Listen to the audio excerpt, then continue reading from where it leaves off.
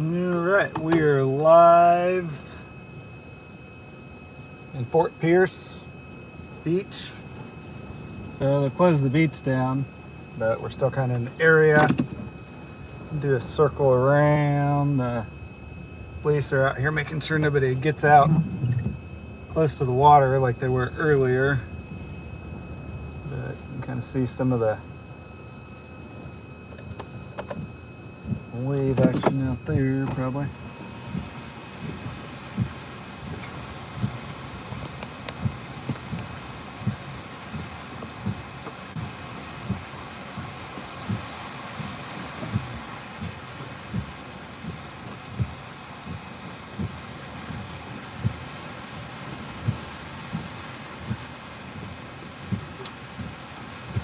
Look at the radar because I haven't checked it in a while.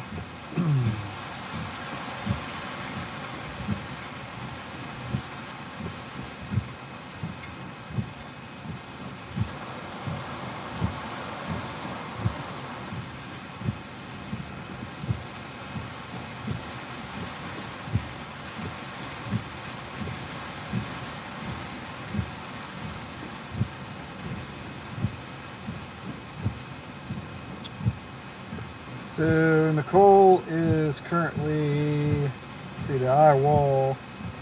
I feel like it's still about 120 miles to our southeast. So it'll be definitely early morning hours when the eye wall gets here.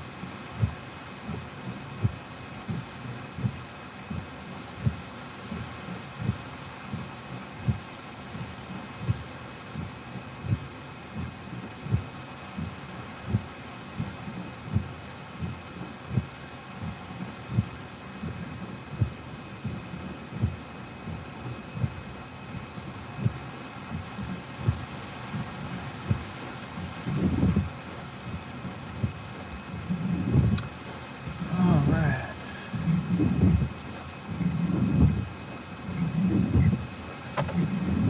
Some moisture in here. I should put more towels. I think I got some in the trunk tip. I should go find a parking garage and get those out.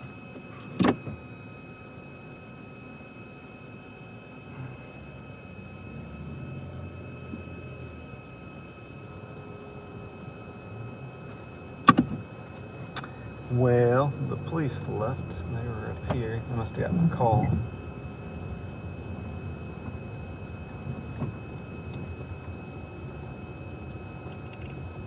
I need to try and get some towels out of the trunk in a minute.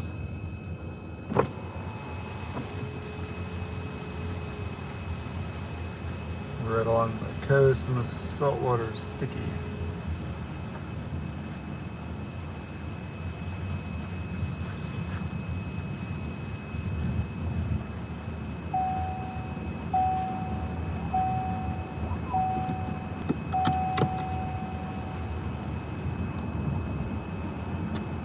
I'm in coverage on the radio.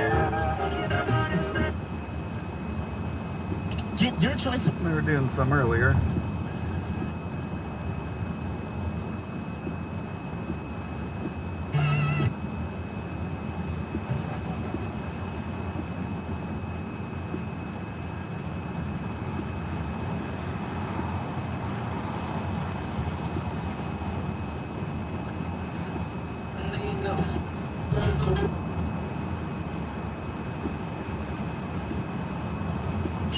Now, the vast majority. Yes. Chamber music.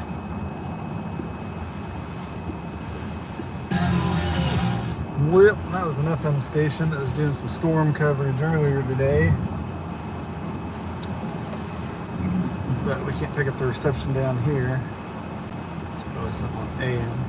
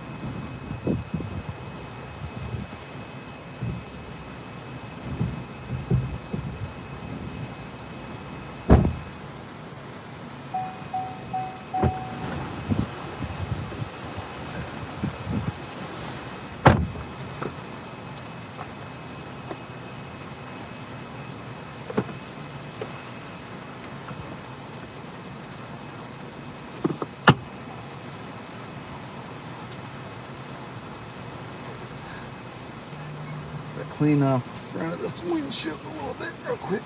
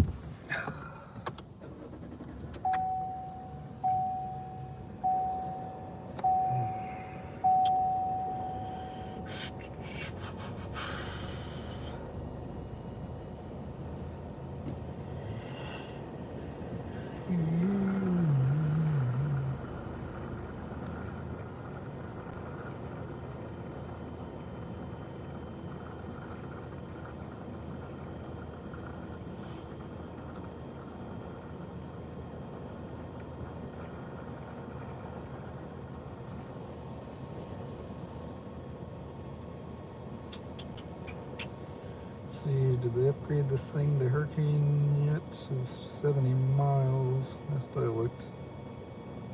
Yep, still tropical storm. 70-mile-per-hour winds, but the pressure is down to 985. So it's only down, I think, about a millibar. It's moving west at 13, so it's picked up 1 mile per hour. It's moving west at 12. Looks like they're still forecasting hurricane at landfall. 75-mile-per-hour winds, so may increase by 5 miles per hour. We're already getting some pretty good winds here, and we're a good distance from the actual center. Probably about 140 to 150 miles from the center, and from that inner eye wall. It's like about 120. So 120 miles away. And it's moving at 13 miles an hour. That's almost 9.5 hours.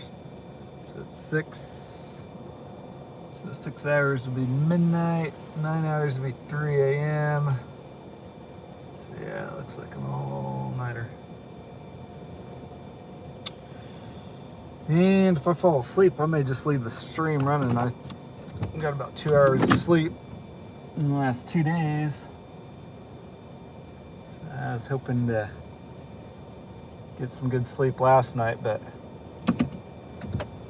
ran into some hotel issues, so slept in the car. I'll be doing that again tonight. And then crash out tomorrow. Or tonight.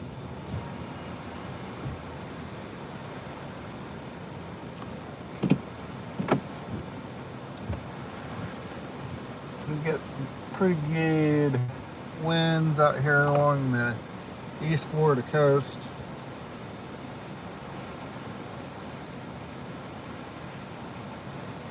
Once again, we're out at Fort Pierce Beach. Looks like we got another outer band getting ready to hit us on the radar.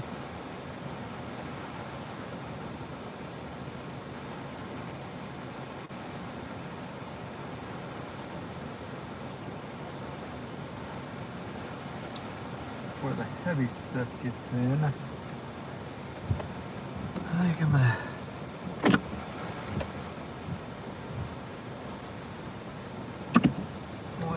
go back down to this other parking lot for a little bit. Kind of wait until things pick up a little bit more.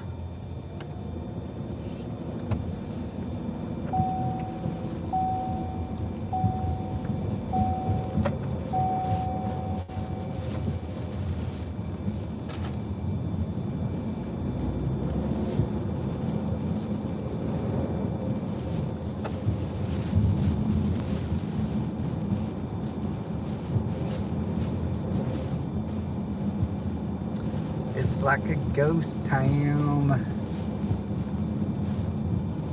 And as the center gets closer, with it being night, we will get off this barrier island because I'm not gonna. If it was daytime, Cat 1, be a little bit more confident hanging around in storm surge areas, but with it being night, it's harder to see water at night and the depth of water at night. Play it safe and go inland a little bit, see what kind of wind we can get. Probably get minor structural damage, tree damage with this, a lot of power outages, probably be a lot of power flashes tonight. May lose power altogether, but with it being a Cat 1, I think power outages will probably be spotty to widespread and not, complete power outages everywhere.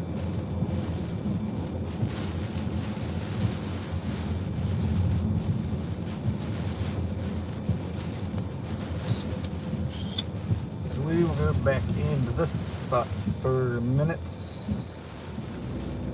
I'll work on some stuff.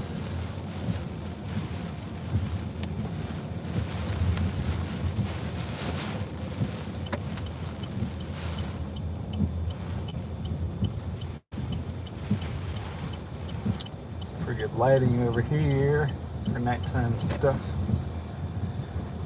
in this parking lot. So then we'll pull in here. Do not enter, but I don't see anybody here, so.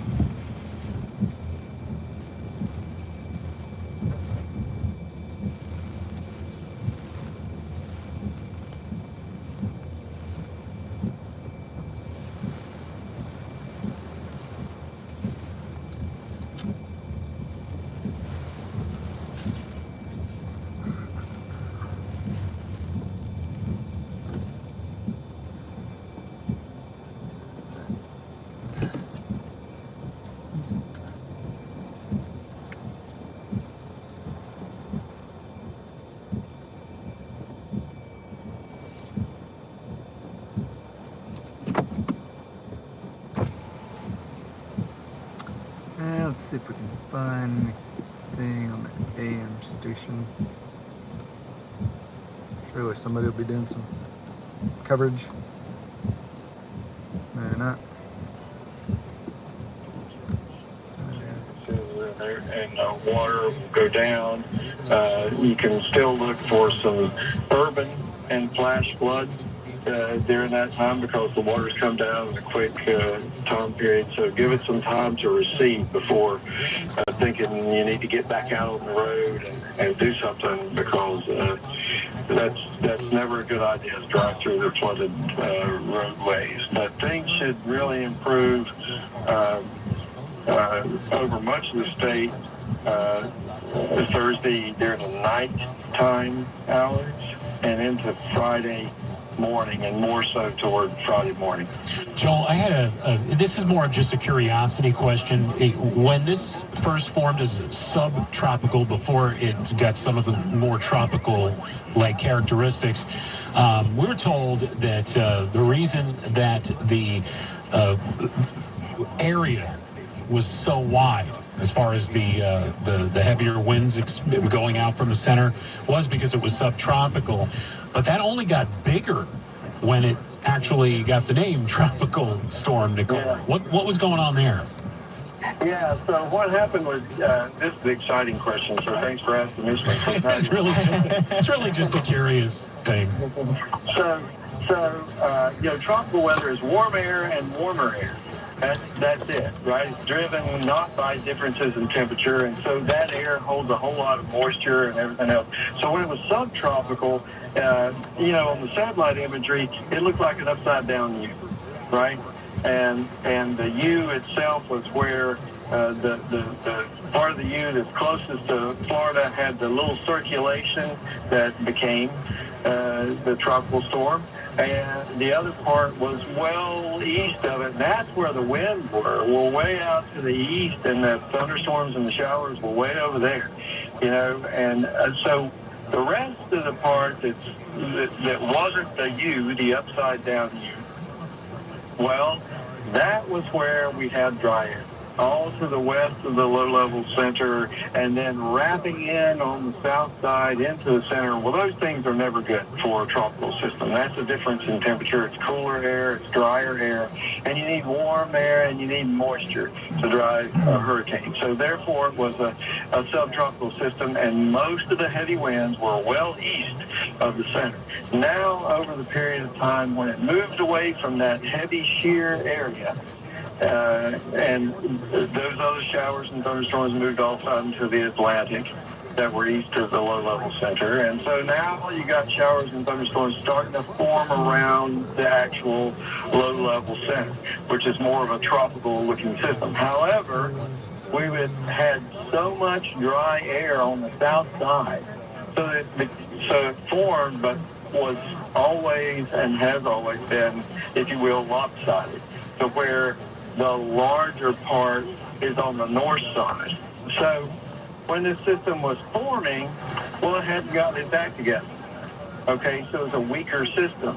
Now that it has formed, that's why the wind field got stronger, right? It had nothing to do with subtropical and tropical in that aspect, because it had to wait to get its act together and become stronger. But because of the dry air, and it had been a subtropical system, you see winds that are tropical storm force winds go out 400 miles Incredible. Wow. center and go out 60 miles to the south of the center. So when this thing gets, the remnants or the actual center get close to you, and it's marching up from south to north, well, it'll cut off quick the impacts on the south side because of that. But boy, you'll have to go through a lot of times where the storm, even now, is impacting Florida negatively with the rains and the wind, and that's because the winds go out so far to the north. But it's not a typical looking tropical system. It didn't form that way. It never has been that way, and it never will be that way throughout the time. As it goes up through the mid-Atlantic states, most of the rain is going to be well north of the center, well north. And then the Appalachian Mountains, they're going to, as the wind blows around the low and it blows upslope of those mountains, then you're going to see the rain field really start to extend out to the north along the mountain slopes in North Carolina and Virginia and get well out ahead of it. Well, Brian, it's official. Joel knows his stuff.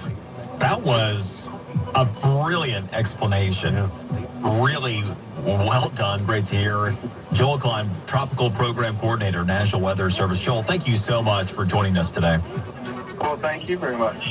Yeah, that explanation, the subtropical versus tropical development and that huge field. He did such a good job with that explanation, I was going to give him a harder one. Is there any such thing as a Sharknado? Yeah. We ran out of time. Yeah, no. Yeah, probably best that we did. This is Operation Storm Watch coverage. I'm Brian Mudd with Joel Malkin. And just a reminder for you, we don't know what the power situation is going to be throughout the course of the night and the approach, everything else. Make sure your devices are charged. Have your iHeartRadio app. Have us on it. We'll be right back. News Radio 1290 WJNO. Checking out your rush hour. From the Gordon Partners Traffic Center. If you or a loved one... Operation Stormwatch coverage is brought to you by New South Windows, Benjamin Franklin Plumbing, and Royal Green Landscaping. AEG presents the Fab Four, the ultimate Beatles tribute. Wednesday, September 7th.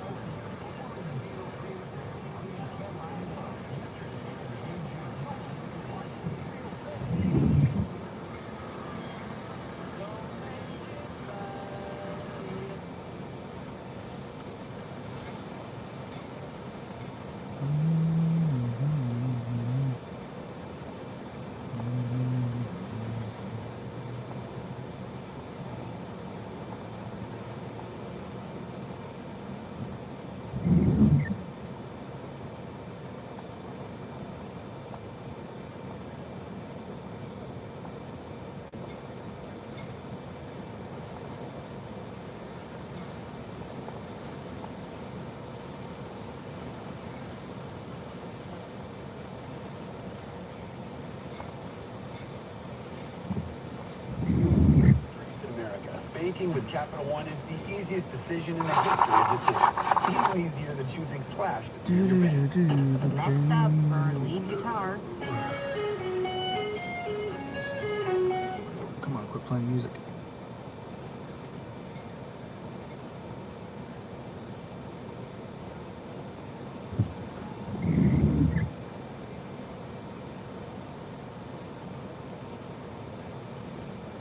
I love mornings, which is a good thing since the Today Show starts early. We're here to give you the best start. Get the news, learn something new, and even get a little boost. We begin our day so you can take on yours. Watch the Today Show every morning on NBC. COVID vaccines just got a big update because updated vaccines now protect against both the original COVID virus and Omicron. And everyone 5 and older can get one.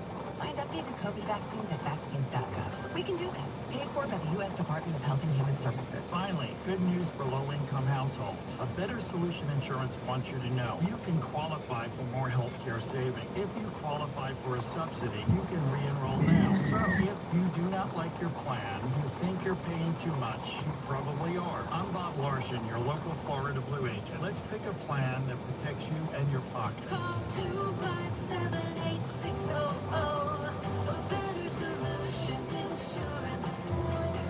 We have a solution for you. Ray Mariotti here for eBay Motors.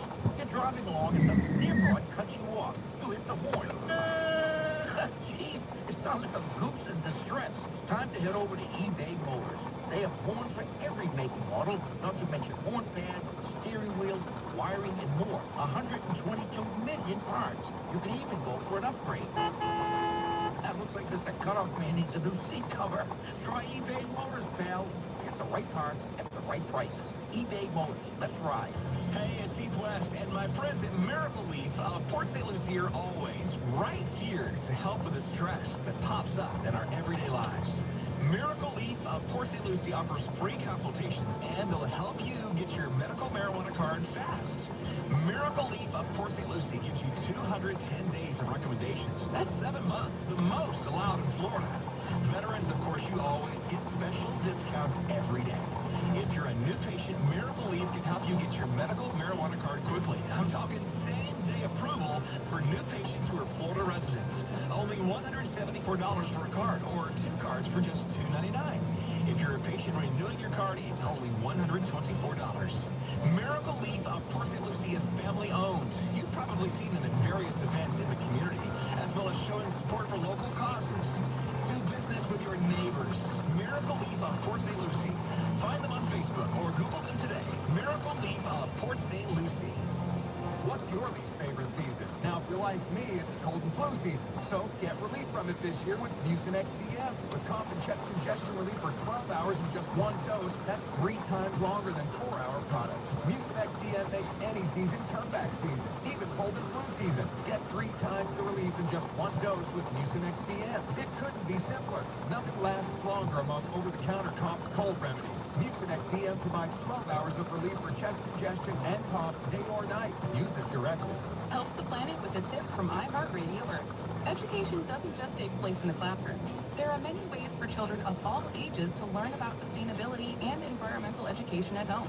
Visit iHeartRadio.com/Earth for a list of resources, activity guides, and toolkits that are educational and fun for the whole family. Brought to you by iHeartRadio Earth and the National Environmental Education Foundation. To find more tips for smarter, sustainable living, or to take action in your own community, go to iHeartRadio.com/Earth. Dancing crew, trip for 2, nailed the final interview. Game was done. Brand new month. Come here, kid. And give me a hug. The more you want to do, the more we want to do. Boosters designed for COVID-19 variants are now available. If you've had your primary series, schedule an updated COVID-19 booster appointment as soon as you're eligible. Sponsored by Pfizer and BioNTech. Let's be real. Mopping is a hassle. You have to fill the bucket, pushing a wet, heavy mop around, then cleaning the mop when you're done so it doesn't grow bacteria. A hassle on top of a hassle. Try Swiffer Wet Jet. With Swiffer Wet Jet, you start with a fresh pad and cleaning solution every time. And when you're done, you just toss the pad. Swiffer Wet Jet. The faster, easier, cleaner way to clean your floors. The free iHeartRadio app is #1 for music, radio, and podcasts, all in one. Discover a new podcast from our library of over 350,000 titles. Here's an iHeartRadio podcast preview. Listen, the reason I wanted to talk to you was, you don't want to talk to me. I do, actually. Breaking news. Breaking news. It's now a plane crash. The pre-flight checklist has like 30 different things to check. And all of them bring down a plane on their own if they fail. I have nothing to hide.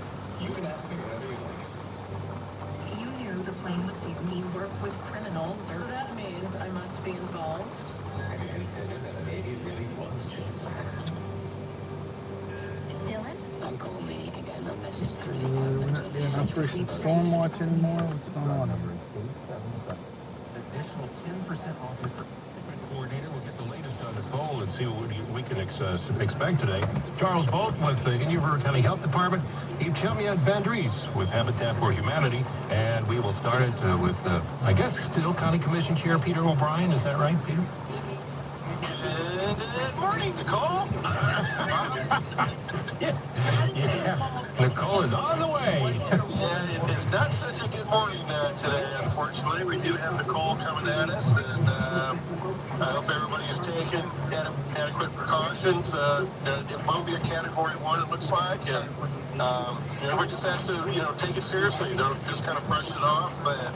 These things, the last couple of years, we've seen these things strengthen very rapidly, so I take it very seriously and be prepared. Yeah, it's a Category 1 now, but, once it gets over the Bahamas and towards us, Did they there's a lot upgrade more it? water there. Exactly. And, we've seen this last couple of years where within 24 hours it can go from a 1 to a 3 or 4. So definitely take the precautions, be ready, and we've got all of our backyard stuff pretty well covered and all that. Stocking up on things, so we're trying to be prepared as well. Yeah, this is the second time I'm thinking, why do I have all this stuff in the backyard? We thought we were making our lives easier when we got rid of the shutters and went with the storm windows, but we still have a whole lot of other stuff we got to move around. Yeah, and I thought after Ian that was it, but no! One more time here. So we had the election yesterday, and really good turnout. For the first time, I think, that I can recall, I voted at the Indian River Shores Community Center, and had to wait in line. Never had to do that before. This was around, I guess, 11 o'clock in the morning. Fortunately, the wait wasn't all that long. It was a little over 15 minutes, but boy, strong turnout. Yeah, very good turnout. I voted off of the Unity Church on 43rd Avenue. There was a line, very short, going like a couple of minutes, but yeah, definitely it was a very steady line turnout. We talked off air, but very, very pleased with the support for the bond referendum to purchase the environmental lands. The previous two, I think, had passed like a 60-40 kind of vote, but yesterday it came in at a extremely from 78%. So really community 580. Oh, it's a little awkward going up in RJ during the passage of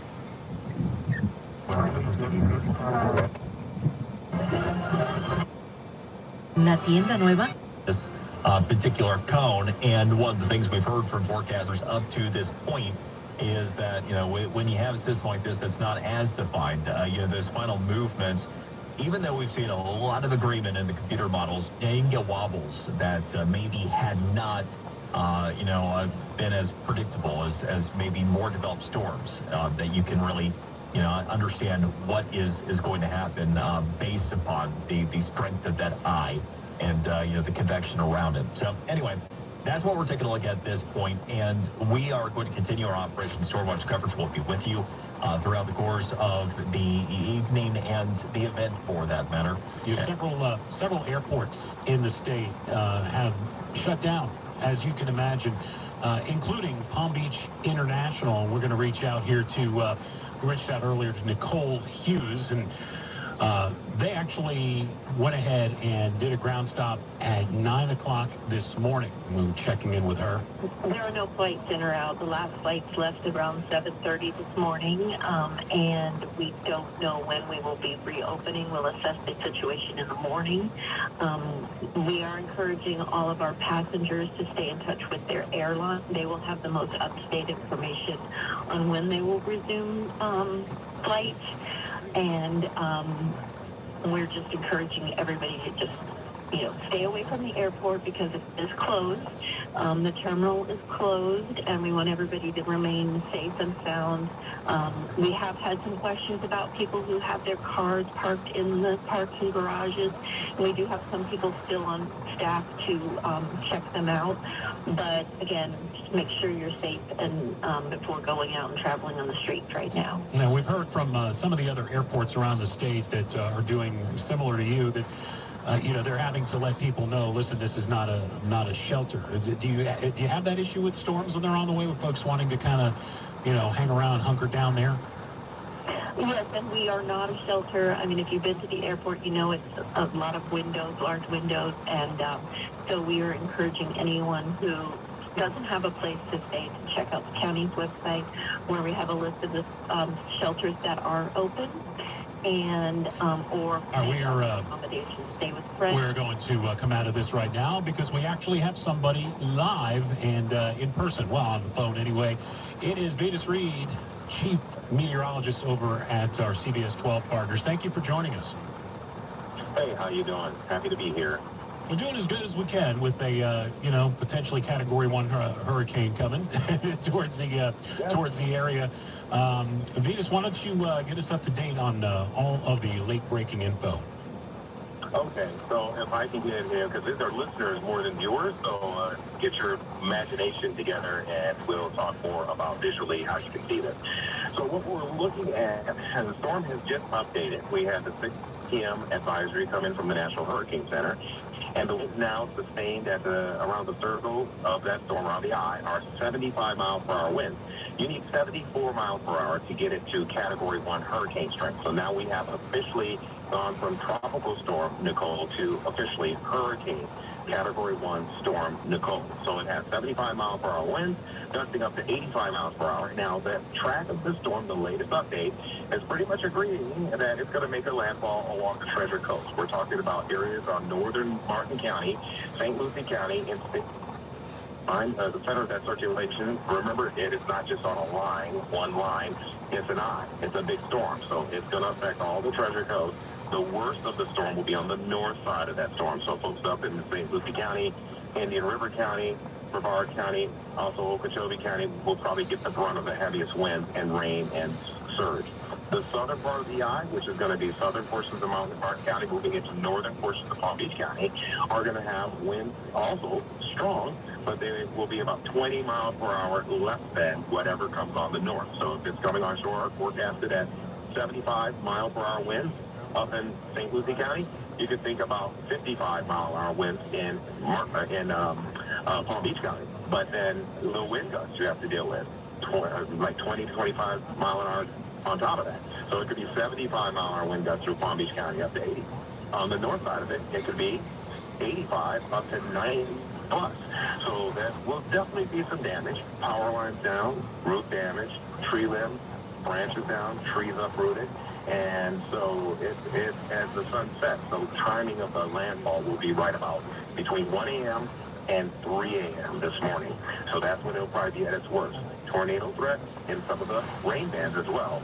The further north you go of Martin County, you're in a level 2 for potential out of level 1, 2, 3, 4. You're in a level 2 slight risk category for getting isolated tornadoes in some of those rain bands. So keep your weather radios on, keep your radio on, keep the TV on, keep, because the alerts will come out. And if you get a tornado that pops up in your area, remember what happened in Delray Beach. They had an EF2 tornado that touched down, did quite a bit of damage. No doubt, and Venus, we will be taking your coverage live starting at 10 o'clock this evening on our stations, and we'll look forward to you guiding us through that actual landfall. And your team at CBS 12, as you have been doing a brilliant job throughout the course of the coverage all day today.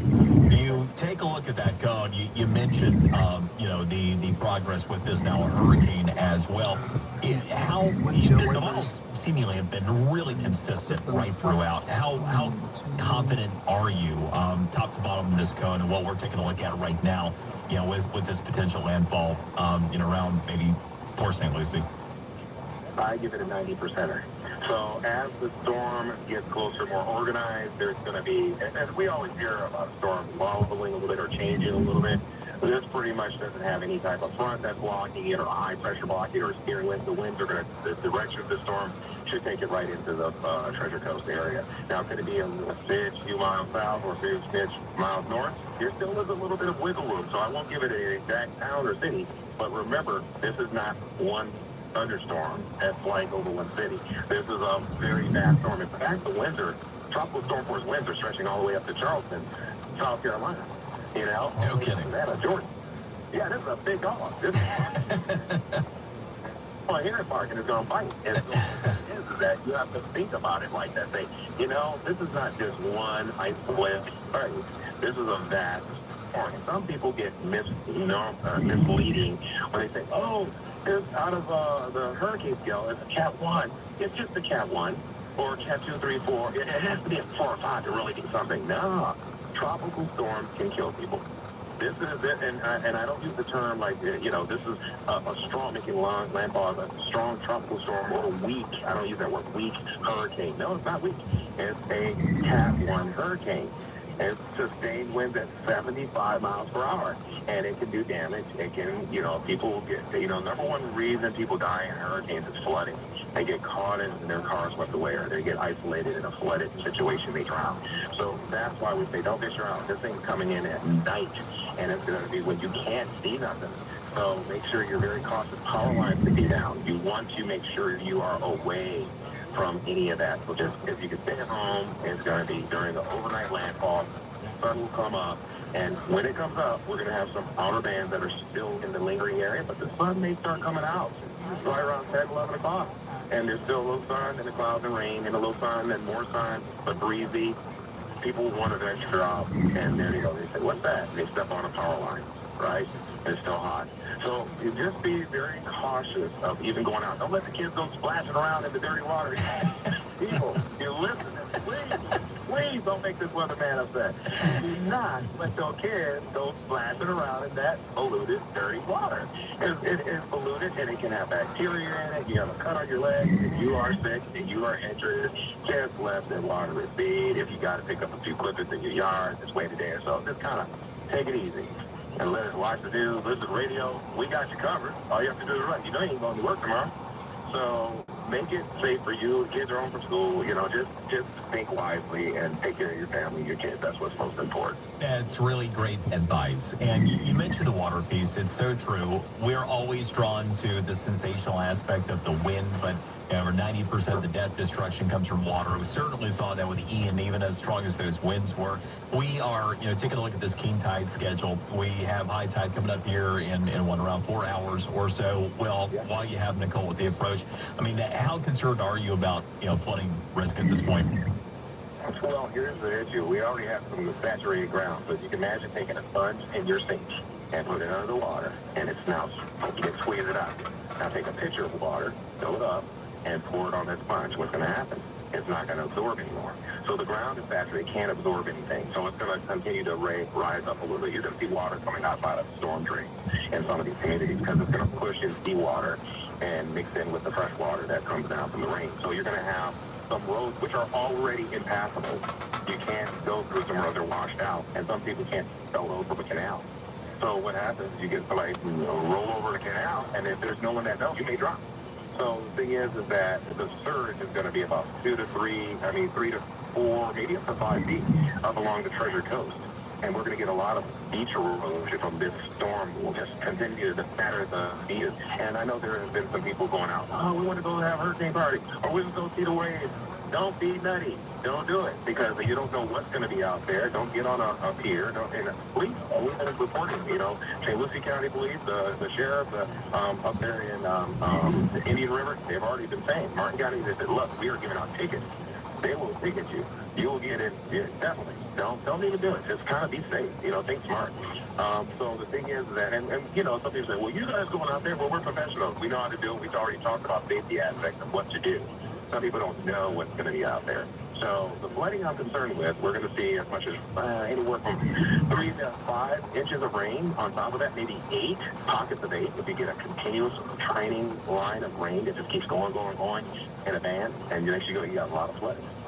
So, and there's areas like in Holt Sound that have been traditionally known for flooding. They've worked on some piping up there in the last year. I did a story on it last year about them redoing some of the drainage, and this will be putting it to test. Yeah, I'll be with you, man. So it's so basically it's one of those things. The flooding can be an issue, but definitely just let the storm go through. So we got to worry about the flooding. The winds will be an issue, and then we have to also worry about that surge that's coming in. And I know you're about to go do ahead. Thank you so much for taking the time, sharing the great information with us. We really, really appreciate it. Hey, no problem. We can talk again a little later. Maybe do another update with Mike Lambert or something, but that's just on the evening team until about 1 a.m. And Lauren and Jennifer, meteorologists, will come on and do the morning through the lamp pretty much, and then we're going to come back in at 1 and be the host of that. So we'll have you covered, and we'll definitely be in touch. But everyone out there, remember, stay safe. We all care about it. It's about the safety of you, your family. Don't worry about stuff. It's about you. That's why we're on here. That's why we do our jobs, because we want to make sure everybody is okay. We care about our community. That's why we do, you know? Amen. Couldn't be said better. Amen. All right. Yeah. Talk to you soon. CBS 12's Chief Meteorologist, Venus Reed. A little trivia for you. You may have guessed it by his personality. I mean, most of these guys are, great personalities. They're TV guys, right? But Venus Reed, part-time DJ. No kidding. Yeah, but I was going to ask him, but I'm willing to bet the answer is no. He hasn't DJ'd any hurricane parties. But yeah, he's a part-time party DJ. That's great. The personality comes through. Yep. Well, and it's really helpful as well. Part of what he's talking about with painting the pictures. We've worked so many hurricane situations with so many meteorologists and partners at 12 over the years, and John Matthews and Chris Farrell, all just masterful at painting the picture, being cognizant of when they are on radio as opposed to on TV, and really working to convey that message. And it's an art. And to be able to just flip that switch from doing TV where everything's visual. You're literally you standing in front of a green screen pointing and illustrating, to being able to paint the picture on air. I mean, one of the ways, if you're a sports fan, for example, it's real easy to think about the distinction.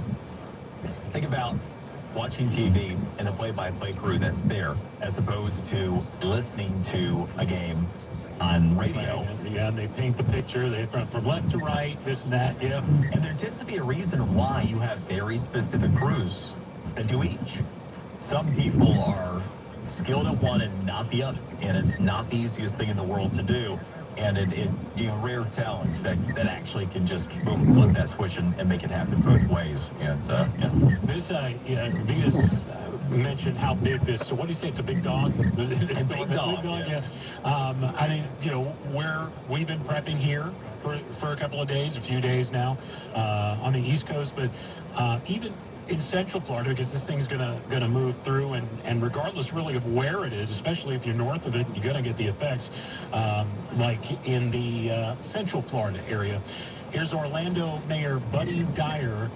Of course, this a month after Ian, he says, "Here we go again."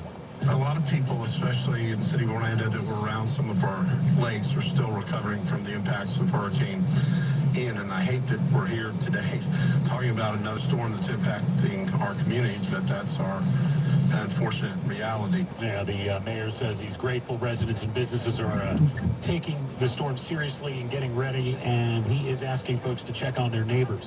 Especially our older residents and our residents with special needs, to just make sure if they need any additional assistance. And I know after the storm, we'll do what we always do best. We'll be resilient, and we'll come together and help each other to recover.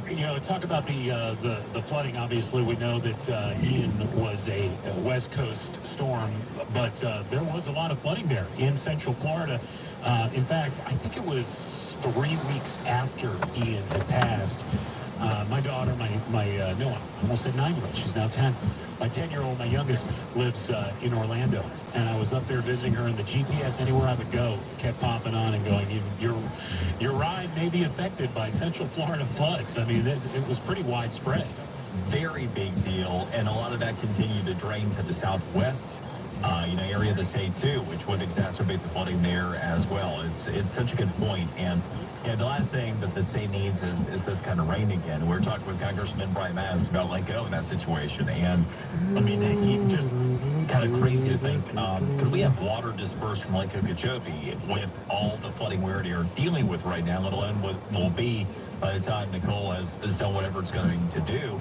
And, I mean, there are conversations right now in the Army Corps about maybe releasing more water. It is a very real consideration. And again, the time of year with which we are dealing with this, I will be the first to raise my hand and say, look, get to November, we're in good shape. I think you did, actually. More or less. Maybe. What I do is, as part of the regular day job with my show, I will break things down, and I do a monthly hurricane history, and I go through what's happened in, historically, and not much happens in November, especially in Florida. We've only had count them two. The Atlantic hurricane season's official tracking began in 1851. There have been exactly 2 hurricanes before Nicole to strike the state of Florida during November. You made it until you jinxed us. How did I jinx us? By saying that November, it's November. I do that every November. Well, this time it took. Well, yeah. I mean, it was going to jinx us. It would have done that many moons ago. I don't know that I'm to blame for this one, but here it is and it's happening. And, to that end, it's really easy to get caught off guard, but it's also kind of to the broader point. People are, kind of went down that train of thought. We're pretty saturated now. We're at the end of rainy season, right? So we've already had rainy season, and we've had Ian, and now we get this on top of it. And, that only adds to the potential concerns. I like what Vita's had to say. Don't let your kids go splashing around in that dirty water. Why would you always see that anyway? But you always see that after a storm. Certain neighborhoods. We got amazing water. This is Florida. We've got great places where you can get into water. A nasty puddle or flood areas is never going to be one of those. Just saying. All right. Operation Storm Watch coverage. Brian Mudd and Joel Malkin with you. And again, if you are listening to us, one of the things you can do is make sure that you have the iHeartRadio app downloaded, because even if you were to go out and about, you're away from radio, what have you, you can listen to us anywhere at any time via iHeartRadio. So it's free, it's easy. You should have downloaded that app like years ago. You should have already had us on it years ago. But now is better than never. So I go ahead and get that locked and loaded. Be right back. Continuing coverage. Operation Stormwatch, now officially Hurricane. Operation Stormwatch coverage is brought to you by New South Windows, Benjamin Franklin Plumbing, and Royal Green Landscaping. Broadcasting from the Robes Law Group studio.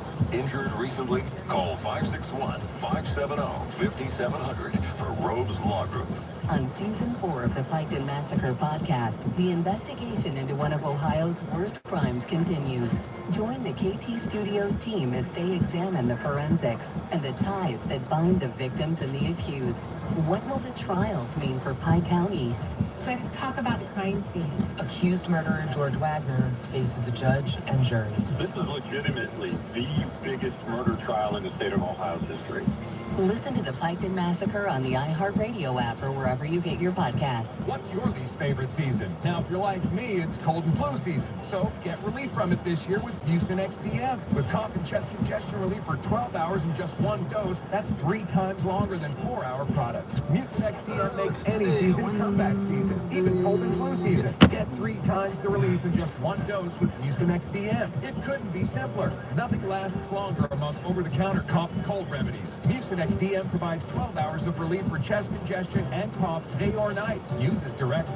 An Oral-B electric toothbrush delivers a professional, purifying, clean feeling.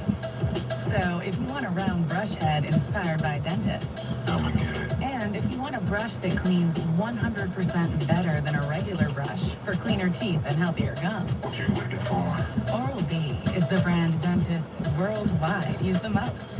So maybe it's time you get it. Oral Oral-B. Brush like a pro. Start your family on the path to better oral health with Quip electric toothbrushes. Each Quip toothbrush has a built-in 2-minute timer that pulses every 30 seconds to help you clean your mouth evenly. Plus, Quip is water-resistant, runs for 3 months on a single charge, and starts at just $20. Begin a lifetime of good habits with the Quip electric toothbrush, accepted by the American Dental Association to help reduce plaque and gingivitis. Visit getquip.com/radio. That's getquip.com/radio. I love mornings, which is a good thing since the Today Show starts early. Welcome to Today. Those first hours set the tone for the day ahead. We're here to give you the best start. You get the news, learn something new, and even get a little boost. You start the day off with a clean slate, and we hope you'll start it with us.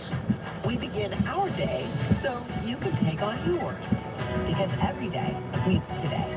Watch the Today Show, weekday mornings at 7 on NBC. With one of the best savings rates in America, banking with Capital One is the easiest decision in the history of decisions. Even easier than choosing Slash to be in your band. Next up for lead guitar. You're in. Oh, yep, even easier than that. And with no fees or minimums on checking and savings accounts, is it even a decision? That's banking reimagined. What's in your wallet? Terms apply. See CapitalOne.com/bank for details. Capital One and a member FDIC. For 67 years, Sturgis Lumber and Hardware has been here for the people of Vero Beach. Through ups, downs, even hurricanes, Sturgis stands tall, 4 generations strong. Open weekday mornings at 7. Don't go west. Stick with the best. Sturgis Lumber and Hardware. Ray Magliozzi here for eBay Motors. So you have to drive 300 miles to your cousin's wedding. Okay, so it's his fourth. But you know what they say, fourth time's the charm. Well, here's the problem. The tires are as bald as I am. But lucky for you, eBay Motors has tires for just about every make and model. Plus wheels, lug nuts, jack stands, and more. 122 million parts. Do they have tissues? Oh, good, because I'm definitely trying. Get the right car at the right prices. eBay Motors. Let's ride. Hey, it's Pete West and my friends at Miracle Leaf of Port St. Lucie here always, right here to help with the stress that pops up in our everyday lives. Miracle Leaf of Port St. Lucie offers free consultations and will help you get your medical marijuana card fast. Miracle Leaf of Port St. Lucie gives you 210 days of recommendations. That's 7 months, the most allowed in Florida. Veterans, of course, you always get special discounts every day. If you're a new patient, Miracle Leaf can help you get your medical marijuana card quickly. I'm talking same-day approval for new patients who are Florida residents. Only $174 for a card, or 2 cards for just $299. If you're a patient renewing your card, it's only $124. Miracle Leaf of Port St. Lucie is family-owned. You've probably seen them in various events in the community, as well as showing support for local causes. Do business with your neighbors. Miracle Leaf of Port St. Lucie. Find them on Facebook or Google them today. Miracle Leaf of Port St. Lucie. Festivals, football, flannels. Some say fall is their favorite time of year. And this fall, there are now updated COVID-19 booster shots designed to help protect against COVID-19 variants. If you've had your primary series, schedule an updated COVID-19 booster shot appointment as soon as you're eligible. And don't forget to enjoy the foliage. Sponsored by Pfizer and BioNTech. What if there was a place where you could listen to all the radio stations, music, and podcasts you love? And what if that place was free? Well, we couldn't find it, so we made it. Download our free iHeartRadio app for all your music, radio, and podcasts. From the Golden Partners Weather Center, have you or a loved one suffered from nursing home abuse? Call 772-333-3333 or go to fortheanswer.com. I'm Jim Meteorologist Venus Reed here to look at your CBS 12 weather forecast. Tropical storm force winds will continue to get stronger as we get into the evening, and rain bands will pick up as we go through the overnight. Expecting landfall along the Treasure Coast as we see Nicole possibly become a Category 1 hurricane. That means we have hurricane warnings up along the coastline in the Treasure Coast and parts of Palm Beach County. That's going to last through the overnight into tomorrow morning. Be careful. Do not venture out if you don't have to head out. Remember, the winds are going to be strong. We're going to get heavy amounts of rainfall. Also, isolated tornadoes are possible, but this storm as well. This report is sponsored by Blue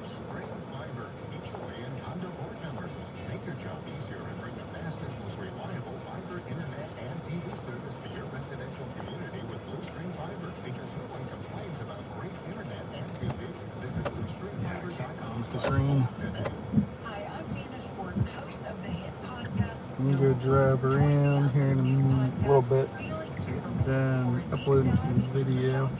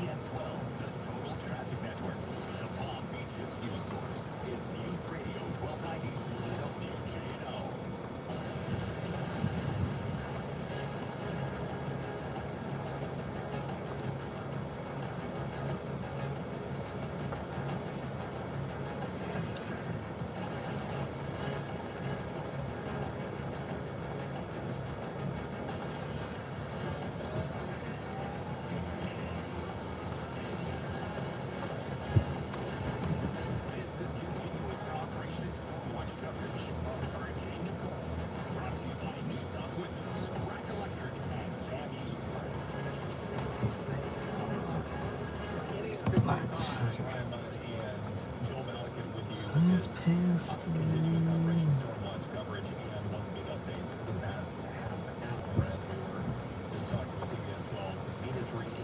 officially now Hurricane Nicole.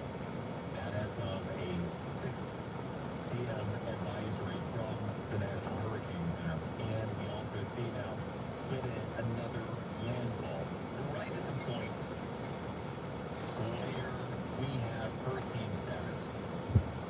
If you're familiar by chance with Freetown, not to be confused with Freeport, which many people who may take a little cruise over a little flight over to Grand Bahama, that's where you go in.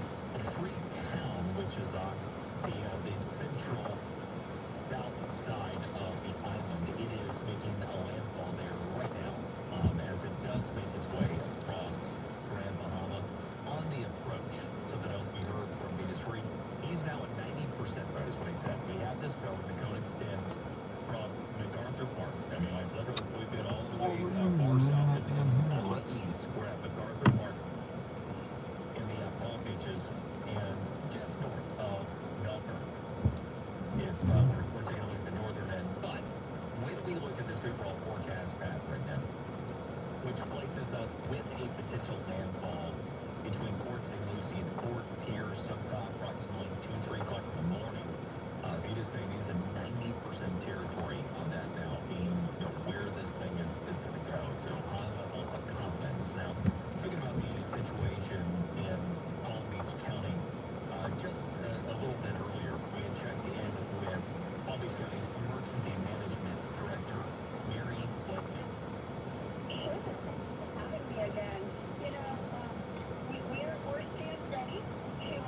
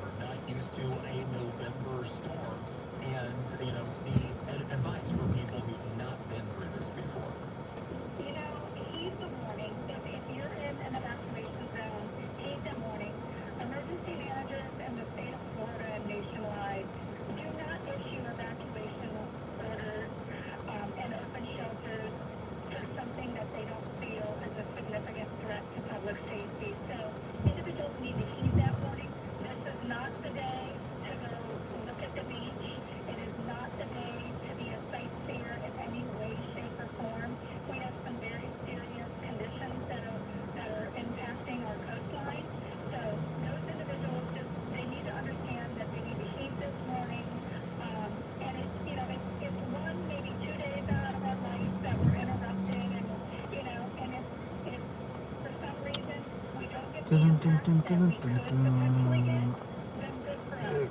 so that. Now, Twitter, did you know? What's going on with Twitter?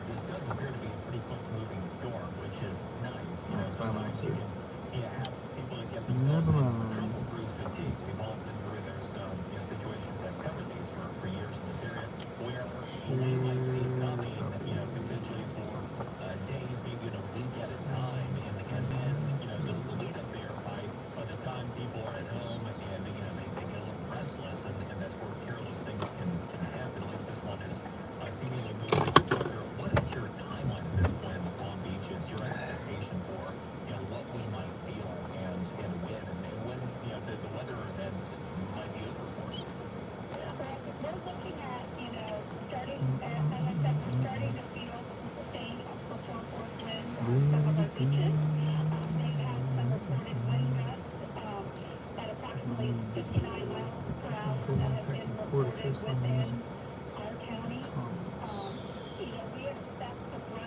So that's done. Let's see.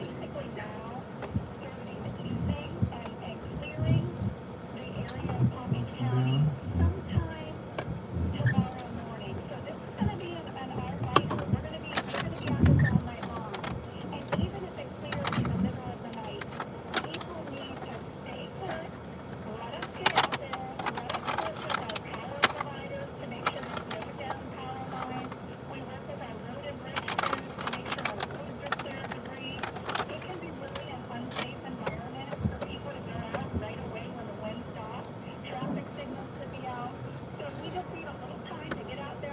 Okay. Almost ready to roll. Get something out of the trunk real quick.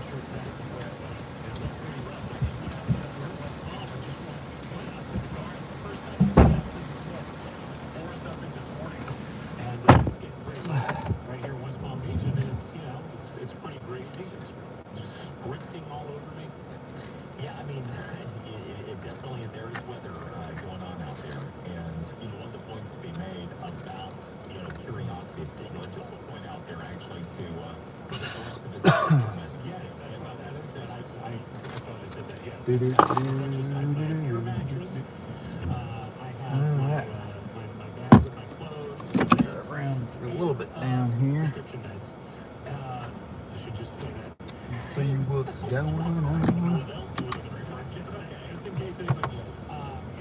My 12-pack of Diet Cokes. You seriously did that? Yeah, I only bought 4 16-ounce bottles with me for Let's see how well the spotlight works. Does it work through the window? A little bit, yeah.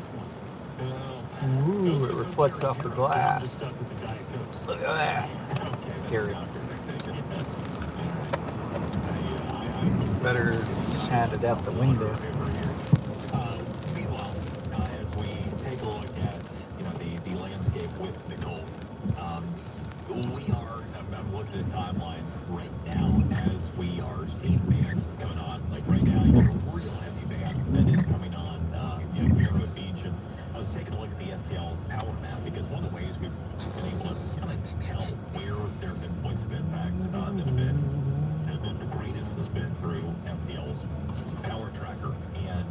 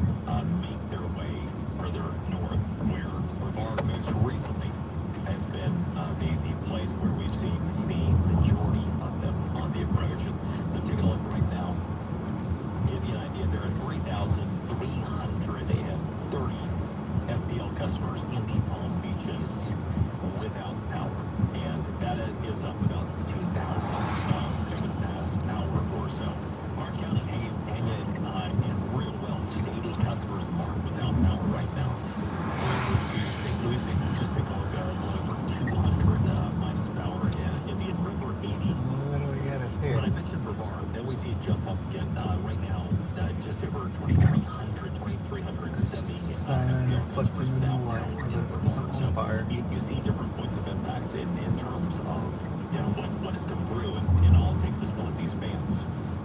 And I've talked about the story. You just never know, and guessing is rarely helpful in trying to figure out what the impact of something might be to you, because there are always the unexpecteds that come up in systems. The example I use is a fairly fresh one. Just 5 years ago, it was the last time we had any hurricane conditions, rush in our area, was with Irma. And, in the case of Irma, much of my family is over in Naples. And if you are familiar with the path that Irma ended up taking, and originally it might be kind of right up our neck of the woods, but it ended up breaking south, ended up making landfall over Keys, and eventually ended up making landfall as a strong Category 4 storm right around Naples and Marco. And when we saw that event, and it was pretty clear it was going to go to that coast, I was informed my family to take it off over our way, and get out of the crosshairs and come to our place. And as it turned out, we ended up being without power for about 6 days. They ended up being without power for about 2.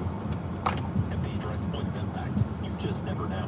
And the difference in our particular case was there was a little twister. You got a little tornado that ended up coming through, and it did power lines, all of the infrastructure around us, and you just don't know what kind of Tail lights, and that vehicle's pretty beat up. so far the reason why it's important not to take a look at the gun. Well, it's a Category 1 hurricane. It's 75 miles an hour. That means we're fine.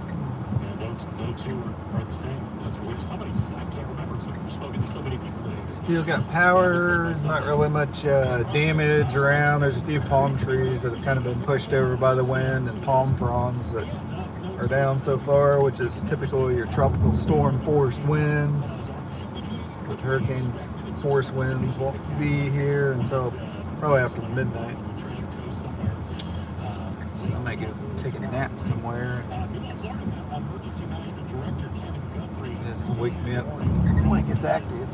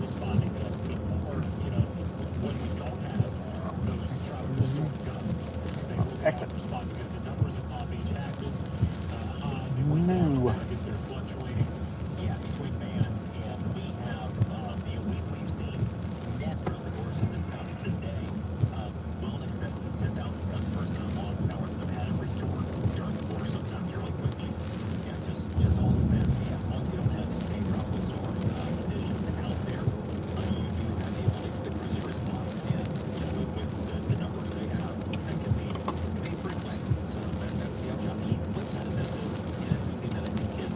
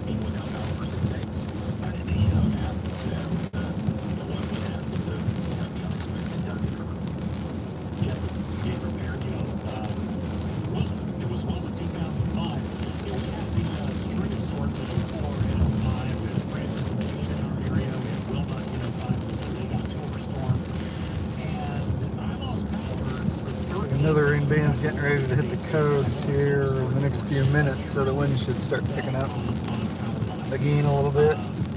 We're in a little lull.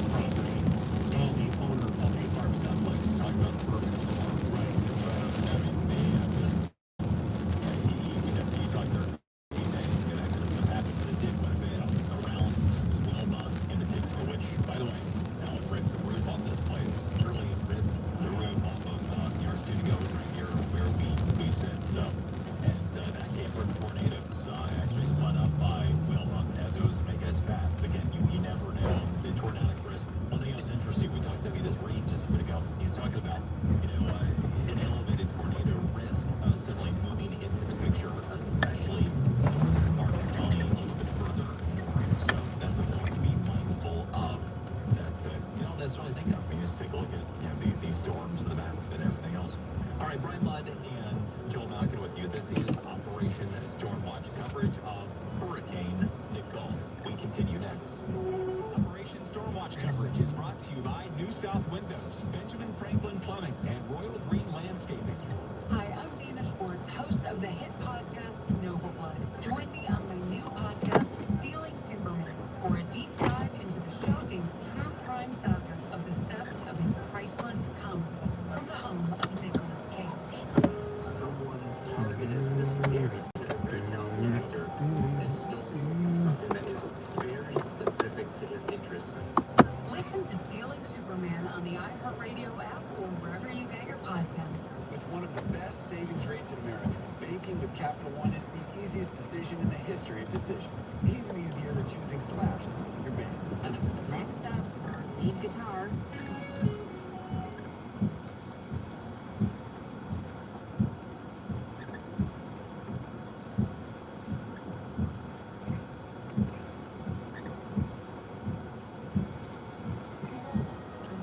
See CapitalOne.com/bank for details. Capital One and member FDIC. I love morning, which is a good thing since the Today Show starts early. Those first hours set the tone for the day ahead. We're here to give you the best start. You get the news, learn something new, and even get a little boost. You start the day off with a clean slate. And we hope you'll start it with us. We begin our day so you can take on yours. Because every day meets today. Watch the Today Show weekday mornings at 7 on NBC. COVID vaccines just got a big update because updated vaccines now protect against both the original COVID virus and Omicron, and everyone 5 and older can get one. Find updated COVID vaccines at vaccines.gov. We can do this. Paid for by the U.S. Department of Health and Human Services. New on Curiosity Stream. Grab your lab goggles. We're out to find the world's coolest, loudest, and most in-your-face experiments. Wow, that's impressive. See how hands-on science can change our everyday lives on oddly satisfying science. Plus, from ghosts to guard dogs, hear surprising stories about the creatures that brought humanity to the next level. It's animals that changed history. Watch now on Curiosity Stream. Annual plans are $20, just $1.67 a month. Visit CuriosityStream.com. Funked up. My kitchen stinks, man, it's dinner. Funked up. Funked up. Funked up. Room smells so bad, she hit me with the breakup. Any we talking breeze? I funked up. Forgot the dirty trash they in a stoke up. Do those loaders, right? Yeah, just right. And all the motors go away. With the green thing, just right. And all the motors go away. Warnings for made for better things in rheumatoid arthritis or RA. Zoltan tofacitinib is a pill for adults with moderate to severe RA. When two necrosis factor blockers did not work well or could not be tolerated. Zoltan can help relieve joint pain, swelling, and help stop further joint damage. Zoltan can lower your ability to fight infections. Don't start if you have one. Before and during treatment, your doctor should check for infections like TB and blood tests. Serious, sometimes fatal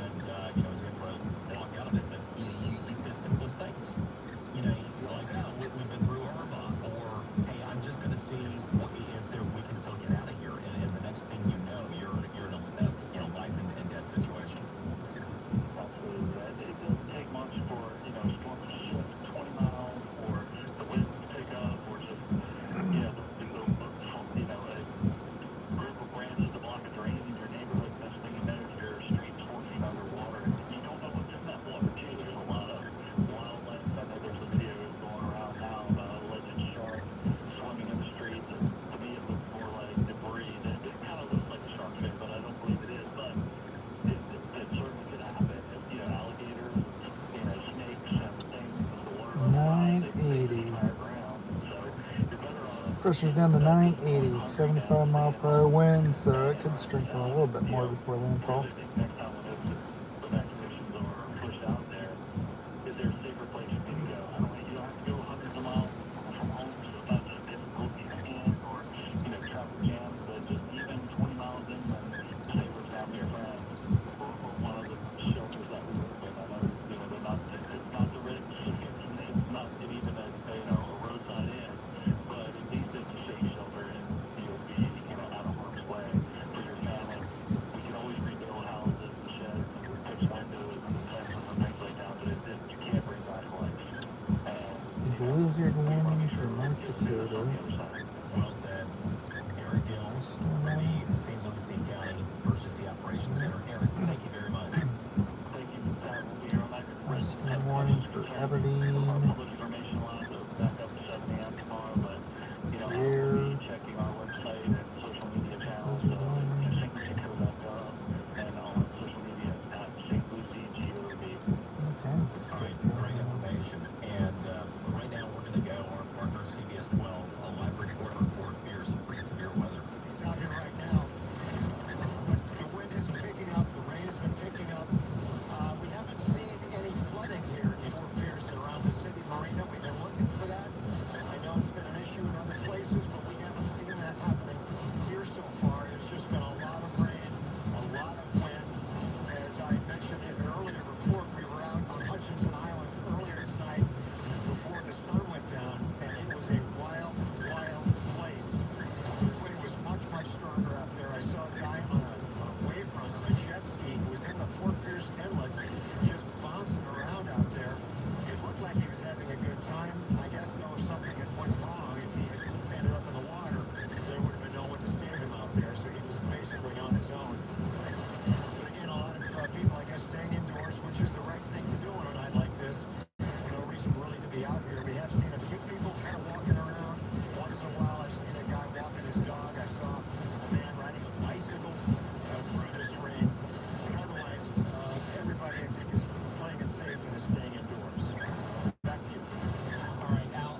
That's very, very windy where Al Medley there at CBS 12 is in Fort Pierce. And you just heard it from the St. Lucie County, Eric Gill with the St. Lucie County Emergency Operations Center. Don't go out. Just stay in at this point. And that is when you do have, Brian always talks about this. That is when it is either, after the storm usually, but also during the storm when folks go out and try to just check things out and get curious or whatnot. We're hearing about the hurricane warning that extends. It's, of course, through Palm Beach County, all of the Treasure Coast, and up through Volusia County, the Volusia-Flagler County line. With the surf churned up by now Hurricane Nicole, not only is it dangerous to go in the water, it's also not safe on land.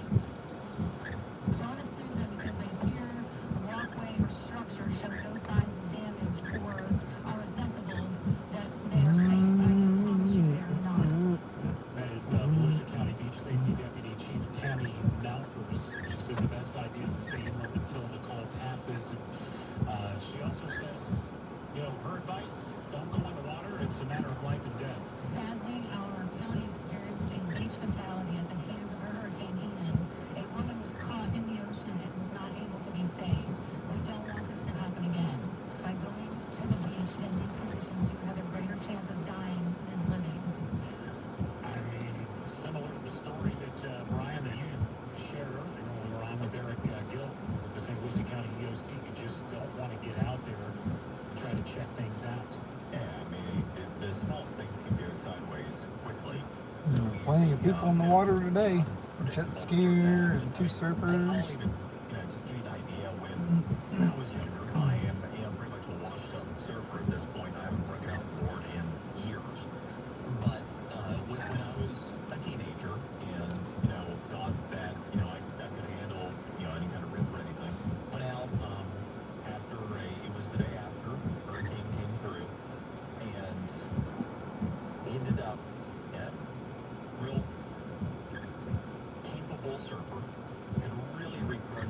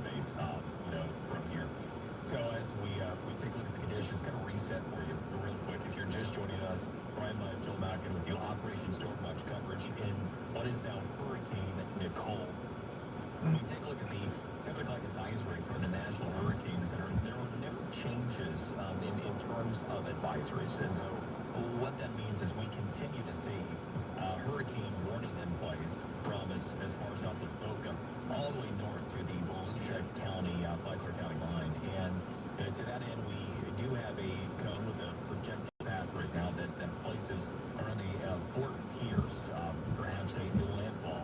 Approximately 2 o'clock this morning. Cone extends northern Palm Beach County just north of Melbourne. So a lot, that we have learned, but at the same time, a lot of consistency here with these advisories over the past several hours as we continue to see what is increasingly a likelihood on both the point of impact and at the timeline that we can expect all of this. And this is Operation Stormwatch coverage. Will continue next. Operation Stormwatch coverage is brought to you by New South Windows, Benjamin Franklin Plumbing, and Royal Green Landscaping.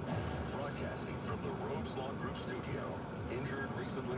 Call 561-570-5700 for Rhodes Law Group. New on Curiosity Street. The Nazis' true strength was their propaganda. Their posters, their banners, their music. Symbol of mastery of messaging galvanized Hitler's march to power in Project Nazi Blueprints of Evil. And Deep Space is the final frontier. Is it destined to be monetized? The battle between space exploration and galactic capitalism may have already begun. Don't miss Space Free. Watch now on Curiosity Street. Annual plans are $20, just $1.67 a month. Visit CuriosityStream.com. Everybody off here for eBay Motors. Okay, easy now. You're teaching your kid how to parallel park. Ouch. Turns out good to do it by people. Don't worry, eBay Motors has bumpers, taillights, trunk lights, license plate holders, 122 million parts. How much is it fit? And headlights. Hit the blood back and luck. Get the right parts at the right prices. eBay Motors. Let's ride. Help the planet with a tip from iHeartRadio Earth. Water heating can account for up to 25% of the energy consumed in your home. Save money and energy and improve the comfort of your home by turning down the temperature of your water heater from 140 to 120 degrees Fahrenheit. It can save you up to 22% on your energy bill annually. Brought to you by iHeartRadio Earth and the National Environmental Education Foundation. To find more tips for smarter, sustainable living or to take action in your own community, go to iHeartRadio.com/Earth. In just 2 minutes, an orally electric toothbrush can change your mind about what a toothbrush can do. In just 2 minutes a day, its dentist-inspired round brush head sounds 100% better than a regular brush. And in less time than the average commercial break, you can get that purifying clean feeling like you just left the city. Not bad for just a couple of minutes.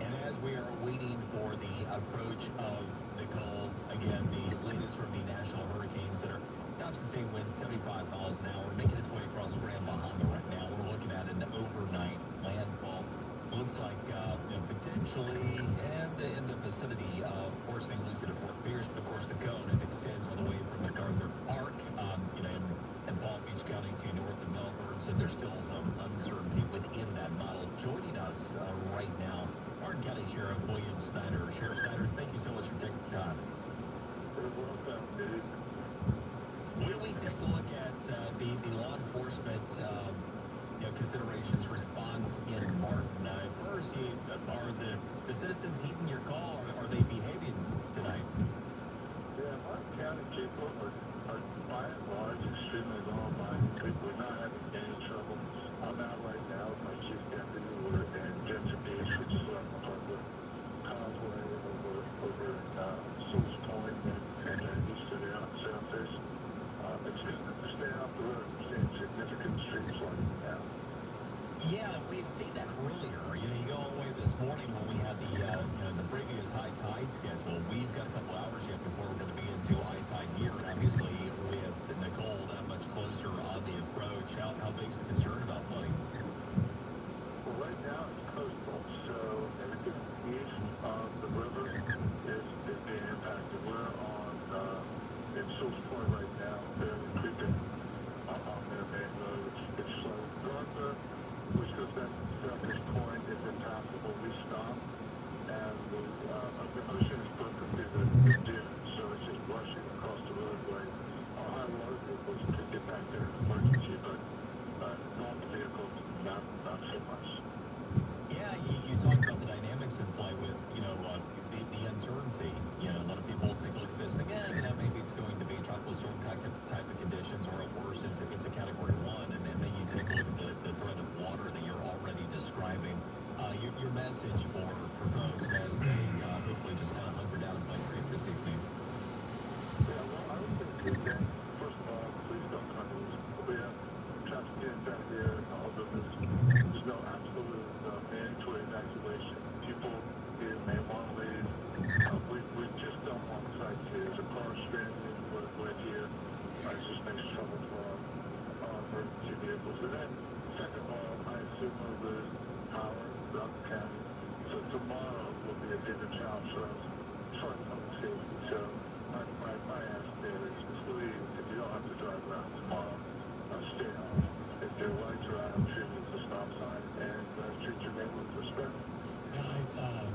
Sheriff Snyder, earlier today during an emergency operations center update, you had mentioned that if there were widespread outages, power outages, there could be a curfew announced. Do you see that anywhere near necessary at this point? Well, right now we have full power. I think we've had some limited outages, but this time tomorrow, if we got sun tonight and lost power substantially, not just sporadic, but let's say US 1, north and south, lights round, business sections, no lights, and there's no alarms, there's no cameras, there's no lights for us to control adequately. Yeah, I would be quick to move to what we call a soft approach for that, and be sensible about it, but the goal would be to keep people from outside thinking we're on our back way to come in here and try to steal or break in. We've heard from a couple of the other sheriffs, both in Palm Beach County and some areas of the Treasure Coast, with messages for folks who might think about doing that. What would be your message? Well, my message is, we have a little bit here that, most smart residents know. It's called the long exit. I'm trying to we're very sensible and fair, and we're trying to do everything here. But this is the wrong county to come into and try to steal something. There's a state law that was passed that says you're arrested during an emergency. The governor's declared it's an emergency. There's no bail for you. You have to stay in jail. And then there's the traffic criminal bill. I think they have the Representative Snyder, but you may be able to talk about that if you come in here from another county and steal. It's in the hand down for you. So, yeah, absolutely no comment. And in terms of the timetable, we're looking at this landfall overnight hours. In terms of a law enforcement response, what does the next day look like for you? Well, right now we're fully staffed with our normal 6P to 6A crew. We have a specially trained, nationally certified around the response team that's coming in with extra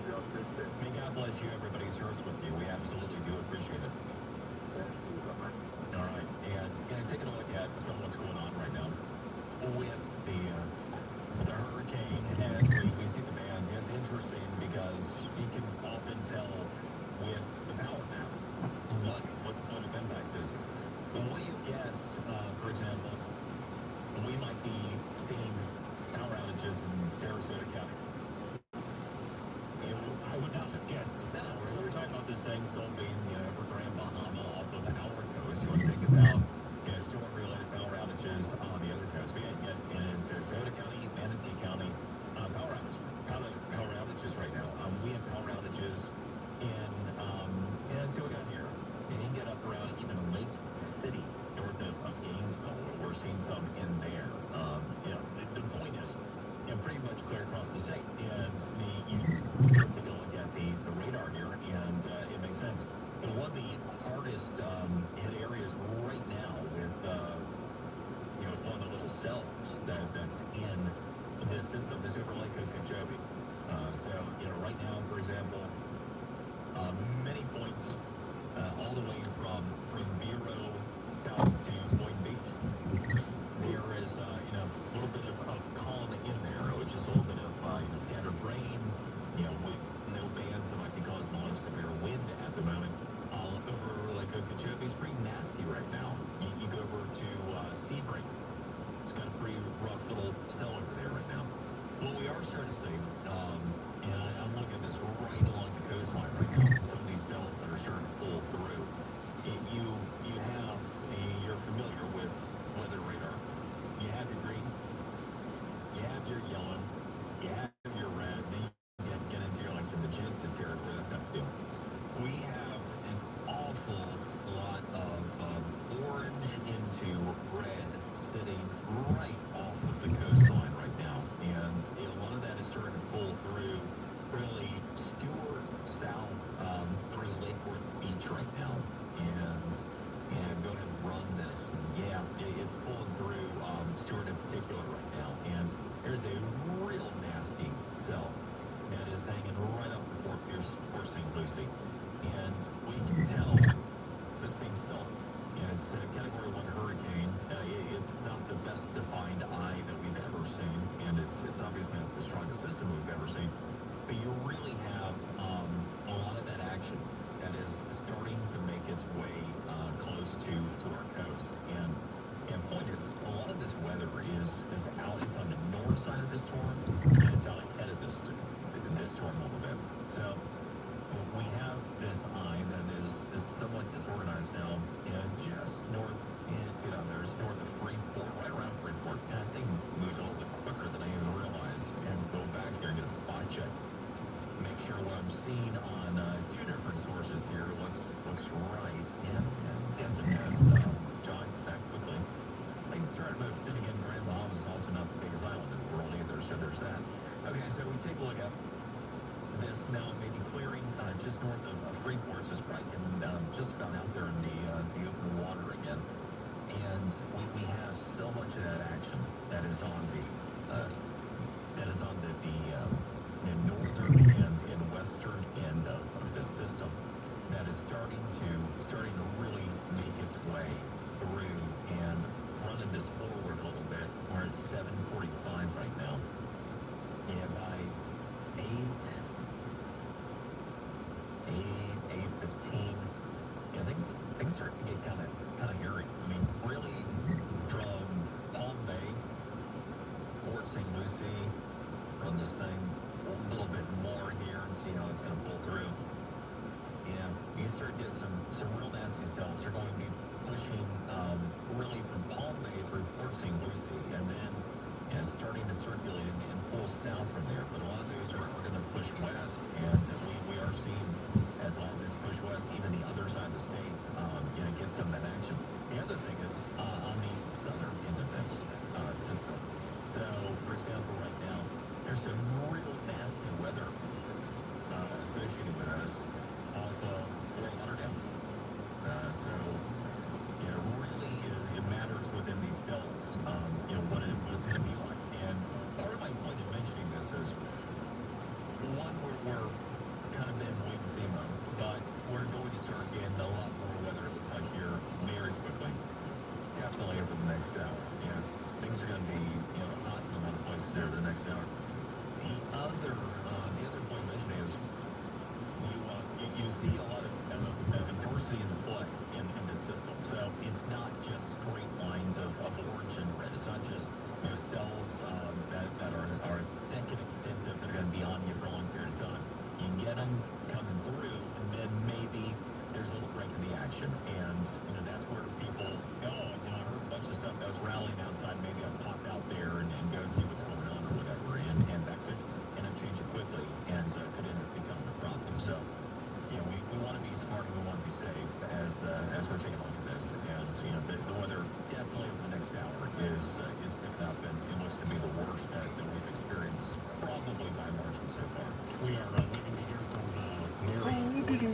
Winds are starting to pick up a little bit, so drive around again. The East Coast areas that are prepping for Nicole's arrival, folks in Central Florida are doing that as well. And they just had a bunch of flooding from Ian as well in Central Florida. Orlando's Mayor Buddy Dyer says, here we go again.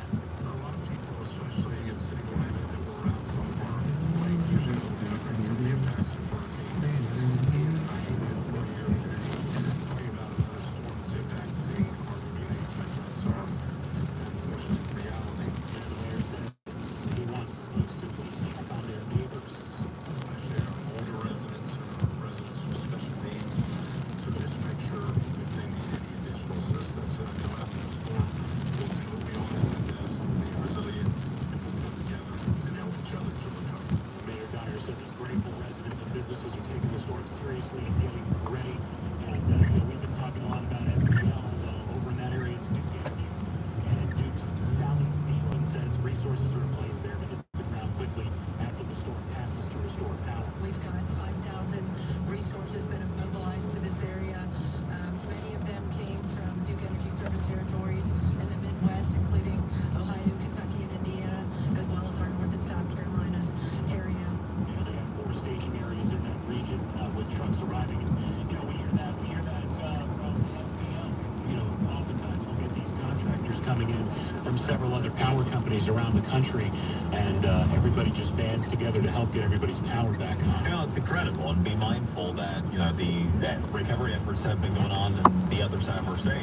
We talked with our CFO, Chief Fire Marshal Jimmy Petronis about this. We also Congressman Brian Mass, and there is a blessing and a curse here. We've had a lot of these crews that have been active in massive restoration efforts, for quite some time over on the other coast, and they are certainly up to speed and world class, and we've got that going for us. So.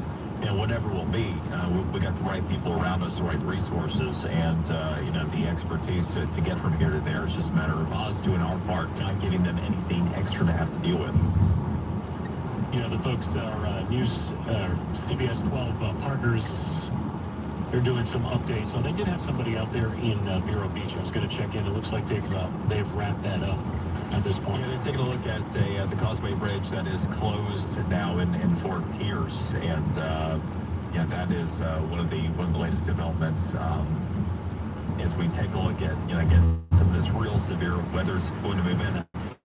About the bridges in particular, you hear bridges are going to be closed and what have you. A lot of that comes down to accessibility, and at the point where you have winds over 45 miles an hour, and nobody wants you off the bridges, and that's where you'll hear, well, bridges are going to be closed now, and in many cases, barrier islands will have them locked down and that type of deal.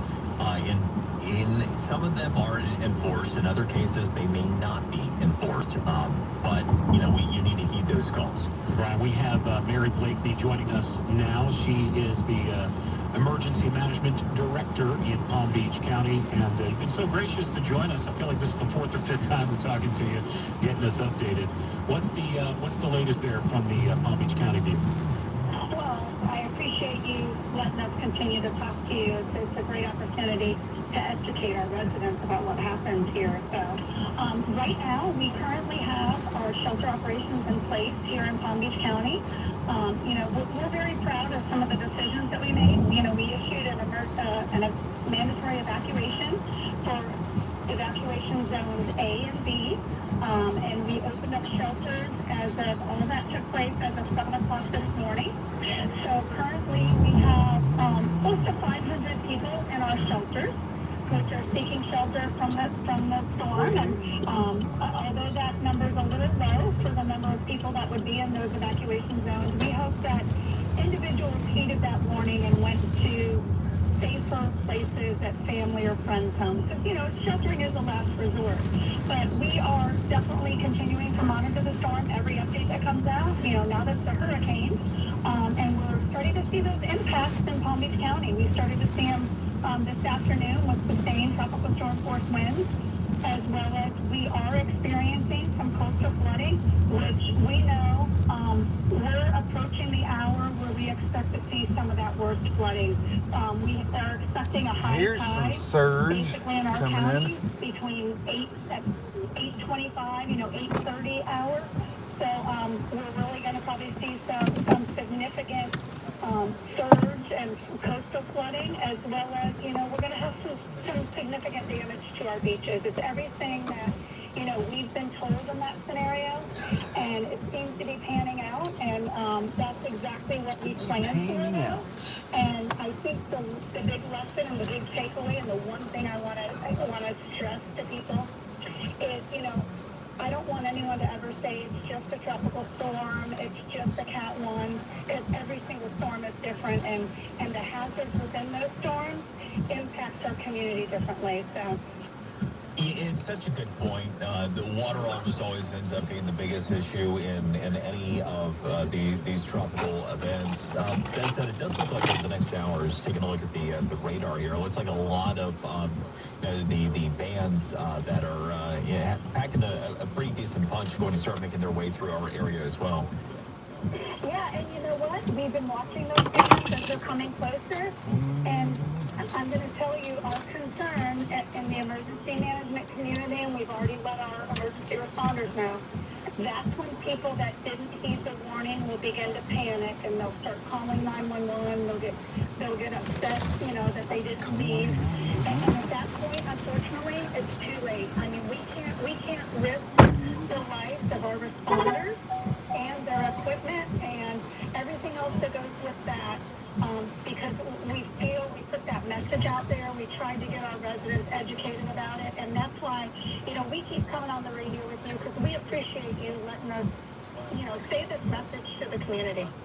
Well, and the resources that you have available, it's a wealth of information. We've talked about the PBC DART app as well, which if you don't have this, you absolutely should download it. Free download it in your app store, and where you have the ability to not only get all the information from the county directly, including the most recent status updates, but as you've pointed out there, even the ability to be able to share, information about one's circumstances right there.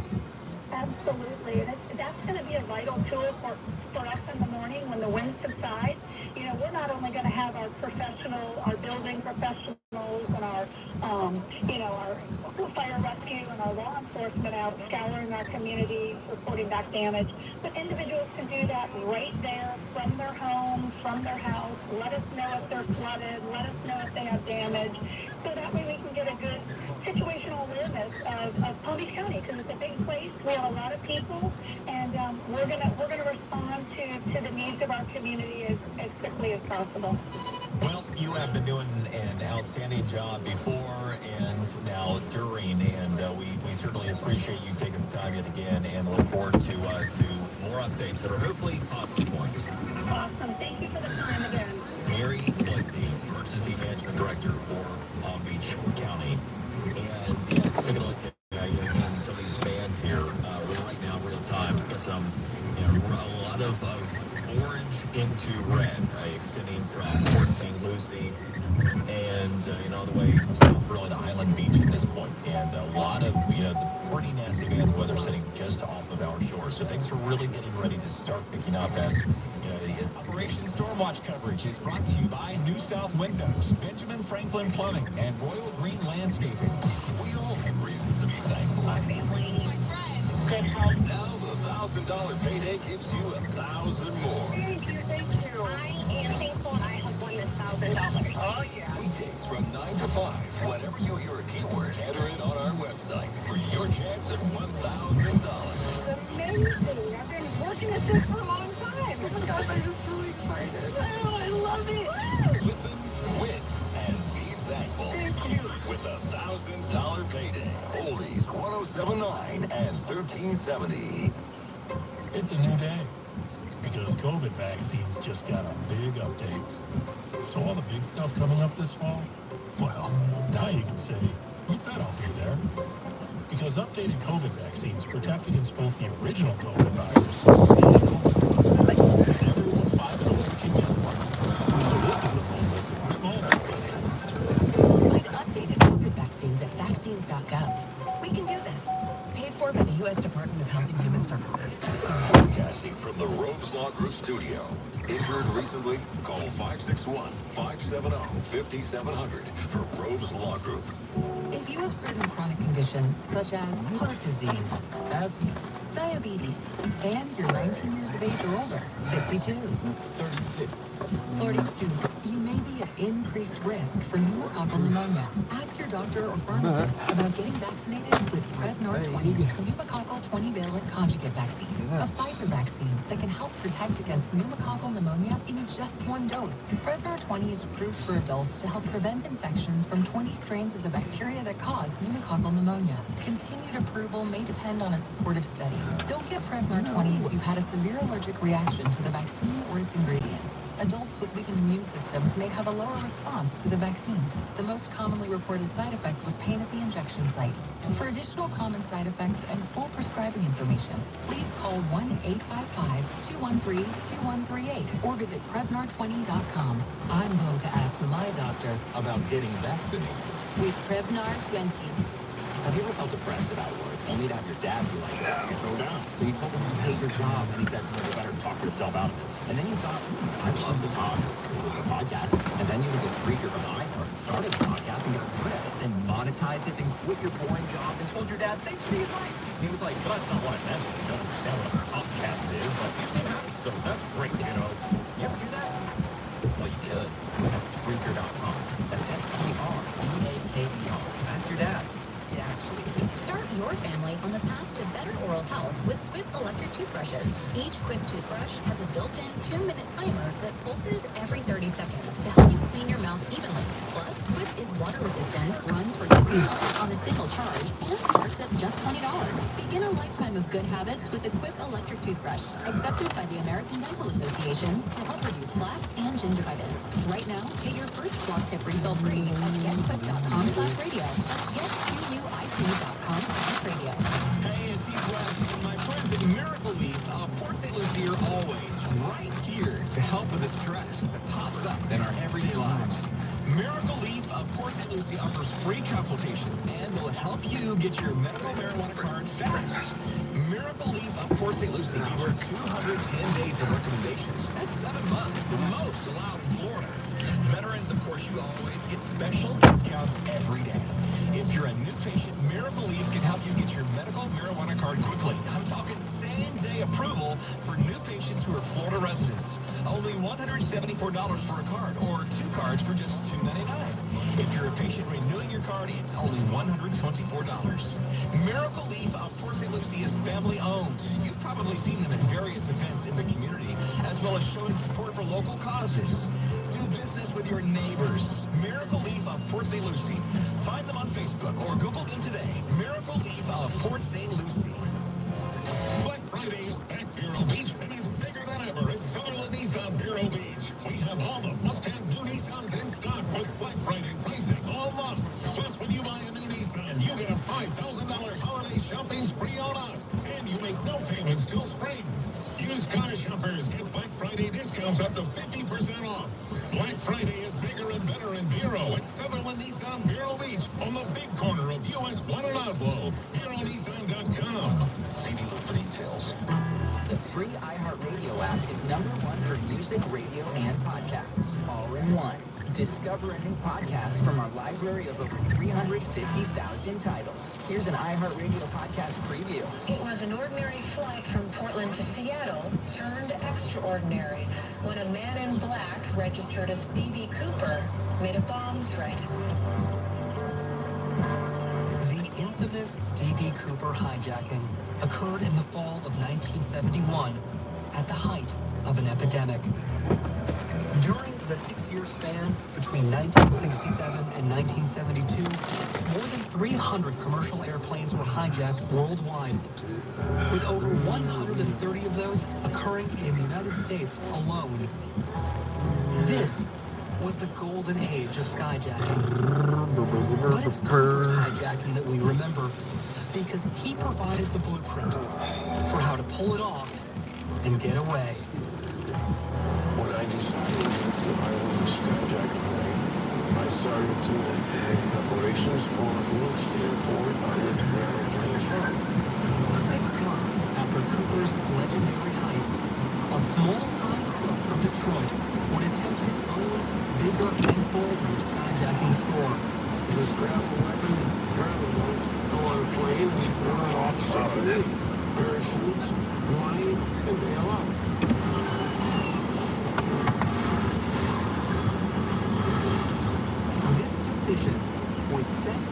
unleashing one of the most epic American true crime sagas in history.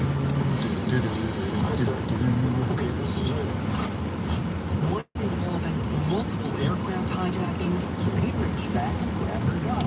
They started wrestling. While they're doing that, the aircraft starts falling out of the sky. And I do remember the fear. It was very scary.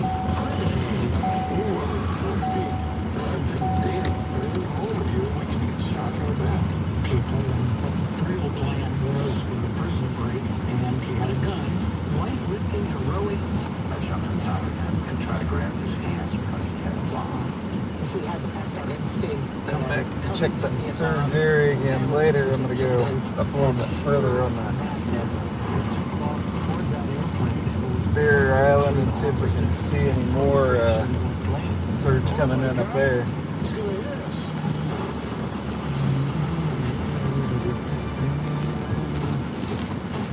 From Imperative Entertainment and Pegalo Pictures, this is American Skyjacker, the final flight from Mars McNally. Listen and follow this podcast for free on the iHeartRadio app. #1 for music, radio, and podcasts, all in one. WCTA Bureau Beach.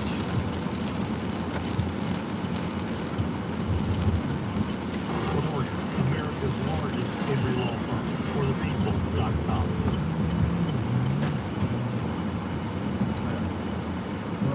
This is a gated community.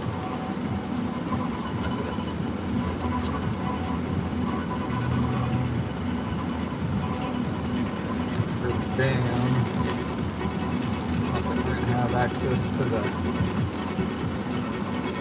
wood there. This is Operation Storm Watch coverage of Hurricane Nicole. I'm Brian Mudd with Joel Mountain as part of our continuing coverage as we take a look at the impact of Hurricane Nicole as we already see, coastal flooding that is a concern approaching high tide, and we also see the move now across Grand Bahamas that makes the approach towards our coastline for an overnight landfall of perhaps northern Martin County. And speaking of which, the Emergency Operations Center throughout the course of the day, State Rep John Snyder, who joins us now. Appreciate the time. Hey, thanks, Joel, Brian. Appreciate you guys taking this important information out to the viewers and listeners tonight. Yeah, you bet. And you've been at the EOC on top of everything, all different levels that come together from local governments, state governments, the federal government, all being represented. From your perspective with the state, what's your guidance and what's your expectation? Yeah, well, it really is something to see all of the different stakeholders, different layers of government coming together. We each have our own lane. Our primary focus down here to get to the here as state reps on the coast. ground when these types of incidents occur is really just to be a direct liaison with Tallahassee. We've got some of the best and most well-trained individuals at the Fourth Division of Emergency Management. Fortunately, we just went through a devastating storm, and so these folks are ready. They're on standby, and this is what they do best. About it, and lots of experience. We've talked about so many of the first responders have been involved in including even people from our coast have been part of the response over there, and so even real recent experience in just medical class training and expertise.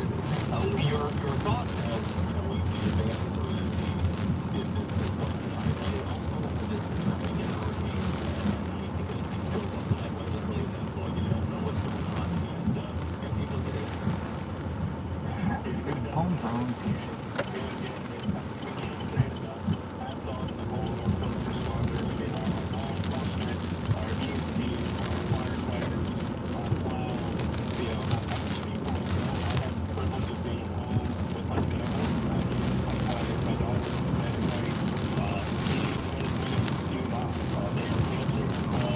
On our behalf, and so I can't help but say it. There's no better way in a time of a natural disaster that we can say thank you, than by really just letting common sense rule the day. The last thing that these men and women need are for individuals to go sightseeing, to go exploring, let me try and catch a good picture. That puts you in direct harm's way, and we know that's when our first responders get called. Is oftentimes, here in the direct impact of the storm, it's people being knuckleheads. So let common sense prevail. Let's show our appreciation for the first responders, and don't make these folks come out and try and save you. I gotta tell you, I haven't heard knucklehead since the last time I watched the Three Stooges, so I appreciate that one. After a long day of storm coverage, nice to hear stuff like that. We were talking to your father. For folks that don't know, Rep. Snyder's father is the Martin County Sheriff. William Snyder, doing out here? Earlier. And he was referencing, we were talking about the possibility of a curfew, and we're not near that now because there would have to be a certain amount of cameras out and whatnot. But one of the things that I had asked him about was, the potential for people to come in to the county and try to loot. And that's the kind of thing that gets in people's heads and makes them not want to evacuate when they're told to. And he referenced some legislation that you worked on. Shoot them.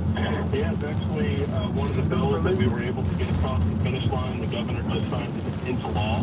This is a phenomenon that doesn't just happen during storms, but oftentimes in the aftermath of a storm, it really can get worse. And that's where individuals come from outside their county of residence, trying to target and prey on vulnerable folks. Right after a storm, usually is some of the lowest points in life. And so what the purpose of the bill was that if someone does travel specifically to commit a burglary from their home county to another county, we also have the ability to withhold bail until first appearance and enhance the penalty by 1 degree. So we want to send a message loud and clear. If you're thinking of traveling into Martin County or into any other county in the aftermath of this storm, there will be enhanced consequences because we absolutely support our law enforcement professionals. Well, that is a great message. It's also important legislation for the reasons that you mentioned. Speaking of legislation, we're taking a look at, property insurance prices that the Lord knows is not going to get better with whatever is going to be here with Nicole. The special session that we're taking a look at here in the not so distant and the real need to finally fix the property insurance prices in this state. Your outlook on that? Well, no doubt about it. We've had one special session this year, I think, where we put the tourniquet on the prices in the insurance marketplace, but we're going back this first week in December to take it to the next level. We've got to really address tort reform. We cannot allow the billboard attorneys to line their pockets while consumers and our property insurances continue to spike. And so this is one of my most important messages on that front tonight. Is when we wake up tomorrow, just like we have traveling criminals, we have traveling contractors. And so they will descend upon our communities like locusts. You will see out-of-town zip codes, folks offering all sorts of promises, a free roof, a dry-in. Please do not sign anything based on somebody that walks up to your door. Now's a good time when we still have power. Find out who your local insurance agent is. Find out the 800 number for the claims department of your insurance carrier. Please, folks, do not answer your door and sign away a claim, because oftentimes we've just signed up for a lawsuit, and the only person who's going to make it at the end of it is this contractor and usually a billboard attorney. So that's an important message when we wake up tomorrow.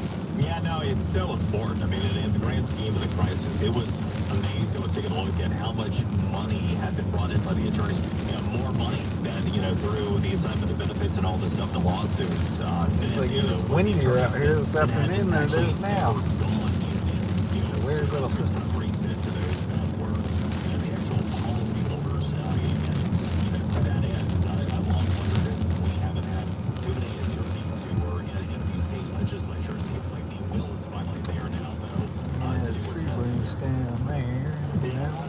business guy myself, and so I can tell you that there is a political will like I've never seen before to really go up and level the scale, because we grew up with the phrase there's no such thing as a free lunch, and oftentimes that's what's happened with these roofing contractors. Roofclaim.com, the entire premise is we will sue your insurance company and guarantee you a free roof for nothing out of pocket. Well, that usually ends up into a $250,000 claim for attorney's fees. And so that's something, again, we're going to push back on a big way in special session, because property insurance costs out of control. And there's only one way I believe we can turn this around, is to increase competition in the marketplace and send a signal to these large carriers. Florida is a good place to do business because we want the scale level, and we want our consumers to be able to have recourse when needed. Yeah, I mean, it's been wild. We have 8% of policies, and we've had closing in on 80% of the claims nationally. And that tells you the story right there. So as we're taking a look at anything else with Nicole, what should we be mindful of the rest of the ride here? Yeah, I can tell you this. We've been, I personally have been online with the governor's office. I know that they're watching the storm closely. We just saw the aftermath of Hurricane Ian. No one that I've seen will come to our support quicker than Governor DeSantis.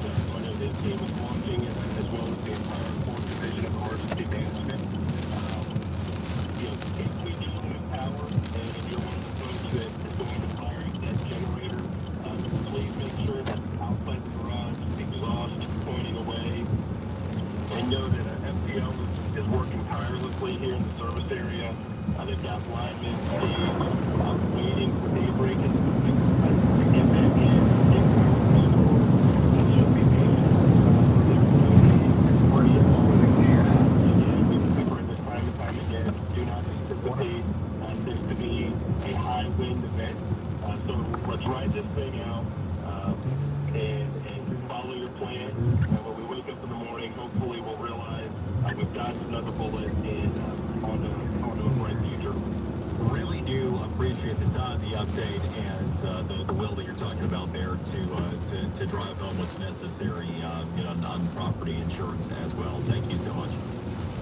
Yeah, we'll definitely keep it posted, Joel. And for those listening, just want to drop an 800 number. This is the direct line to the Florida Division of Emergency Management. In addition to contacting local authorities, if you need assistance during or in the immediate aftermath of this storm, the number, and please continue to share this throughout the evening, it's 1-800-342-3557.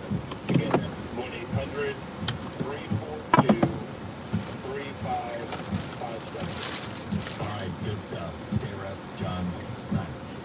All right, and as we are continuing with our Operation Storm Watch coverage, continuing to monitor the bands as they make their way on shore, as we await the landfall. Start taking a look at what will be here in the coming hours. Things will just continue to get downhill, but take a look at radar, and you see more orange and red as it continues to make its way. So we've been waiting. In some of these storms, some of these situations, it's been days. This really hasn't so much been that. I mean, we woke up Monday and then there was a cone, but things for the most part moved along pretty quickly. It hasn't been like one of those, okay, this is something where we're in like a holding pattern for a few days at a time. But we have been for most of the day today, right? And so already might be like, okay, well, when is this going to happen? When is this going to be over?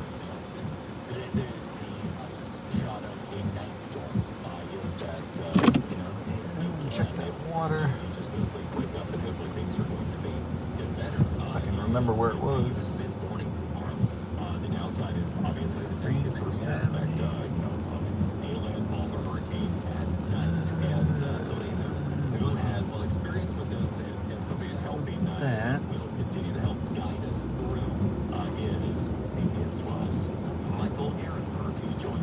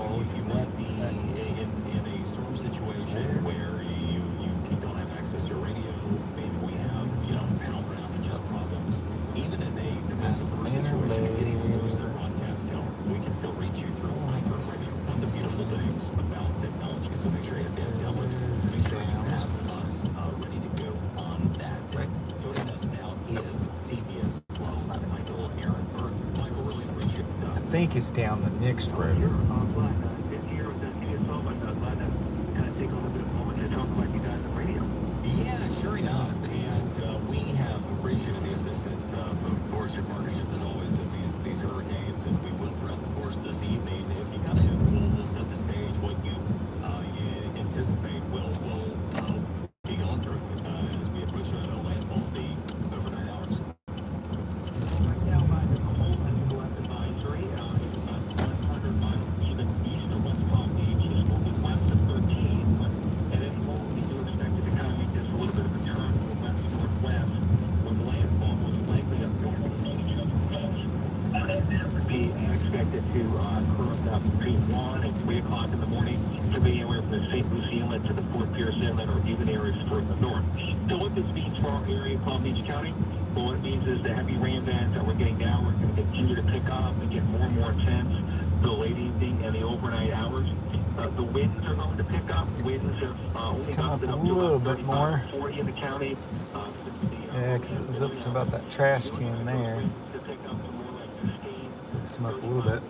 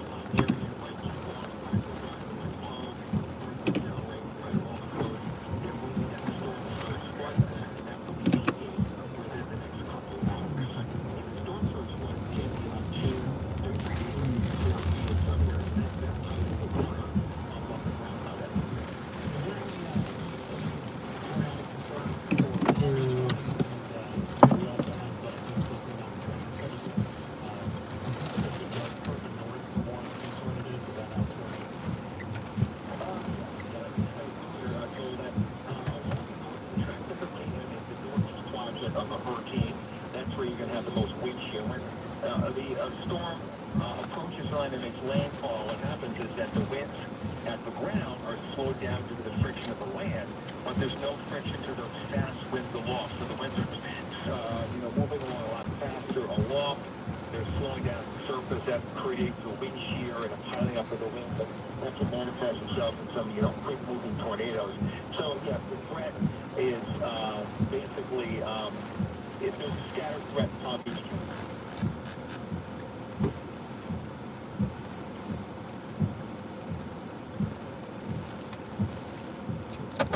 Just a second.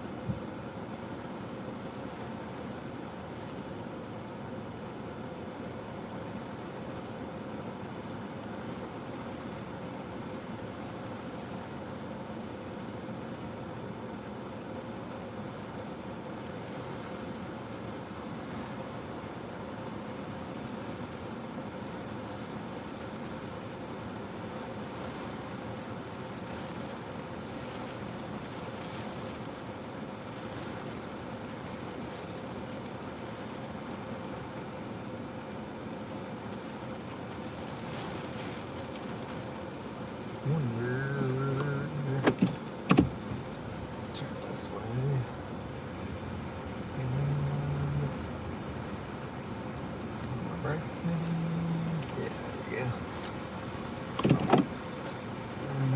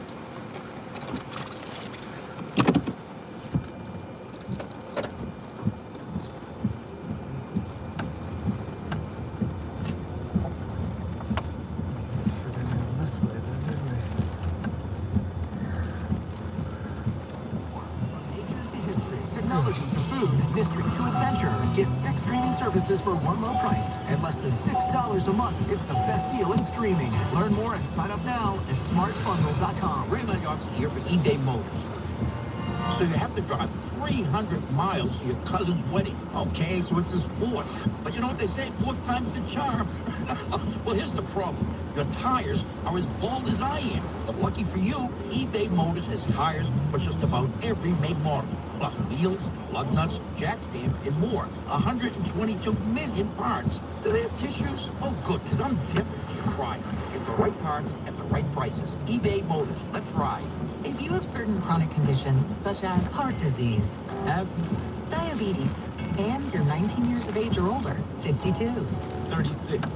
42, you may be at increased risk for pneumococcal pneumonia. Ask your doctor or pharmacist about getting vaccinated with Prevnar 20, the pneumococcal 20-valent conjugate vaccine, a Pfizer vaccine that can help protect against pneumococcal pneumonia in just one dose. Prevnar 20 is approved for adults to help prevent infections from 20 strains of the bacteria that cause pneumococcal pneumonia. Continued approval may depend on a supportive study. Don't get Prevnar 20 if you've had a severe allergic reaction to the vaccine or its ingredients. Adults with weakened immune systems may have a lower response to the vaccine. The most commonly reported side effect is pain at the injection site.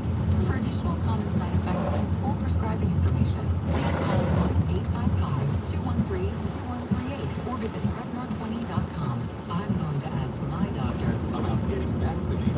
with Prevnar 20. Your dentist recommends flossing your teeth once a day, but 70% of us ignore this advice because traditional flossing can be, well, a hassle. But Quip's rechargeable water flosser turns you into a flossing fanatic. With gentle and deep clean pressure modes, the Quip water flosser delivers feel-good flossing, and its clutter-free design includes a long-lasting charge and a 360-degree floss tip for further reach times. Right now, get your first floss tip refill free at getquip.com/radio. That's getquip.com/radio. I have a hard time focusing mostly in school. When I struggle with reading, I'll get very frustrated. Does your child say things like this? It might be a sign of a learning or thinking difference like ADHD or dyslexia.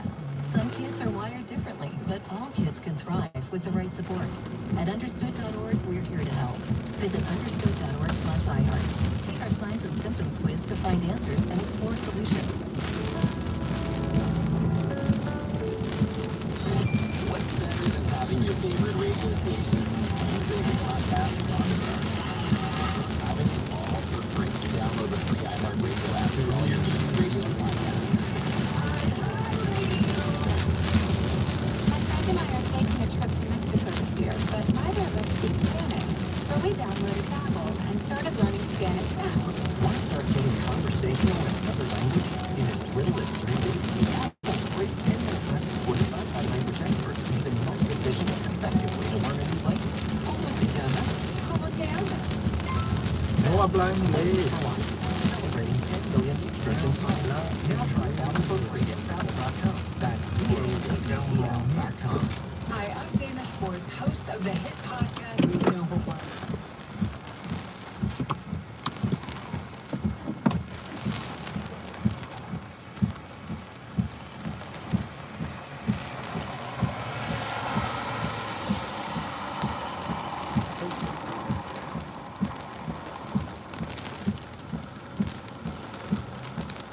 Where would that tow truck dude be going? Let's go find out.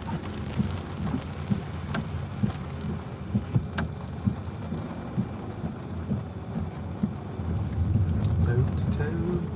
Should have.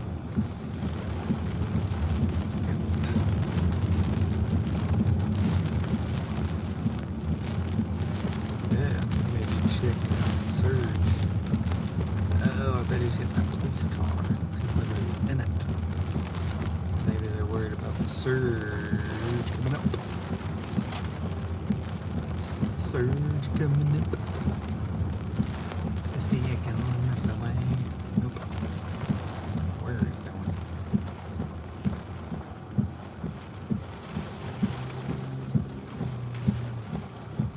Yeah, go ahead and go down there and just crowd him in.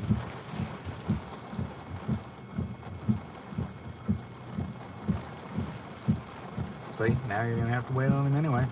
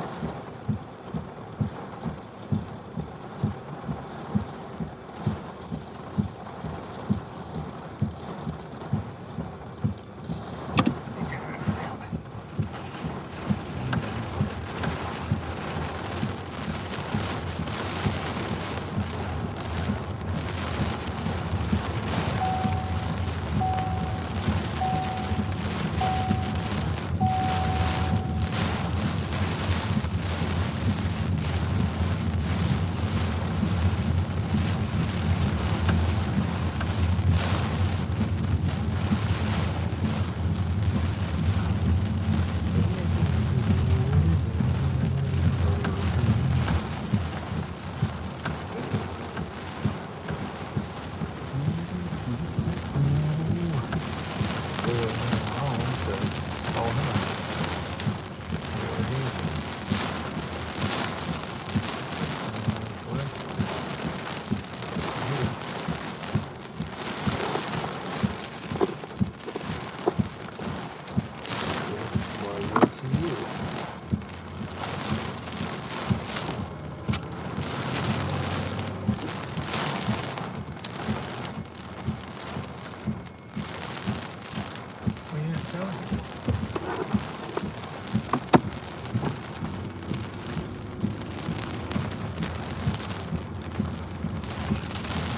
Maybe he's looking for something.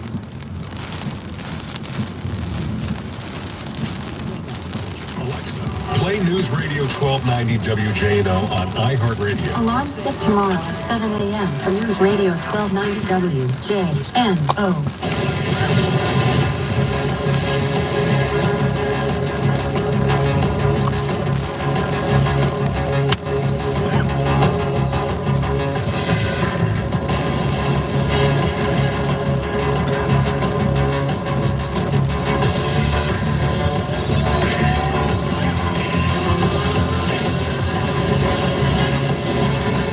This is continuous Operation Stormwatch coverage of Hurricane Nicole.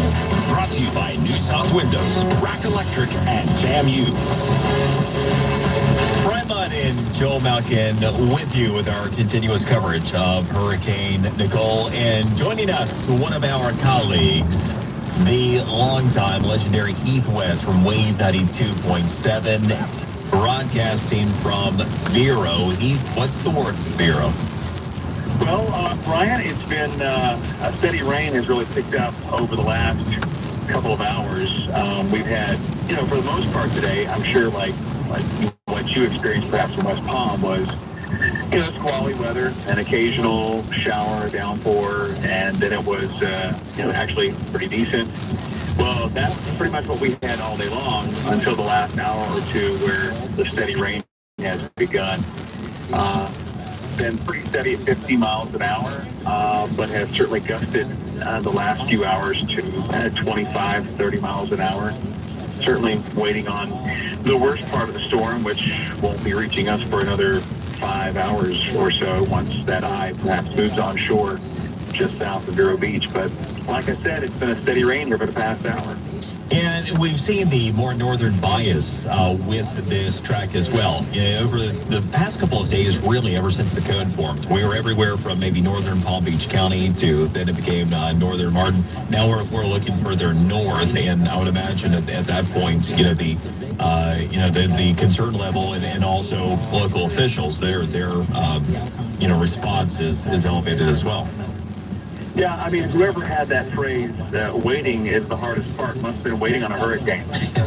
It's awful because you just don't know when nor where it's going to make that landfall. Now, this is a very large storm, and so many people will be impacted up and down the East Coast because of its width. But fortunately, it's a very fast-moving storm. I know here in Indian River County, they have kept the bridges open for now, but I understand they're to close them at 45 when the winds reach maximum or a sustained wind of 45 miles an hour. So, the roads are pretty quiet around Indian River County, Vero Beach proper. I think the folks are pretty much just going to stay in.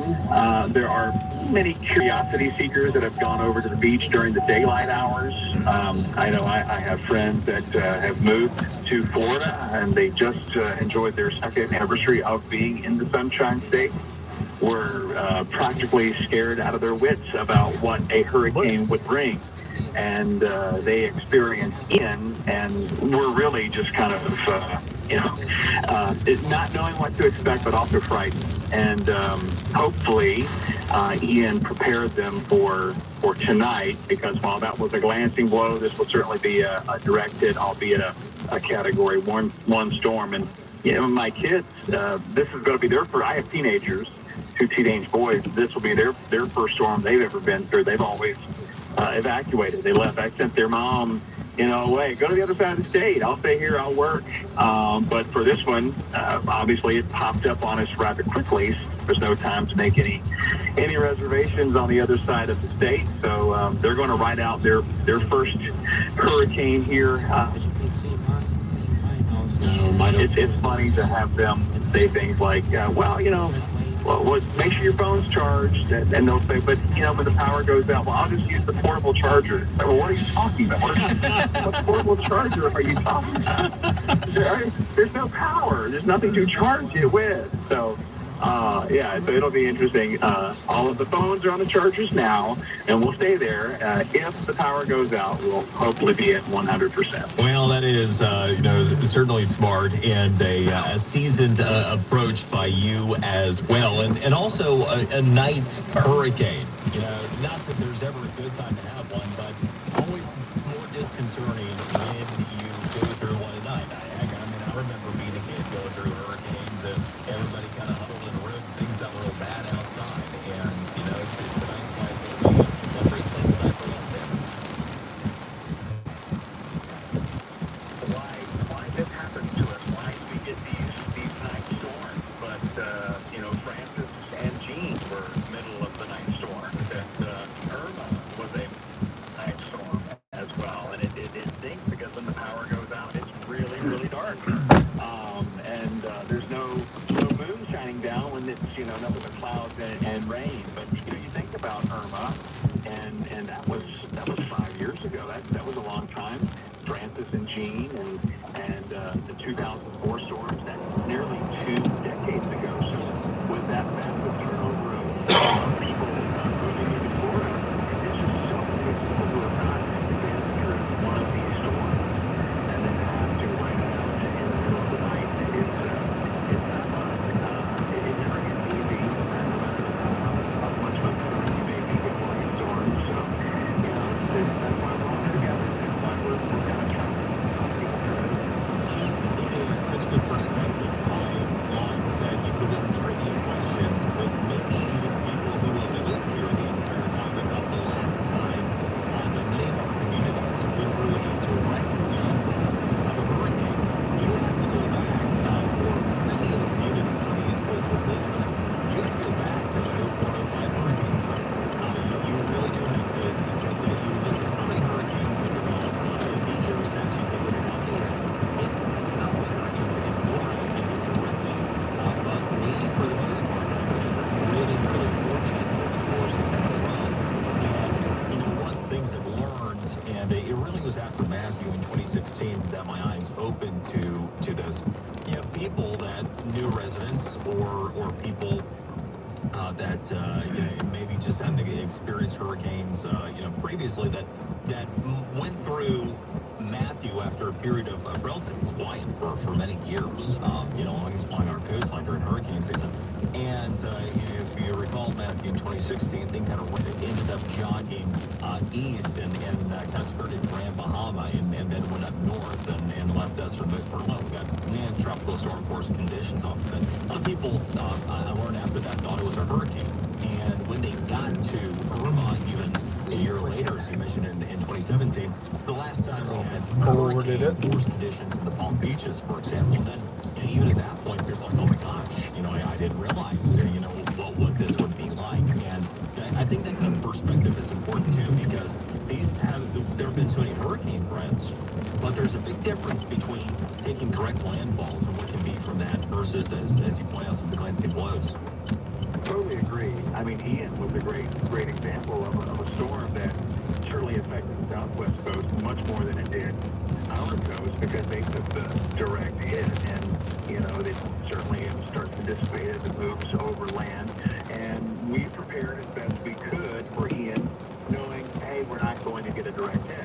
But like you mentioned, Michael, we were totally with Matthew, we were totally thinking this is coming right at us, and it was very frightening. I remember being holed up at a Hampton Inn, not too far from the radio station, going, this is going to be a very long night. And then in the middle of the night, it turned.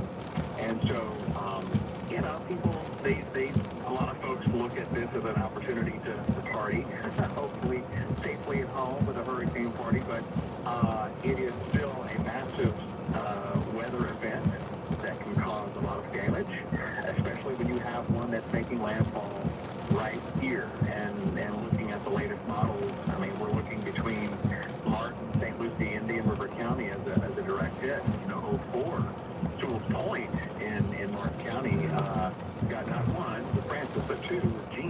passed within miles.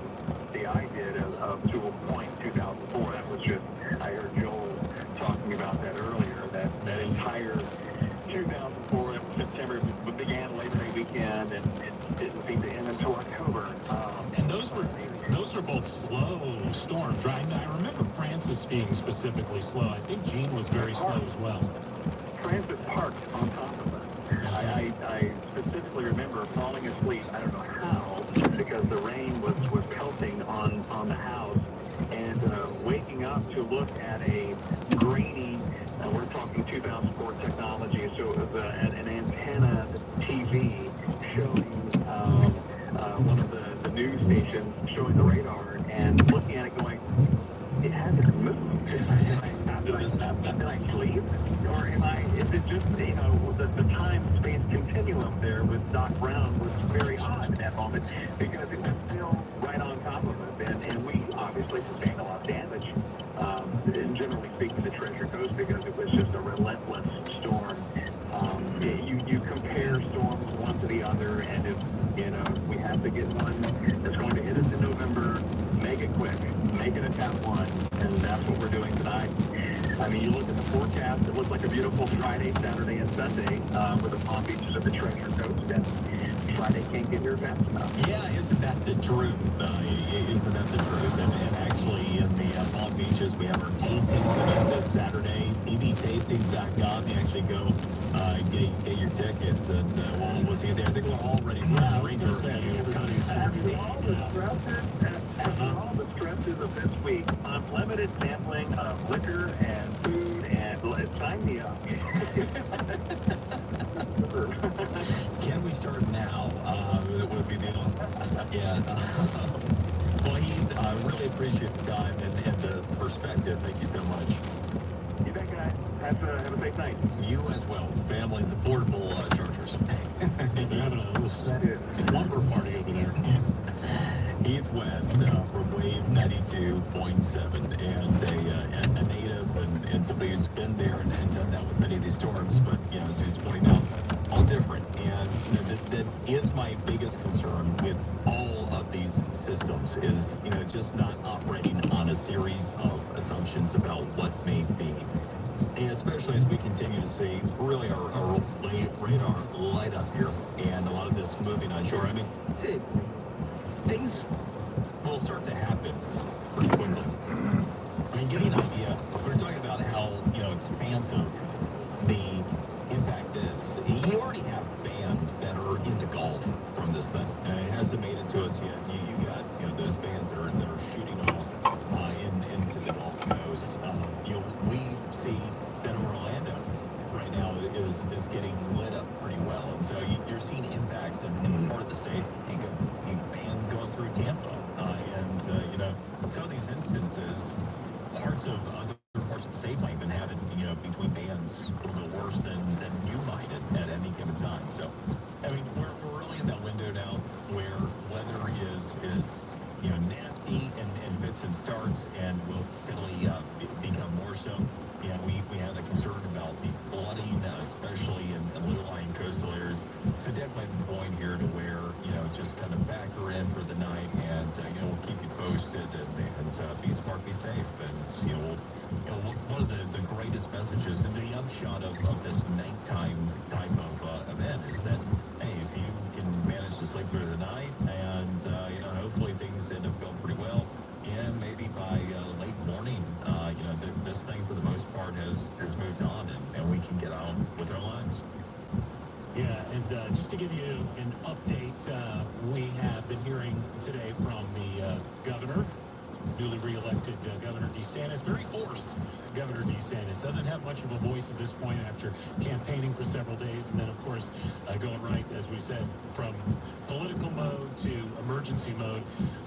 But his message is, whatever Nicole brings, Florida will be ready. 600 Florida National Guard members and 7 urban search and rescue teams are ready to respond if necessary. The winds are the main concern with Nicole, but we also expect to see some heavy rains, the potential for flash flooding and 3 to 5 feet of storm surge in some areas. Governor Ron DeSantis fears beaches already affected by Hurricane Ian will see additional erosion thanks to Nicole. Evacuations have been ordered in more than a handful of counties, and 23 school districts have already canceled classes tomorrow. I'm Eric Rodriguez. Yeah, of course, all of the Treasure Coast and Palm Beach County have canceled classes. All of the colleges in the area as well closed. South Florida Water Management District Director Drew Bartlett, meanwhile, he says his team is up and running. Our Emergency Operations Center is now at level 1. We are locked down in the district facility for the duration of the storm. Our equipment, including temporary pumps and vehicles, are staged and ready to respond as soon as we get the all clear. Bartlett says so far everything is working properly. And it's not just the folks on the East Coast that are getting ready for a hurricane, folks in Central Florida as well, and folks who just had to deal with the direct strike from Ian over on the West Coast. City and county governments and public schools are making plans to shut down Thursday. Tampa Fire Rescue's emergency coordinator John Antapasis says they're planning to hit the streets as soon as it's safe after the storm to check on power line problems. We're going to modify those plans for the storm due to the lower intensity, but we will have public works crews on standby to triage those down trees and down power lines, again, in coordination with TECO. Forecasters expect high tides to run 1 to 3 feet above average Thursday. Port Tampa Bay is closed, but Tampa International Airport plans to remain open. I'm Gordon Berg. Yeah, Palm Beach International already closed hours out, actually almost 12 hours ago, 9 o'clock this morning. About 16,000 linemen, they are staged along Nicole's path to begin power restoration as soon as it's safe to respond. Florida Power and Light CEO Eric Sillergy saying they've activated their emergency response plan. Rest assured that Florida is ready, FPL is ready, and we're going to be just fine getting through this storm. Yeah, he admits with Hurricane Ian damaging trees last month, there will likely be power outages. And of course, we've already seen several power outages in our area. And Brian, the last time you were checking, as you go further north into the Treasure Coast, they get worse, if I remember correctly. Yeah, I mean, at this point, there are steady power outages in parts of the state. With a lot of cases, they're coming back quick, but we continue to broadly see the majority of the power outages in Palm Beach County and in Brevard.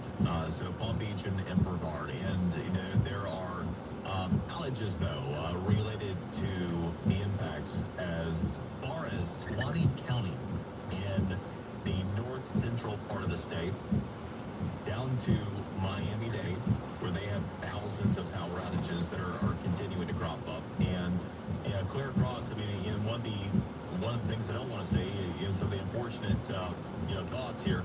We are seeing in for example, Lee County, you guys are not huge, but you got around 500 people without power there.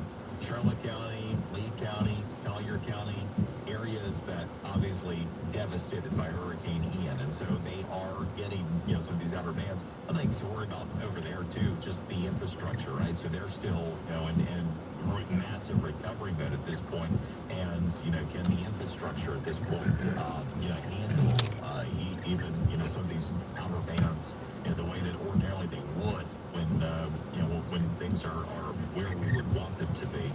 It might be something else to monitor. I mean, the upshot is, at least they're not taking this thing directly. The path of it is out of their crosshairs. But again, we talked about the huge wind field associated with this thing. That's when you're dealing with over on the southwest coast of Florida, a storm that's going to make landfall here, on the east coast, the Treasure Coast area, actually knocking out power all the way across the state. Gives you an idea. And you talk about infrastructure kind of related but different. We heard about how Ian destroyed many of the dunes along our beaches, and that will have an effect on how the beaches handle this storm. Sure, and I know this morning you want to talk about some of the flooding situations. Too much water in the phone. Next door neighbor, their dock was underwater this morning. The last time there was a high coming, that's when Nicole was much further away. And there's no doubt you're going to have a lot of flood issues in the low-lying areas, and some of that, the extent of which probably not going to be really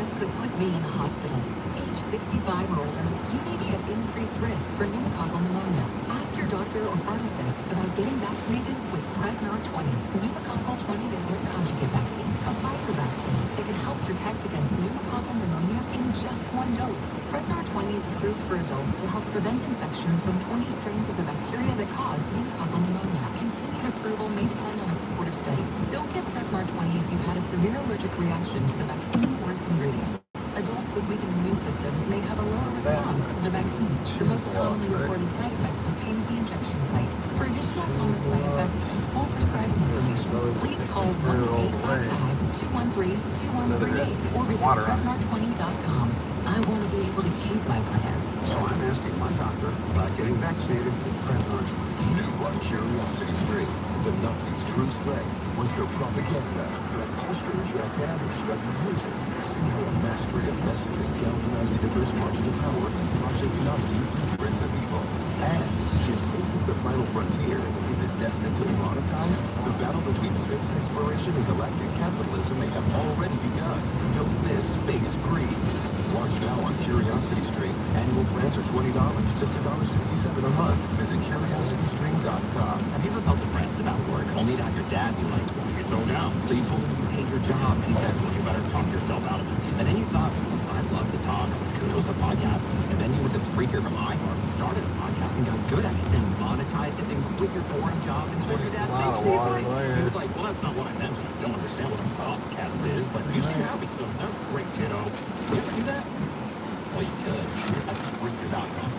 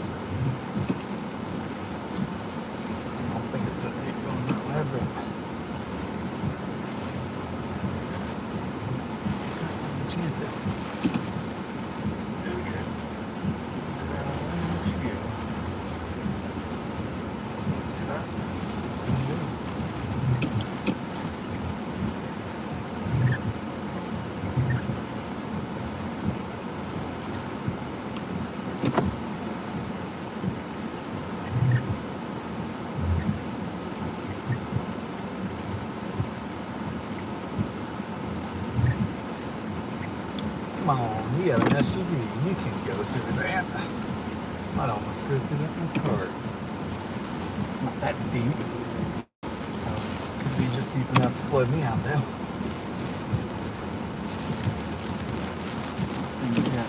This plastic over the windows.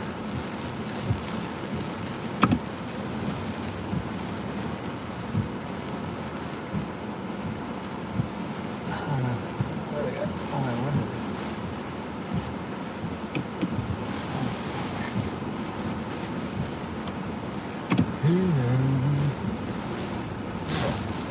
That road. Get across.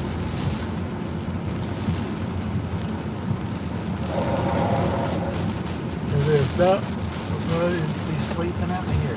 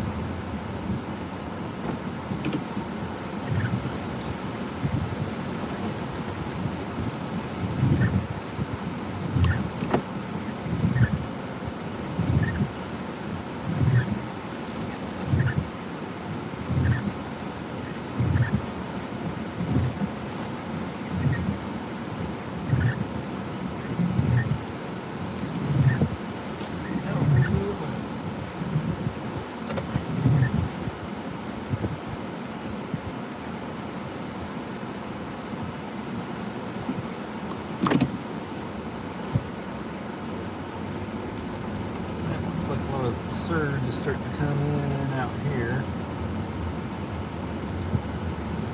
Just flooding.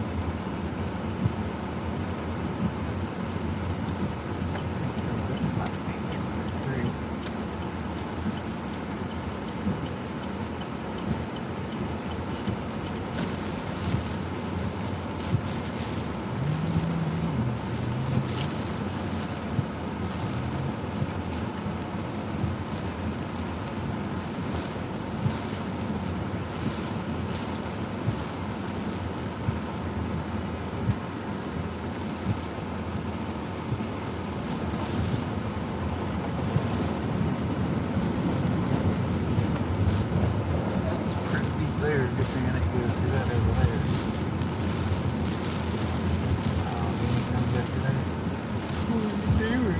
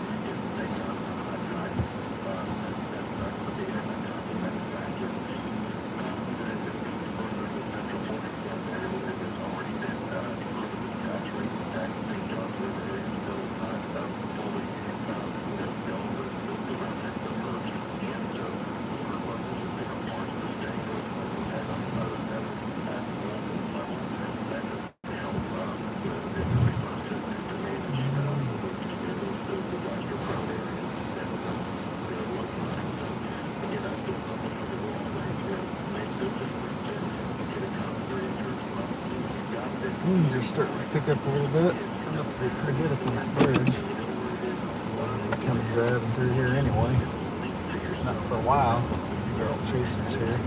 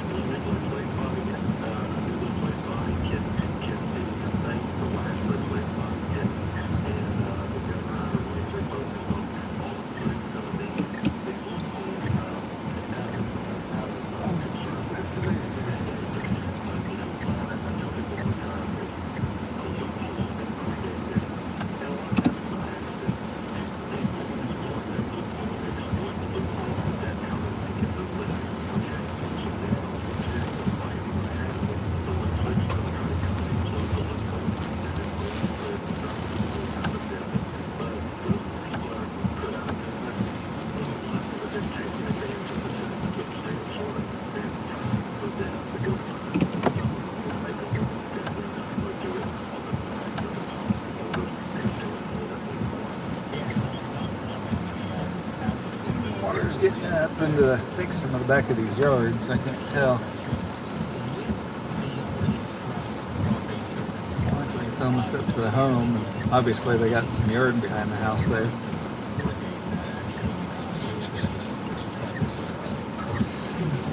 A little bit further and get a better shot of that.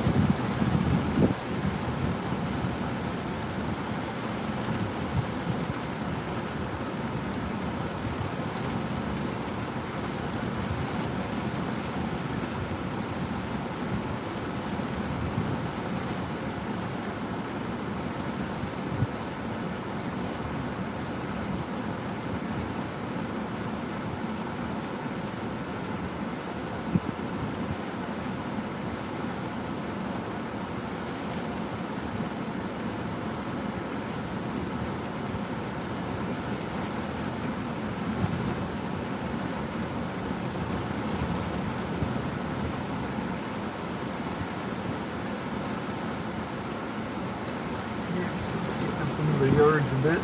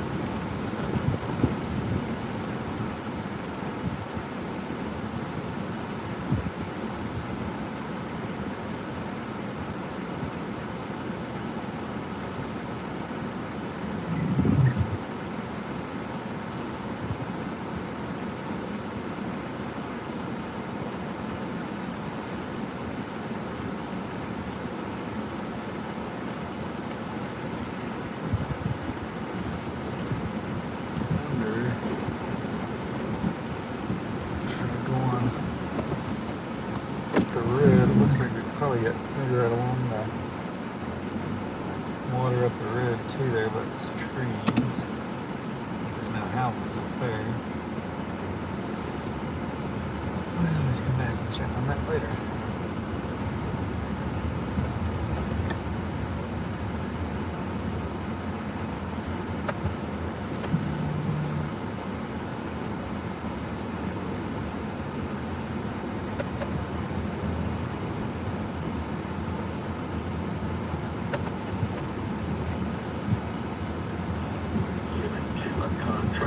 Given to another party, and I just can't stress enough when you have directional payments for undefinable benefits, what you're essentially doing is you're giving somebody they barely even know the rights to whatever your insurance company is willing to pay you. And if you're comfortable with that, then God be with you. But if that was my policy and my claim, there's no way on God's green earth I would do it. Jimmy, this is Joel. Forgive me if I'm kind of in here doing other stuff, if you already mentioned it, but I know it was something you've been warning about in the wake of Ian.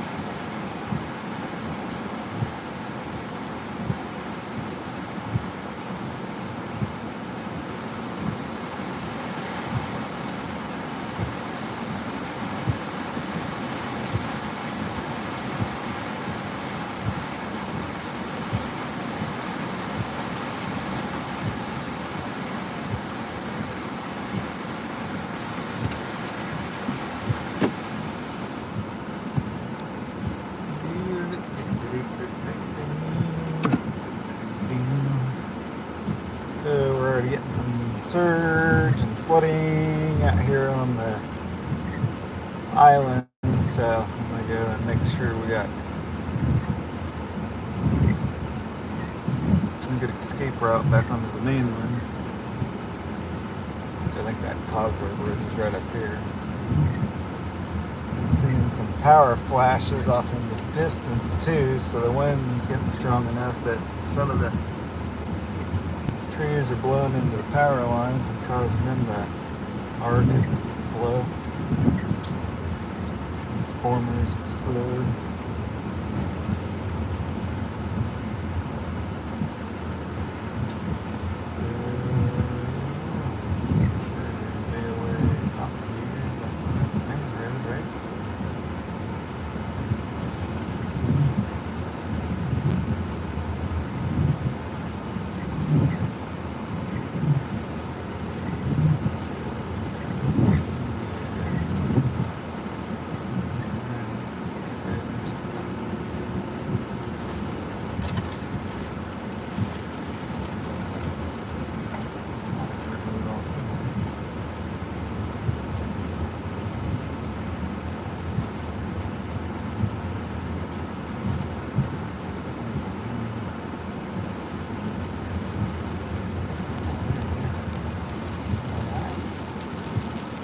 Slow speed.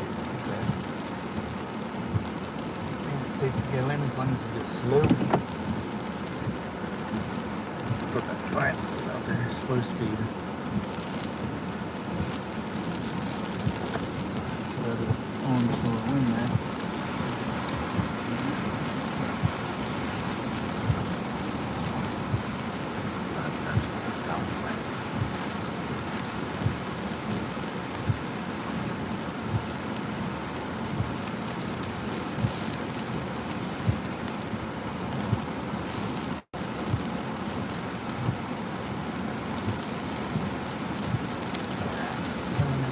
Hot. I'm gonna have to go out that flood up a little bit just in case it comes in. Let's see. Get shots. The boat out there too.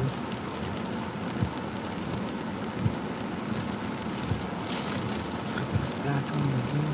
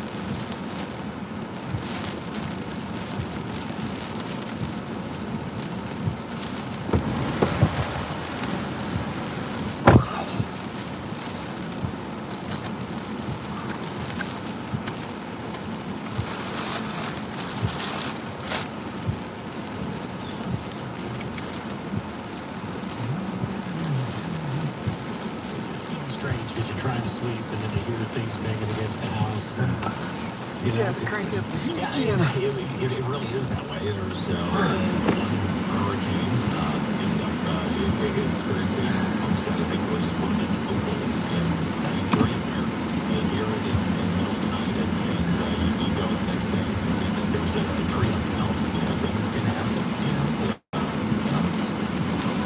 again, the important thing is that you have prepared to use power. Make sure you had everything accessible to you. That you use flashlights. If you're going to use candles, don't be careful of those. But yeah, just everything that Operation Storm Watch coverage is brought to you by New Alright, let's go find the Cowboy Bridge just in case we need to use it later. The weather will probably be a lot stronger up there anyway. I think it's right up here.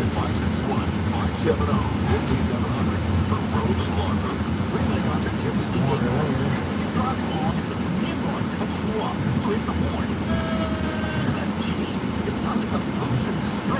Time to head over to eBay Motors. They have corners for everything. Models, nothing makes more down, steering wheel, wiring, and more. 122 million parts. You need to go for an upgrade. That was the cutoff measure to complete cover. Join eBay Motors now. Get the right parts, the right prices. eBay Motors. That's right. You ever felt depressed without work? Only now your dad is like, you go down. We told him to keep the job. You better talk yourself out of it. And then he thought, I love to talk.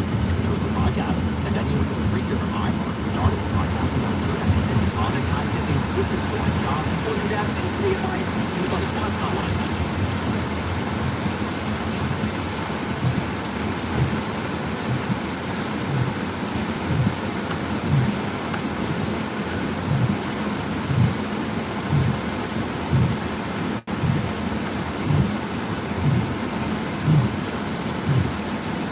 The winds are not too strong yet, but they got this shut down, so I want to go back down there yet. So probably want to back on once they got closed. Shut down.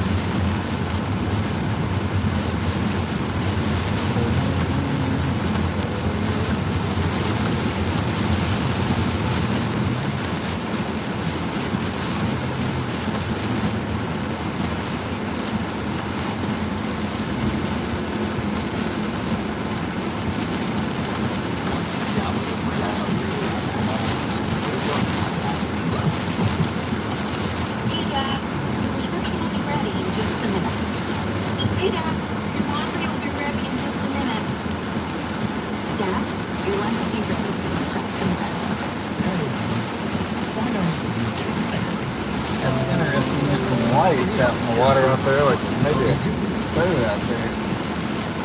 No, there's a big plant.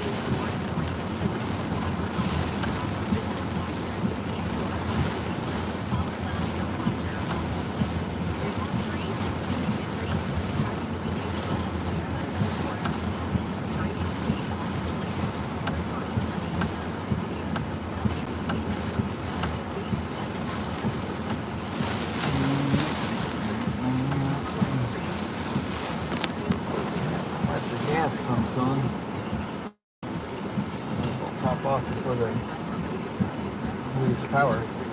Or really lose gas. But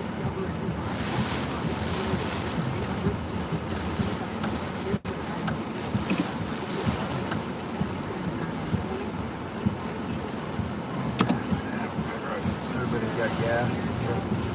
Range 330 miles.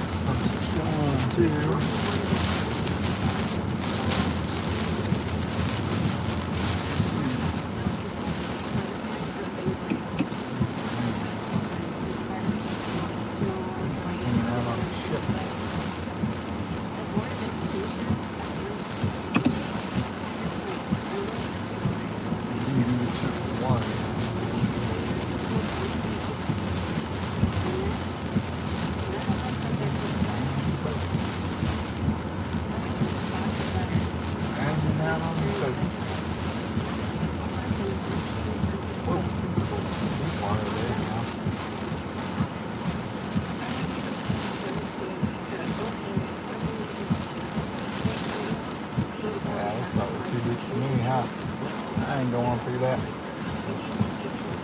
Sheriff man up there. I can still see the lines though.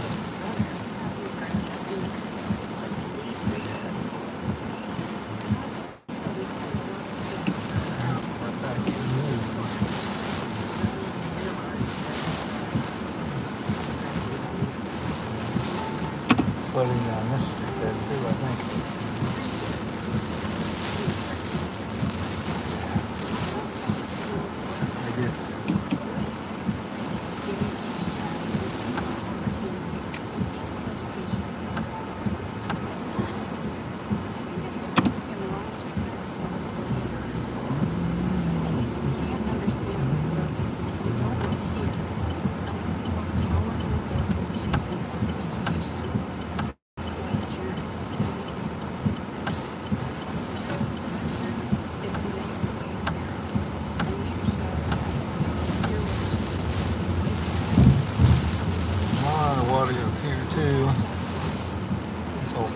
Flooded out. People out walking. Come down this way. This way.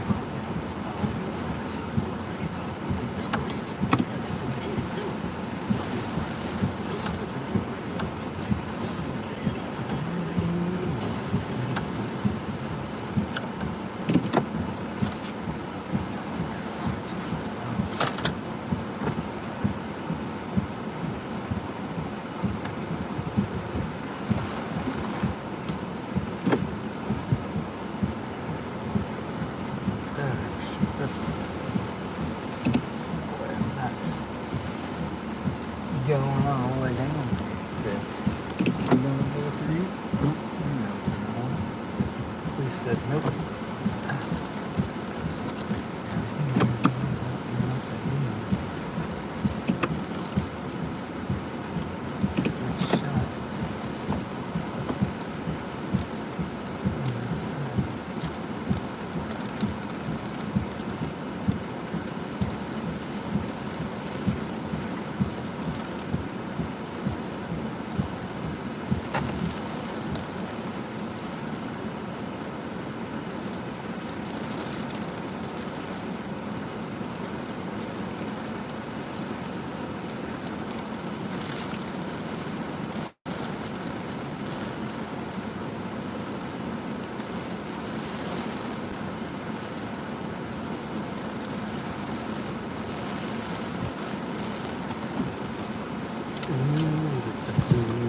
Well, we're starting to get the surge and flooding now, so we're not going to be able to get back further out on the barrier island without flooding out the car. So but that's alright. I want to go up north up the coast a little bit anyway for the stronger winds later on.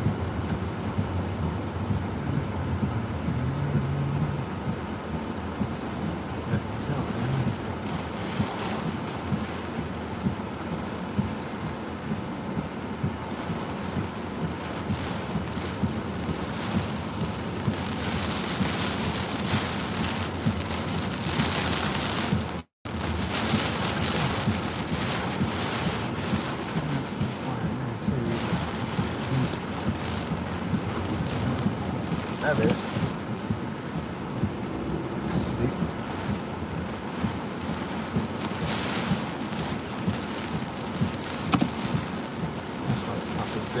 Sidewalk there.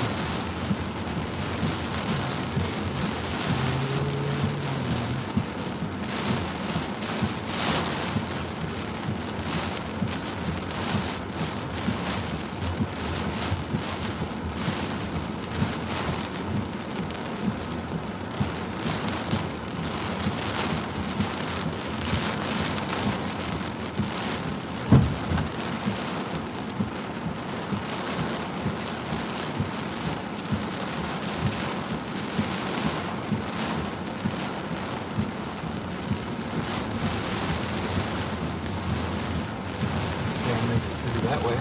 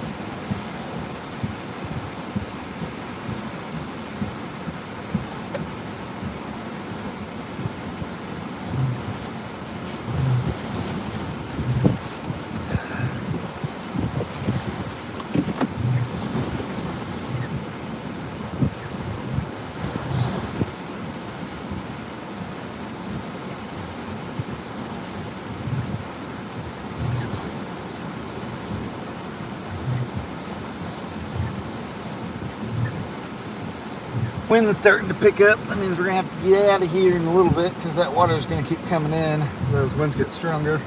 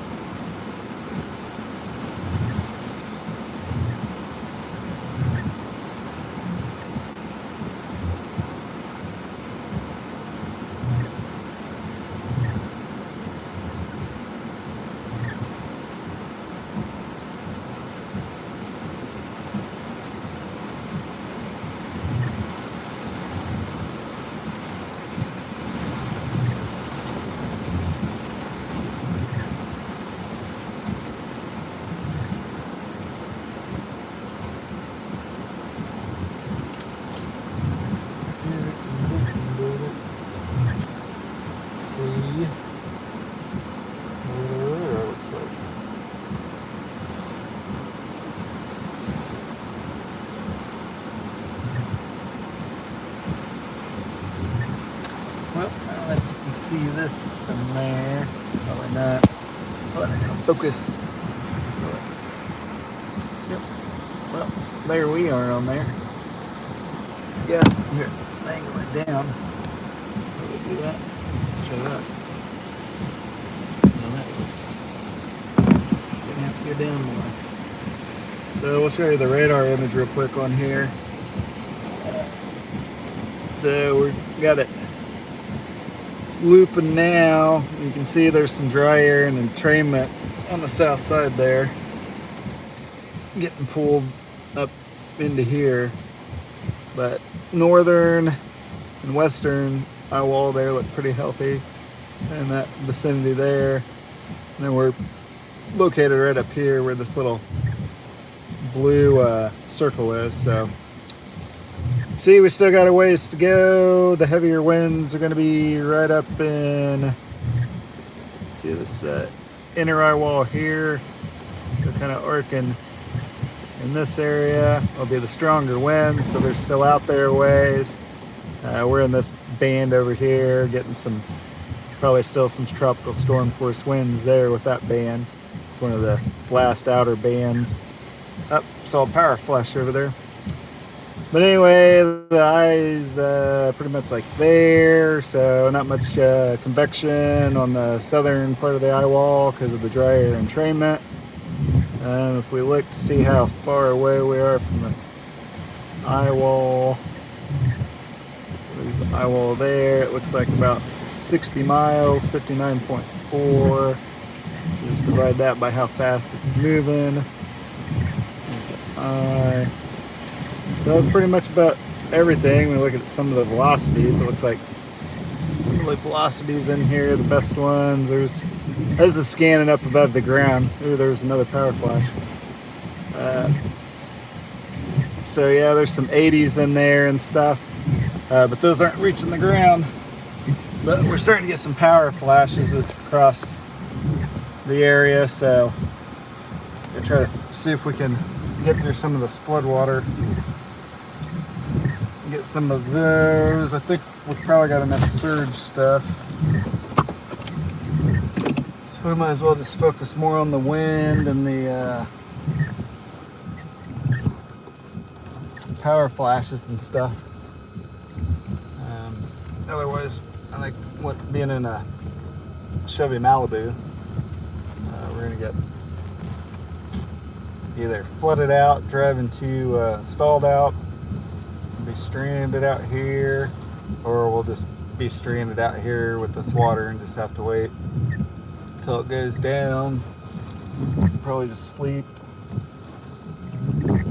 Just find high ground out here, and I think maximum surge was like 3 feet, so get back up on the sidewalk again, like the police were doing. They were in SUVs and they're using the sidewalk. It's not too deep out there.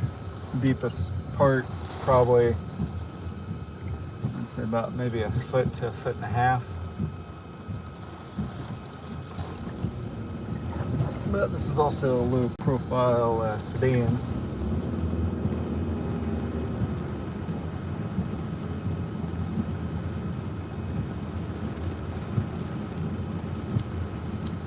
No gas can key there, that's pretty smart.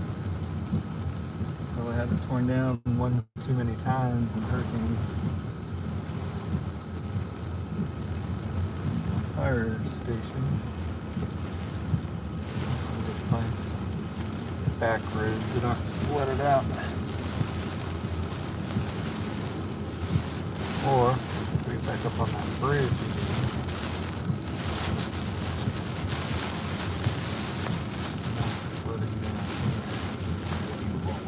Moving into the summertime so that there is that room. If there wasn't that capacity in the lake because the lake was lower, then they would have been dumping water across the community for the past 2 months instead of not having to dump it at all. And this is the point that we try to make to them, that it's not easy to get across to them. Yeah, it's a battle you've been fighting for years, fits and starts on the progress. And, to that end, the latest agreed to protocol would significantly reduce these west discharges. How is your level of confidence that they will stick to that? What they actually write, I think I have a high level of confidence that we will be able to get them to adhere to what is written there. Now they're trying to still finagle a few things into that. One of the things that they're doing is they're calling it a lake recovery mode, and this is really getting into the weeds of the policy. But basically, they're looking at saying, well, if we discharge water out of the lake and get the lake to this level for this period of time, even though there's been a lot of rain, we could try to recover some of the submerged aquatic vegetation in the lake. What they're not calculating, and this is where it's really stupid in my opinion, is the 1-for-1 ratio or the 1-to-4 ratio of how much seagrass are they going to help to grow in Lake Okeechobee versus how much are they going to destroy in the coastal estuaries, and they're not doing the math on that well. So let me give this to you one more time in this way. If discharging out of the lake could help to recover over the course of several years an acre of grass, of seagrass in Lake Okeechobee, to recover that 1 acre of grass over several years, they might be destroying 4 acres of grass in the coastal estuary in a matter of 2 days. Yeah, there's a lot more water coming in now. That's nonsensical to me, but that's what we're looking at doing. Well, that's why it's good that you're there to stay on top of these things and to help keep us informed as well. Brian, thank you so much for taking That the wasn't time there with last us. time we came down here because this is where we came and filmed. And that water wasn't across there yet. Let's see if this is up anymore. Probably about a little bit more. It's not. Oh, it's about the same.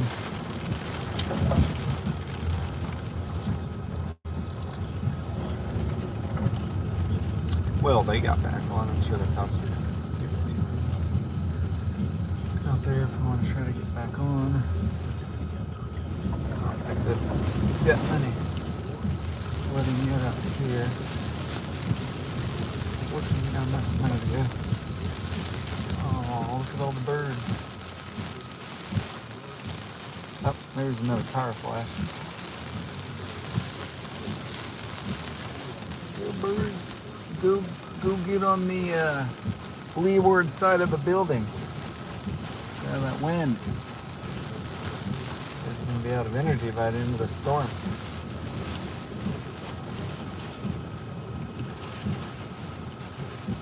Yeah, I think we'll probably go up on that bridge if we're starting to get some power flashes.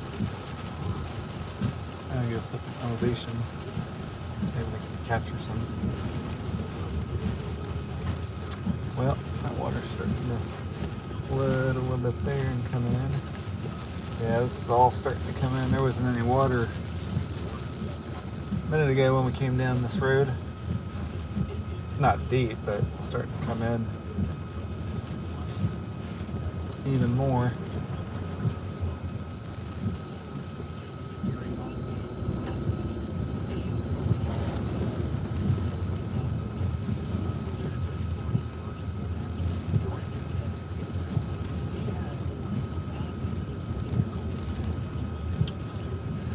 So yeah, all this water's starting just to come in right over the bank there. That's the bay in between the mainland and this barrier island out here.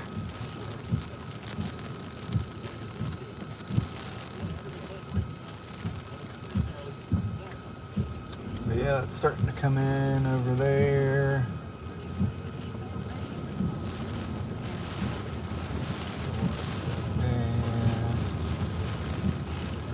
Back around and check on those houses again, see if the water's further up into their yards yet. See this home right here.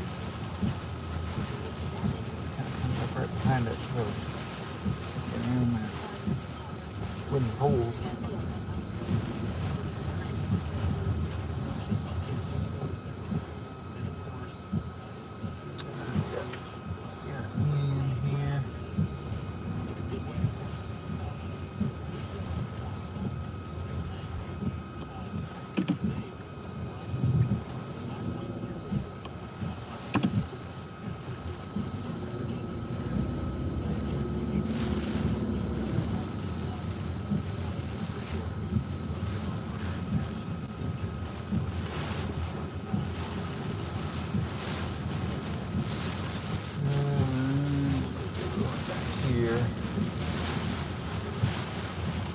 these aren't houses, there's restaurants. Chuck's Seafood. Oh, yeah, we don't want to go that way. Chuck's parking lot's flooded. We didn't go this way, we went this other way. So,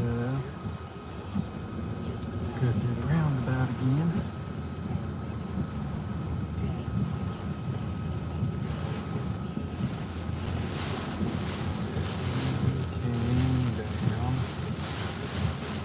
Through here.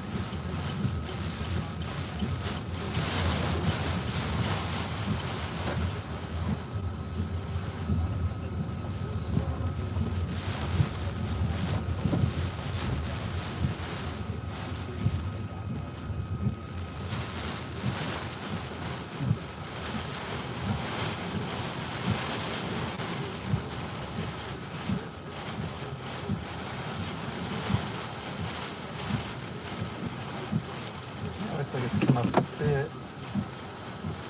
Not much, but a bit. Maybe an inch or two.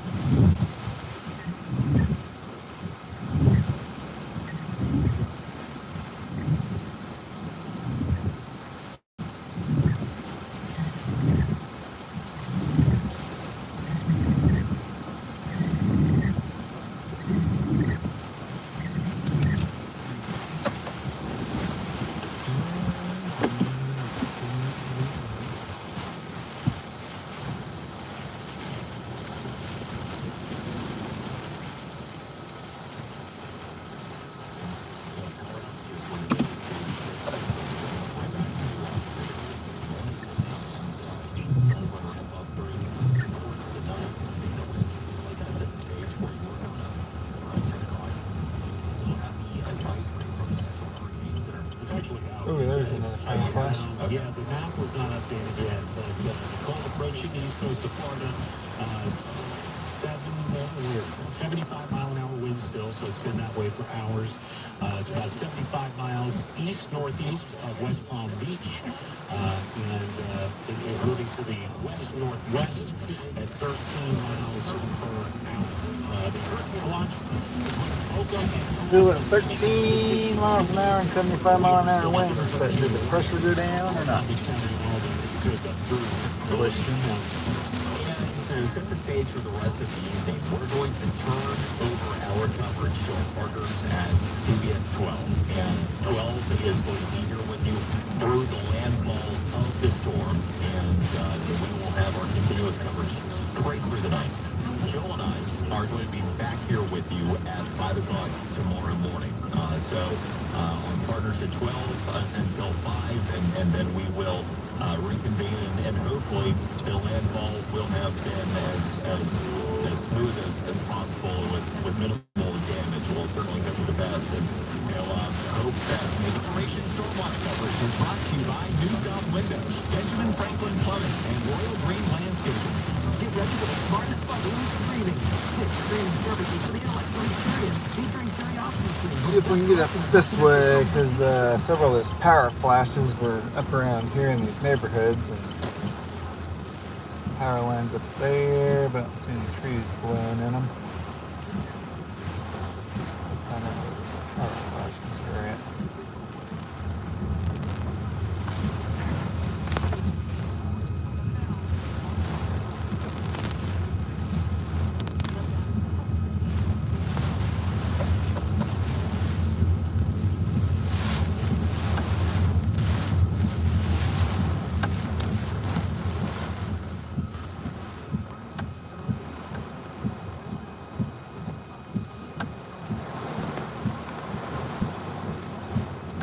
Trees there next to some lines, but I don't think they're blowing in there enough.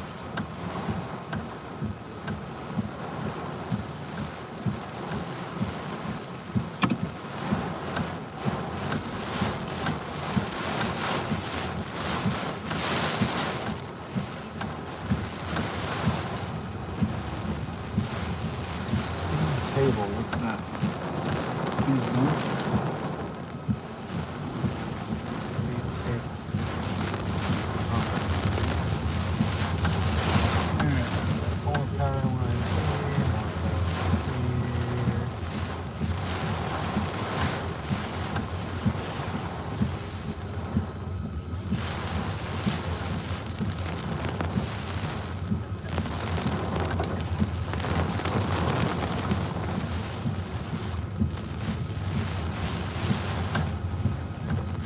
Blowing into those. Lines a little bit, aren't they?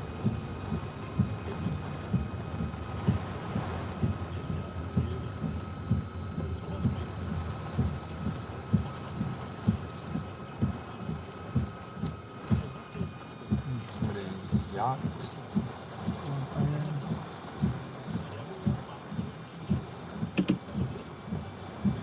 Flooded it in too.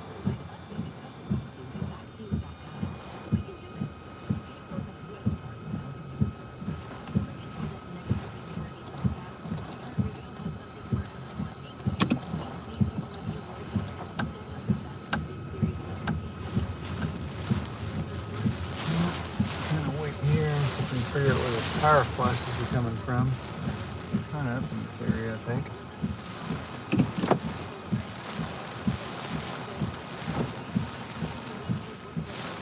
Need the wind to pick back up.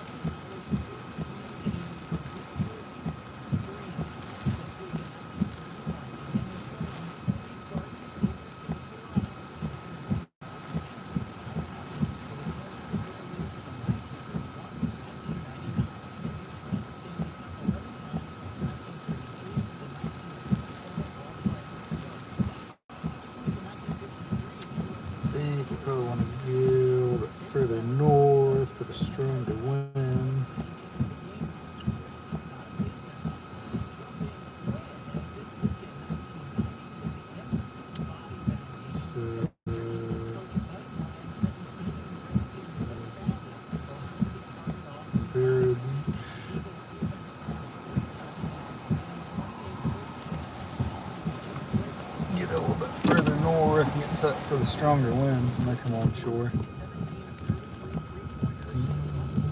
Get up on the north side of that eye wall.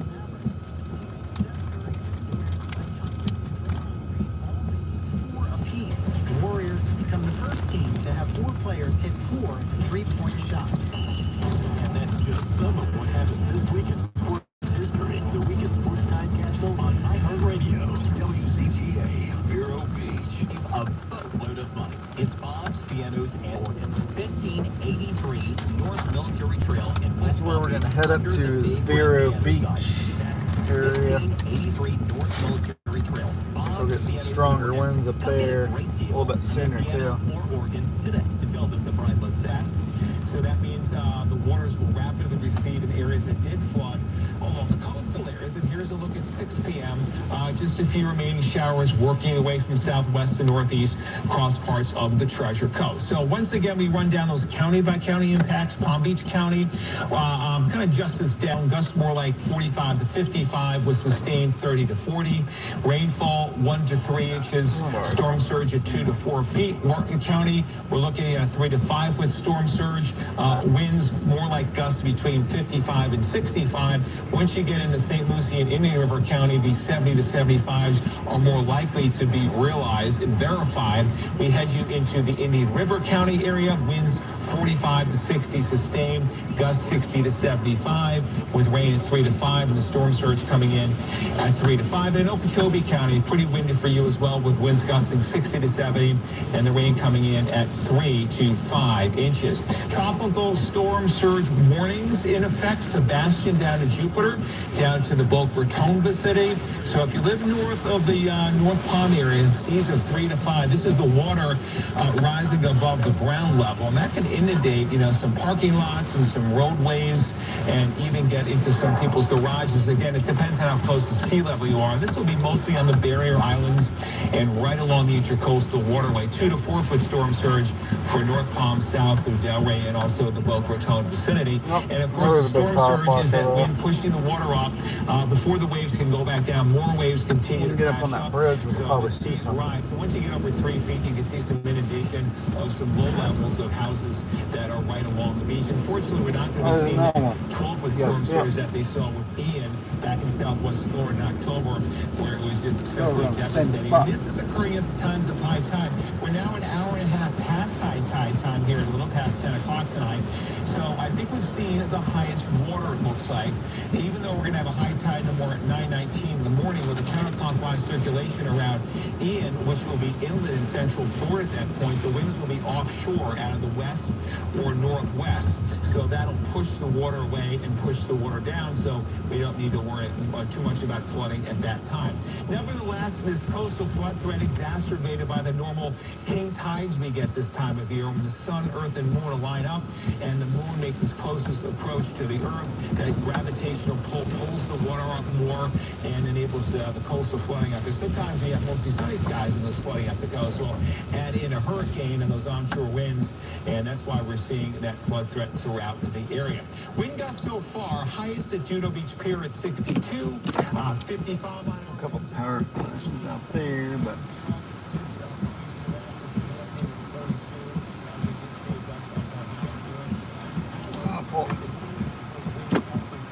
thought it would keep going, but I saw 2. Transformer blue. Get up on this bridge. See what the winds are like up there.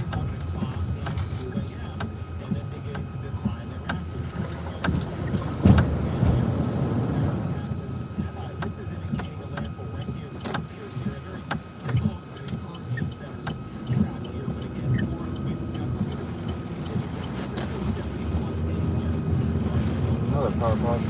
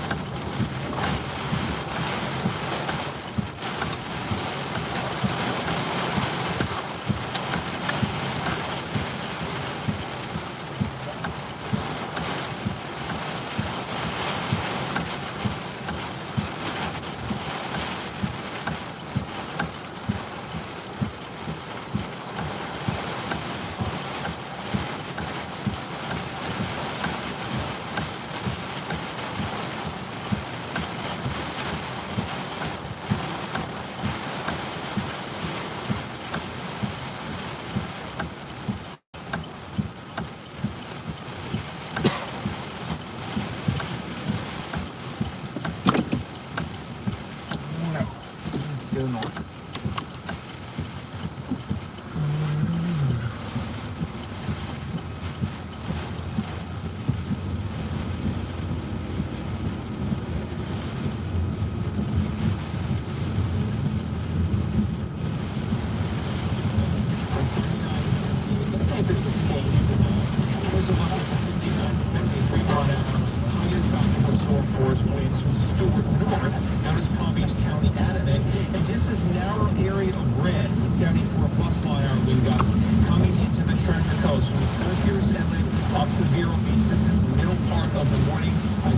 North of where the Hurricane Nicole makes landfall, and then those dissipated everything just kind of weakened slowly as the storm continues to move further inland, and then again the tropical storm moves winds will be low. Here's a look at our high res model, which shows the landfall a little further north and showing that the tropical storm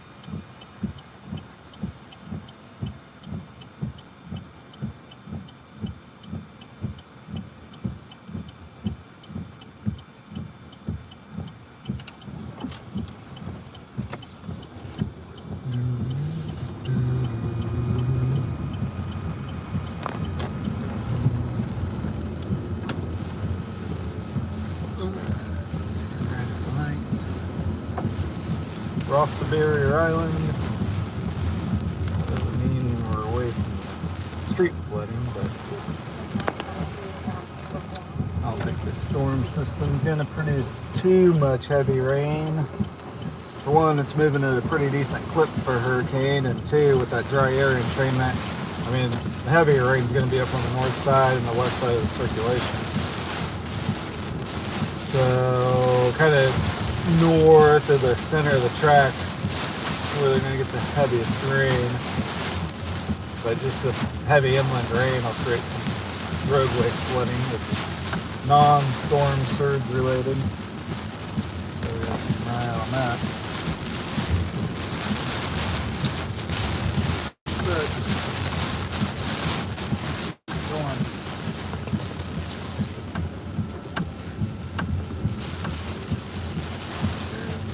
Stays in focus better when it's on the road in there.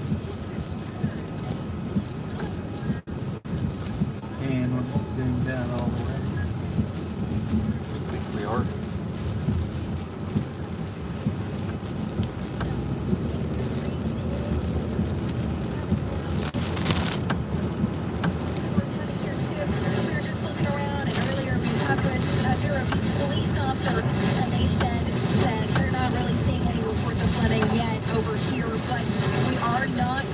Well, in Fort Pierce, they got flooding. Wow, you're not even out on the barrier island. That's why.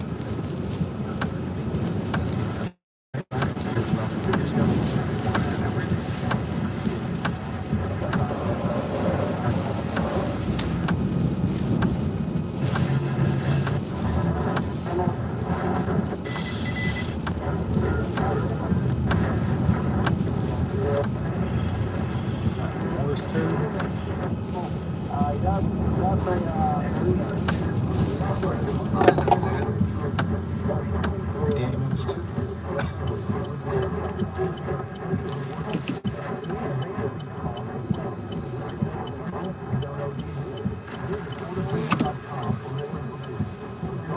We'll see more of them along the way, I think.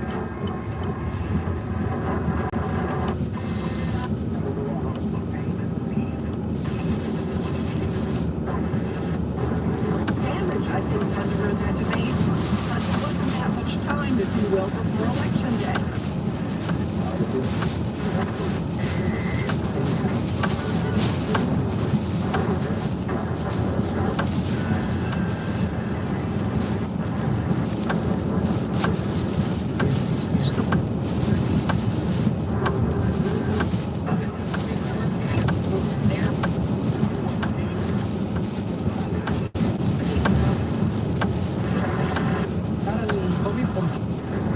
Let's do a full screen. Let me see if I can just go over here with my mouse. And here it is. Okay, so thousands of power outages in our area right now. I want to show you Palm Beach County right now, reporting 1,610 power outages as of right now. And I want to go up north here to Martin County, 190 power outages over there in Martin County. This is St. Lucie County, 830 power outages being reported as of 9 o'clock. And in Indian River County, 840 customers without power right now. And we know that field workers are out there trying to restore the power. And this is in Okeechobee right now, 80 customers without power as of 10:15 tonight. All right, Linda Jen. Thanks, Lily. And while many of you are remaining in your homes tonight, which is the smart thing to do, some are braving the storm on the water. Yeah, Ralph Heffler earlier tonight boarded a 40-foot sailboat over the Fort Pierce Marina, where some people are riding out the storm, having a hurricane party. I wonder if that's the same guy. That's exactly right, Liz. We are here on a boat called Never Monday. This is a 41-foot sailboat here at the Fort Pierce City Marina. I have some wonderful people here who've allowed us to come aboard their vessel to see how they are celebrating. That's right, they're celebrating, having a hurricane party tonight, awaiting the arrival of Hurricane Nicole. I've got Susanna, Dan, and this is a neighbor's little girl. Her name is Leo. She's 5 years old, and she seems to be having a great time out here, no matter what the weather may be outside. In fact, you know, we're on this sailboat down here. There's even, by the way, folks, a pet cat right there, taking it easy during the hurricane, obviously oblivious to the weather outside. You'd be amazed how stable this boat is. It's not rocking, it's not moving around. They've got it solidly tied down. And Suzanne, I guess a lot of people might be wondering, well, gee, is it safe to be out here on a sailboat in a marina during a hurricane? I think right now, I think it is. We've taken a lot of precautions and we feel pretty prepared. I mean, we're also prepared to leave if we have to, and we've talked about that and planned it out. But right now, we feel safe on it, yeah. What would have to happen in order for you to decide it's time to go? Honestly, probably the marina staff. If they came out and told us we had to leave, we'd obviously have to leave. But at that point, that would be a sign that things are getting a lot sketchier than we had. Spent the night on a boat during a hurricane? So we were here for Ian. Obviously, we got missed by the largest portion of the storm, but we did, we got the winds and we rode it out on the boat. Yeah, right here. So as far as being worried tonight, what would you say? I would say we're not really worried. We're just kind of, watching the weather and paying attention. We have, apps and weather alerts, and we're checking in every once in a while to...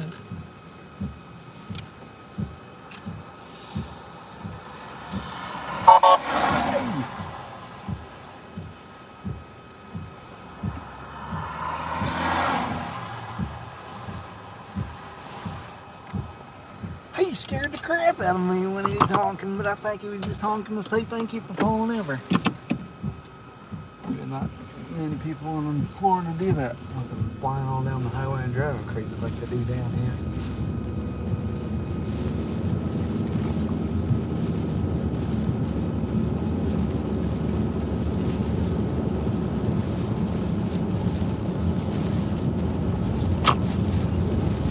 All of us are when the hurricane arrives. live in Fort Pierce, Al Peffley, CBS 12 News. All right, nice job, Al. All right, here's a live look now in West Palm Beach. And we understand this is Flagler Drive at Banyan Boulevard. And as you can see, a lot of water coming up onto the street. Yeah, not a lot of people, if any, out tonight. No cars. It's just, it's amazing because it's been raining like this for hours. And of course, you can tell the wind is gusting out there. The good news is it doesn't look like there's been a lot of damage. The winds has been, the gusts have been pretty strong, but it doesn't look like we've seen a lot of downed trees. But this is amazing. This is what we saw a little bit earlier. And just the water coming in off of the ocean and coming up onto the roadway. This is all up and down Palm Beach and the Treasure Coast tonight. We've been seeing this along both sides, along the ocean side and, of course, along the inlet sides. And it's just incredible seeing that. This particular video is Jensen Beach Causeway under the bridge, and here's another look at that causeway, high surf, coming up over the seawall. Yeah, that is, and that's a roadway right there. So, a lot of people are just staying home tonight. They've been warning us to, pass that along. You shouldn't be driving around. This is a look under the bridge on the causeway. Yeah, this one I believe was taken by one of the deputies in Mark County, and you can see that wind coming in under the bridge. It's like a wind tunnel there, and it is just vertical. Let's take a look at some video now that the West Palm Beach Police Department put out. These are winds, picking up, you can see, downtown, south of the Brightline train station. And incidentally, Brightline will begin running trains tomorrow morning, southbound at 7:48 in the morning. You may want to check that. I know in Miami, most of them, it's going to be... I think Miami starts at 9-something coming north, and West Palm Beach starts at 7:48 going south. Yeah, so pick up where we left off, I guess. If you have any questions about the storm, remember there are people who can answer those calls for you. Palm Beach County has activated its Emergency Information Center. They will talk to you, answer any of the questions you might have. The number there on your screen is 561-712-6400. If you live in Martin County, you can call the Martin County Emergency Management Line. And if you're in Indian River County, you can call the Citizen Hotline. The number's on your screen, 772-226-4000. And residents over St. Lucie County, they need to call this.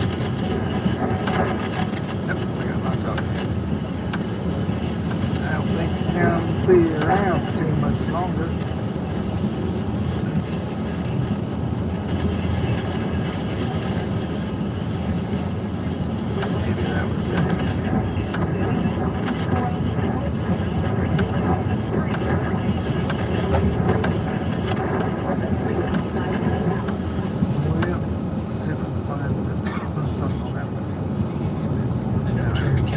Throughout today, and they will be tomorrow as well. Those counties, other than Palm Beach and Okeechobee, also have planned holidays on Friday for Veterans Day. That's the good news.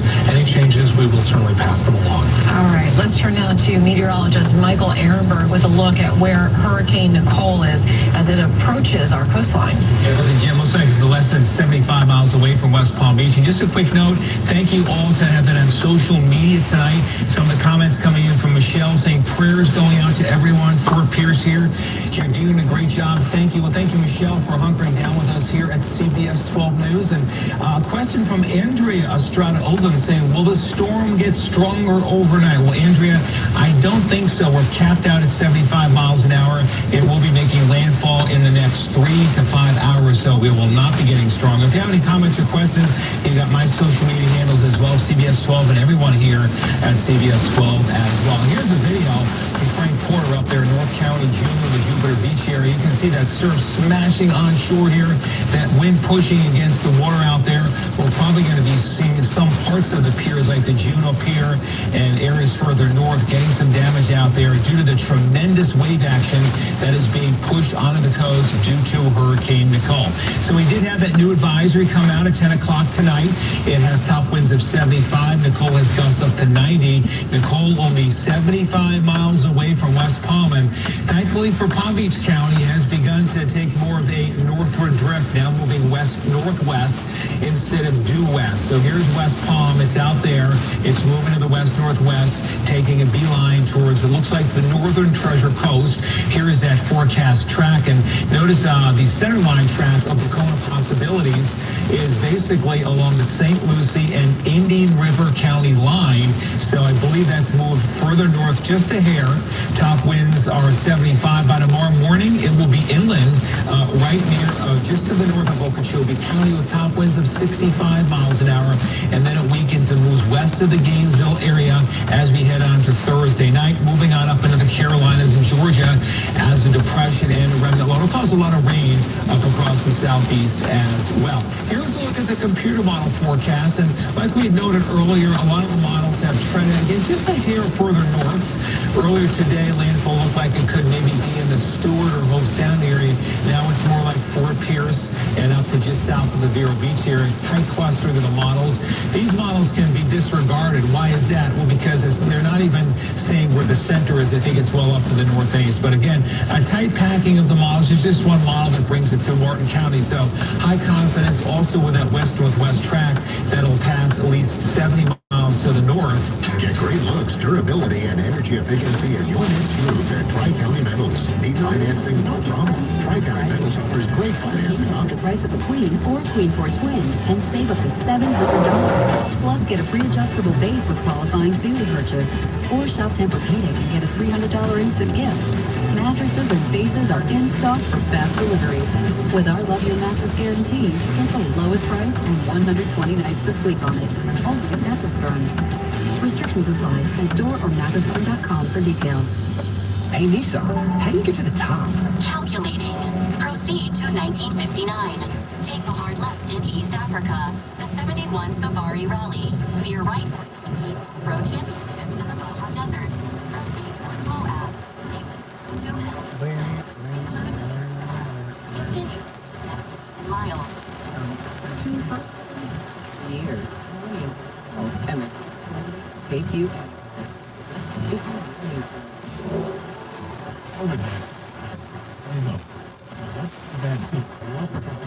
The original COVID virus and Omicron. Everyone 5 and over can get one. Find updated COVID vaccine.gov. We can do this. Paid for by the U.S. Department of Health and Human Services. At Shaman, we heard you shouldn't talk about going to the bathroom in public, so we decided to sing about it.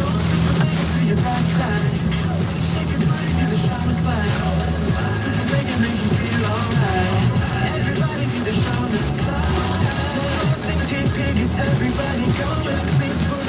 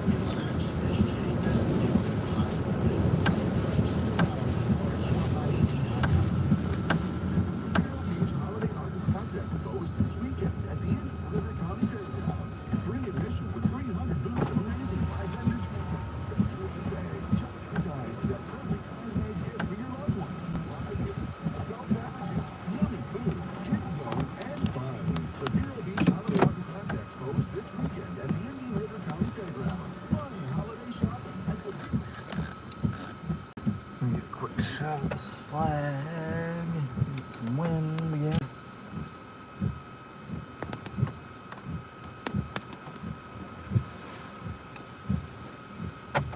And of course, then stopped.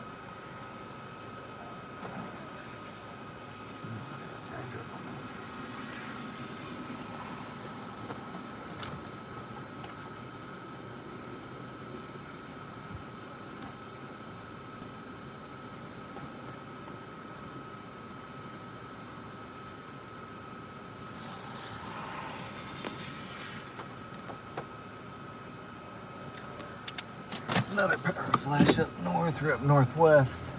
I wonder if it'll keep going.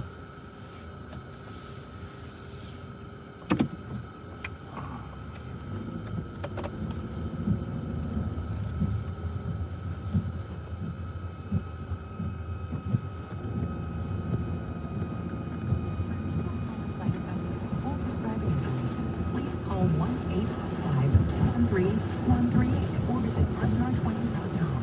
I'm going to ask my doctor.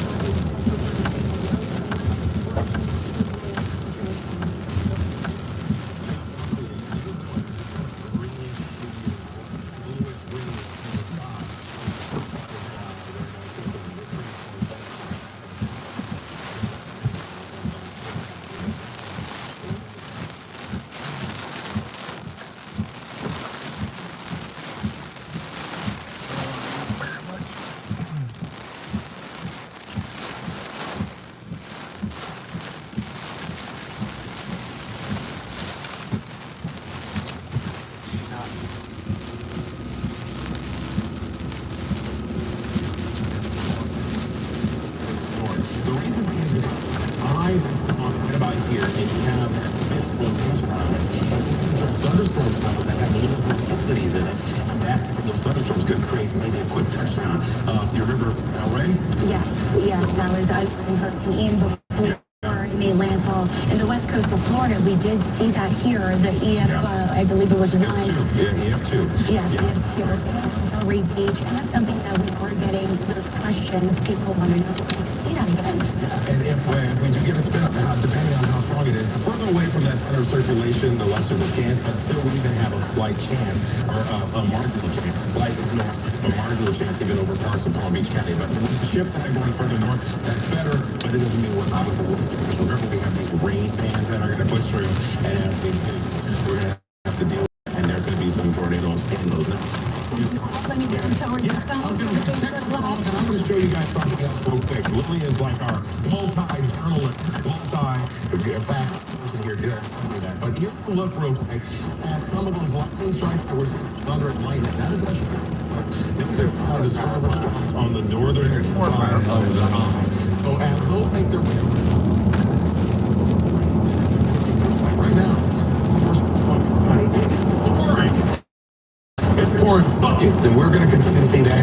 Also in portions of Martin County, you see that orange and yellow, Vero Beach, Stewart, over towards Fellsmere, some heavy rain, Okeechobee. So we'll continue to see those heavy rain bands pushing through. 3 to 5 inches, up to 6 inches, pockets of maybe 8 inches of rain. That's a lot of rainfall coming down on already saturated ground. So you're going to get standing, ponding, water flooding conditions.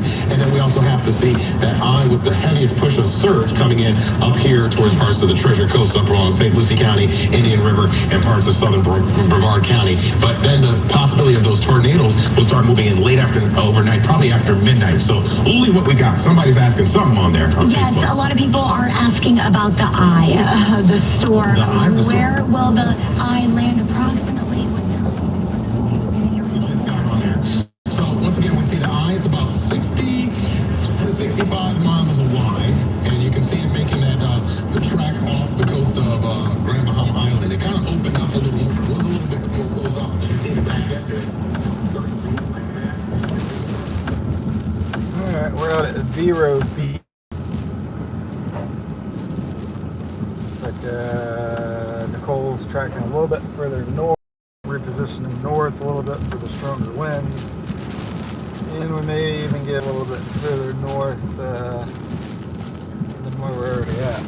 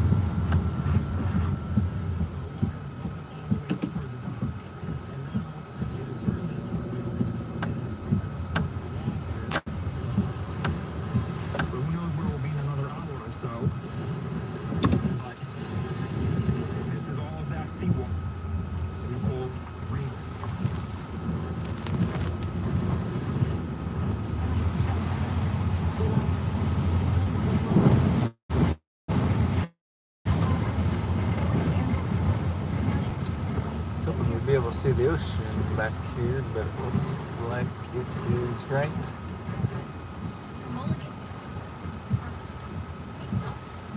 It's out there a ways. It is down a ways.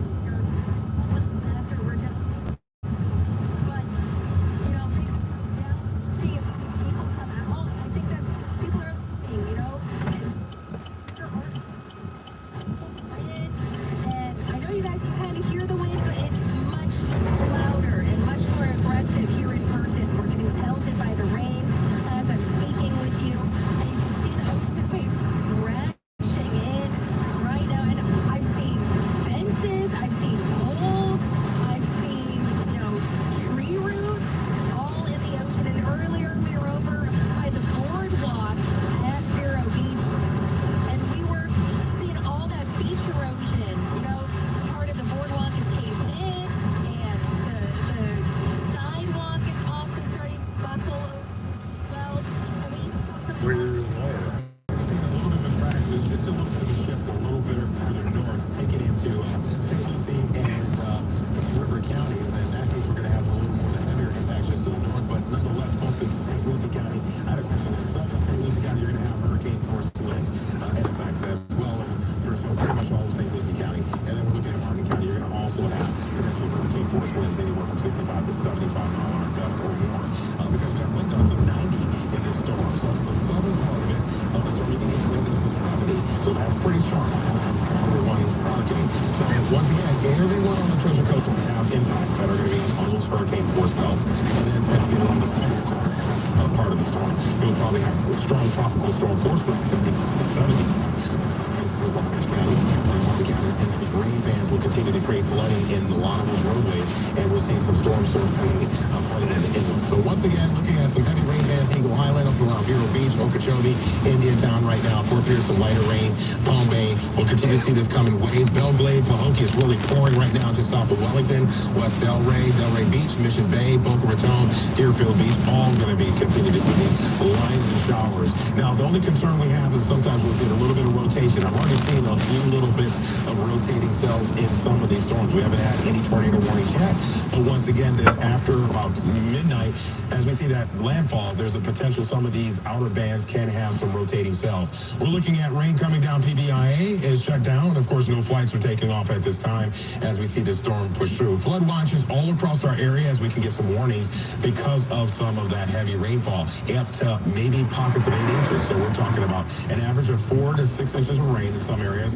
A little bit further south, southern portions of Palm Beach County, maybe 2 to 4 inches of rain. And then you get up to the north, we're seeing that maybe 5 to 6 inch rain in inland over towards Lake, over north and west of Lake Okeechobee. So as we see this come into play, 11 p.m., you see that potential landfall with the wind field pushing onshore, moving over north of Okeechobee County. The strongest winds will wrap around on the northern edge of the storm. Then it makes its way across the state, starts to lose a little bit of strength. But take a look at how the winds start moving out of here. 2 p.m. on Thursday, we're going to see breezy conditions, breaks in the clouds, and we'll start to get clearing in through the overnight. Friday will be relatively quiet. We'll go into the weekend on a much quieter day. That's good news. But we're all, like I said, 100% chance you see this area.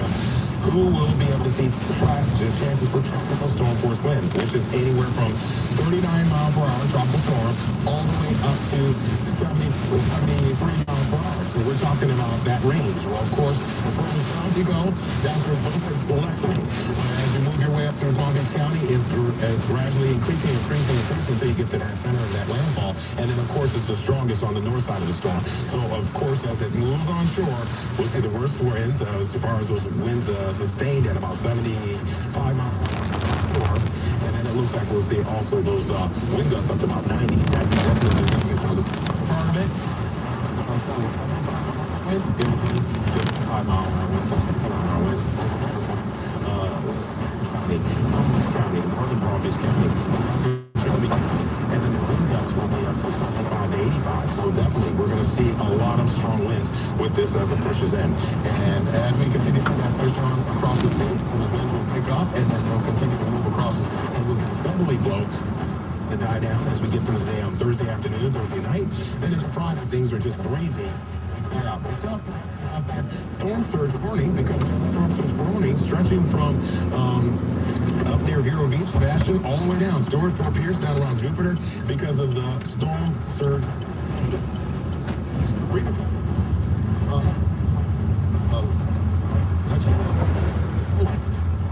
Definitely.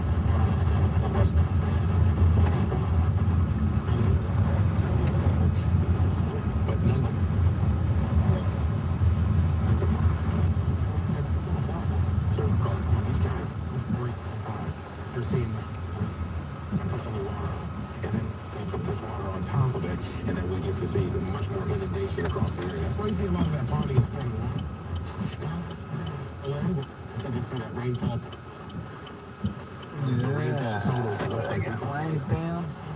On the front, we'll see anywhere from 3 to 5 inches in some areas, a little bit heavier punching just now. Yeah, maybe. We'll see the storm make its landfall coming on shore. Looking at about 3 o'clock, through. It's coming north and west, and by 8 o'clock. o'clock in the morning. And still a few back truckers on that. And then it looks like after putting some windows and clouds, some rain that crap about it. But we're looking at 2 o'clock. Shut these lines down. Mine. Next to him.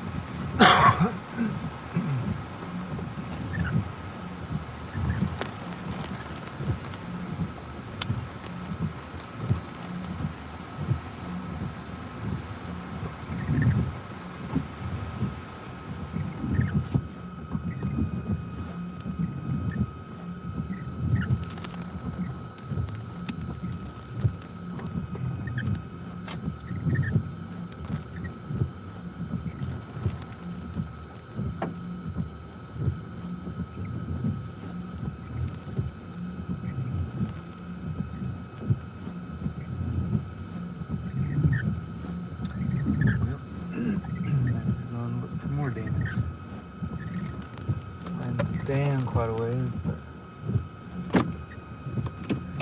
not breathe.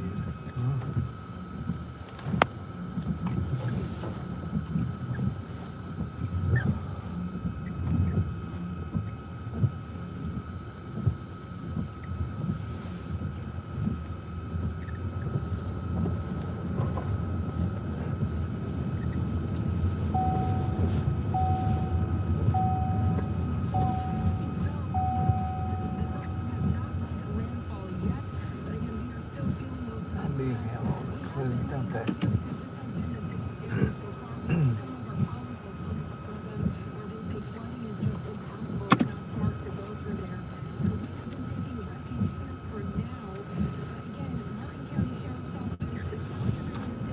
That's the beach out there, but it looks like they've closed that road at least there with some concrete barriers. So we'll just see if there's a alternate route we can take or not.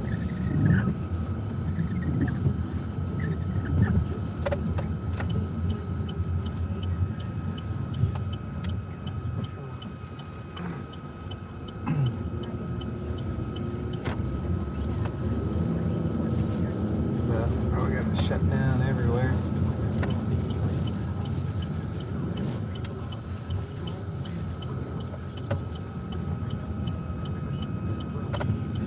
Yep.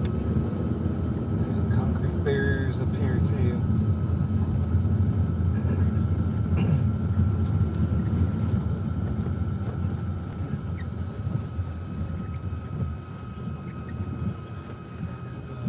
Nice to get over there. It's dark. Oh, look at that light in there swinging around.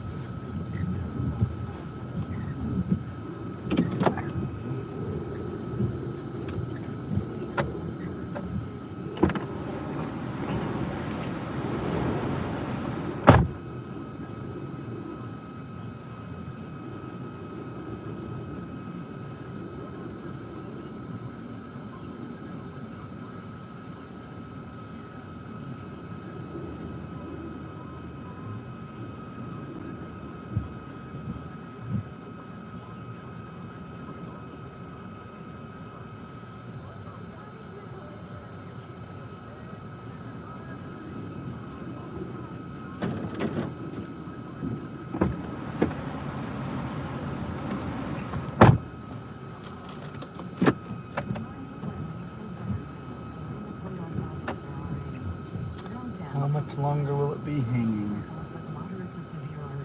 I'm surprised it's still on. The bulb's not broken.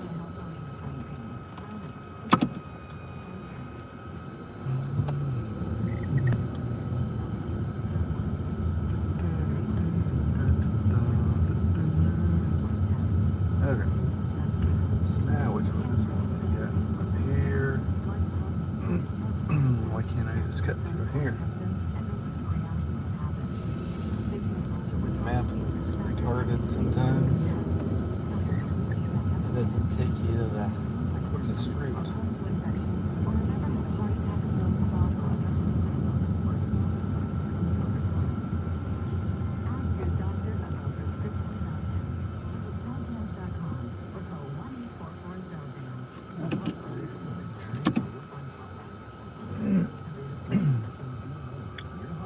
Let me get some more concrete barriers. Yep.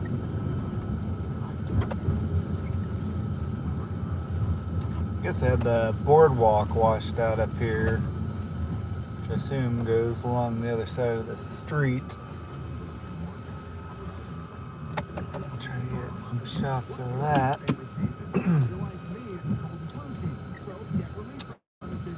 But I've got, I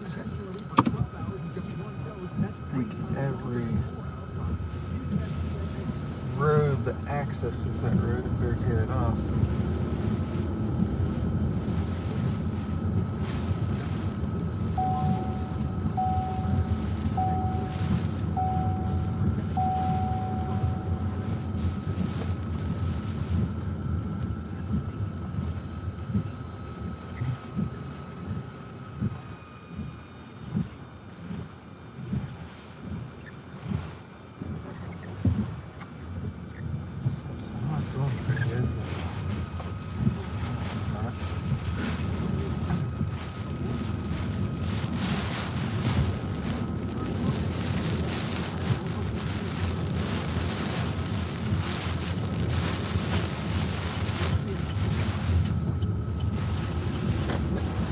Got barricaded off.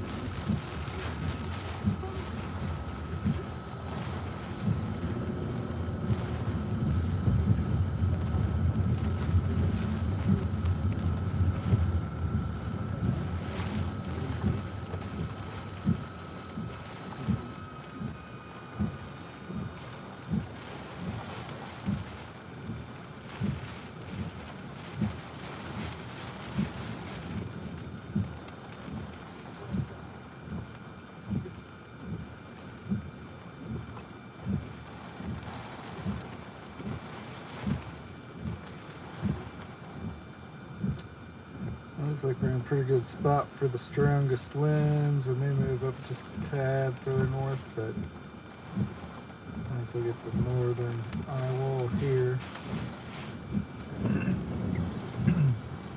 Probably get from the way of the trees, even though they're palm trees.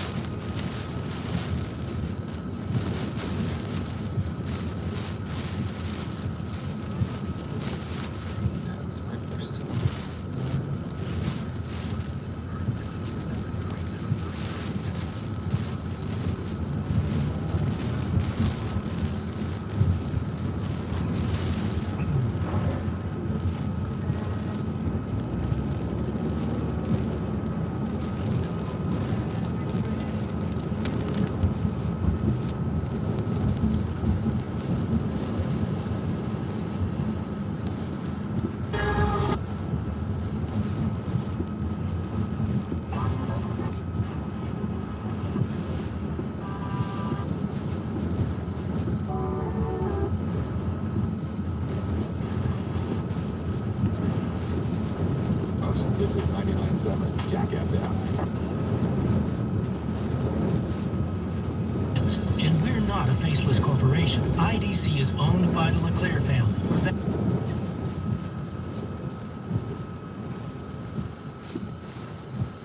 Well, Radio brings you New to View.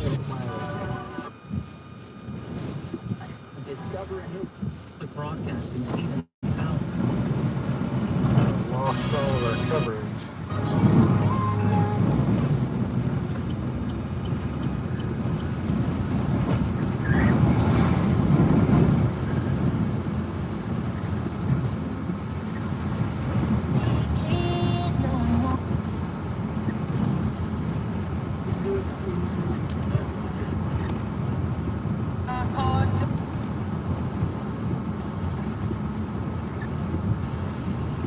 Alive on life support ever since.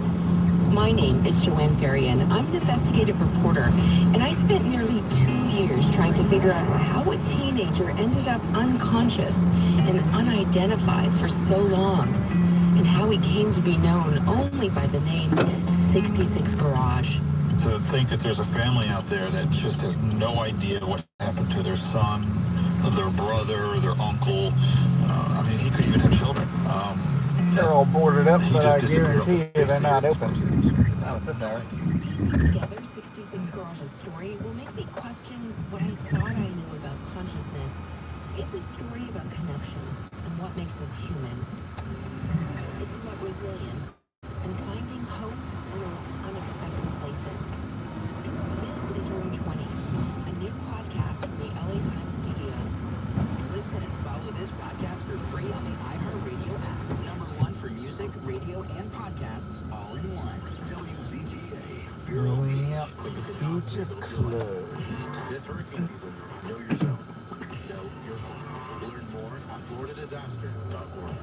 This message is sponsored by the Florida Division of Emergency Management, the Florida Association of Broadcasters, and this radio station today.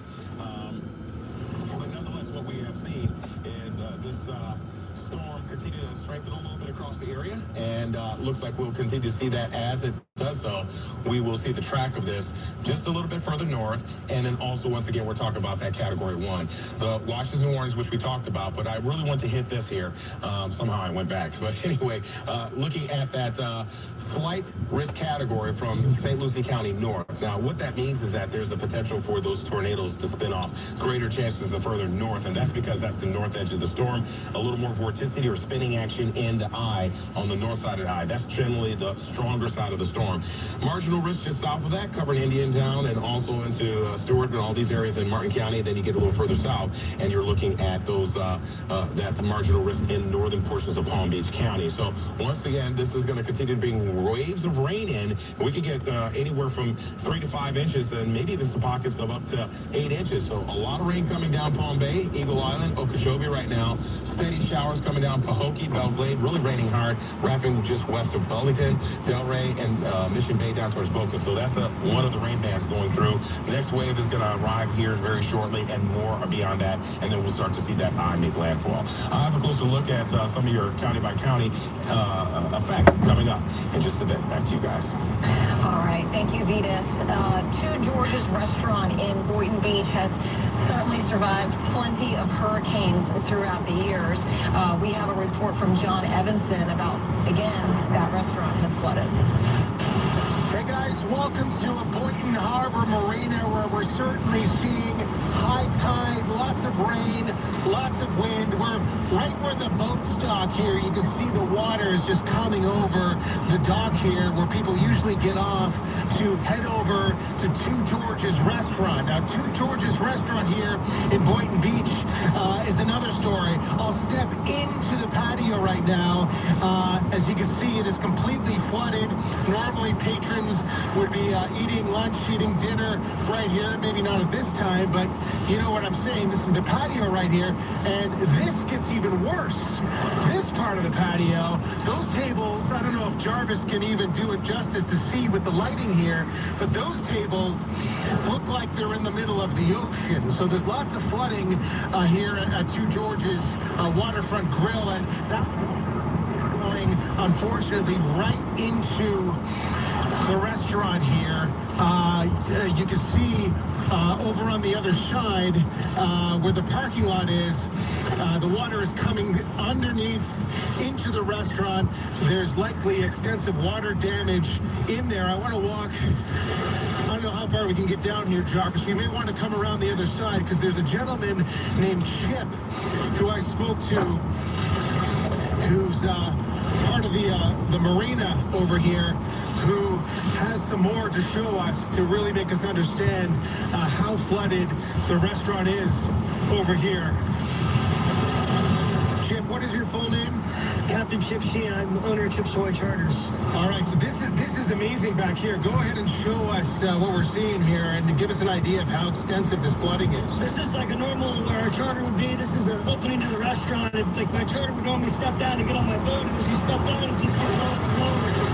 The boat here. Yeah, that's going to be above my boots. I'm not stepping down there like you just did. No, you don't have to do that, but I just here all night long just worrying about our business, making sure that the boats are okay. This is the highest I've seen in 20 years, so something to worry about. You've been here for 20 years.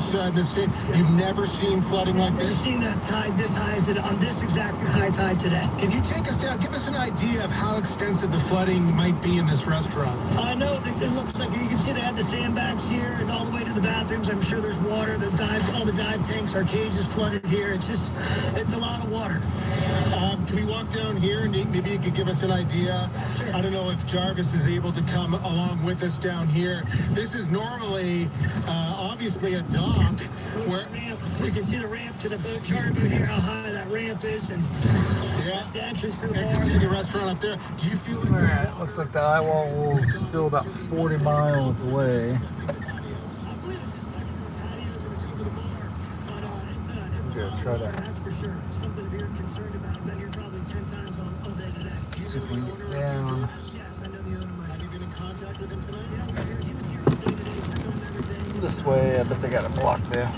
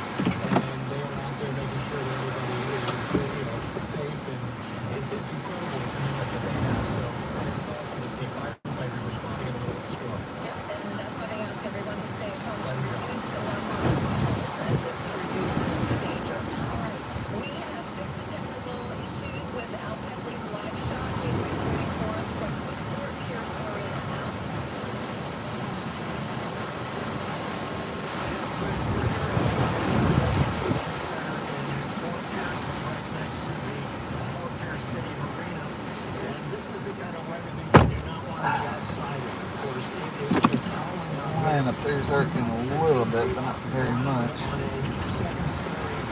Sparks down there.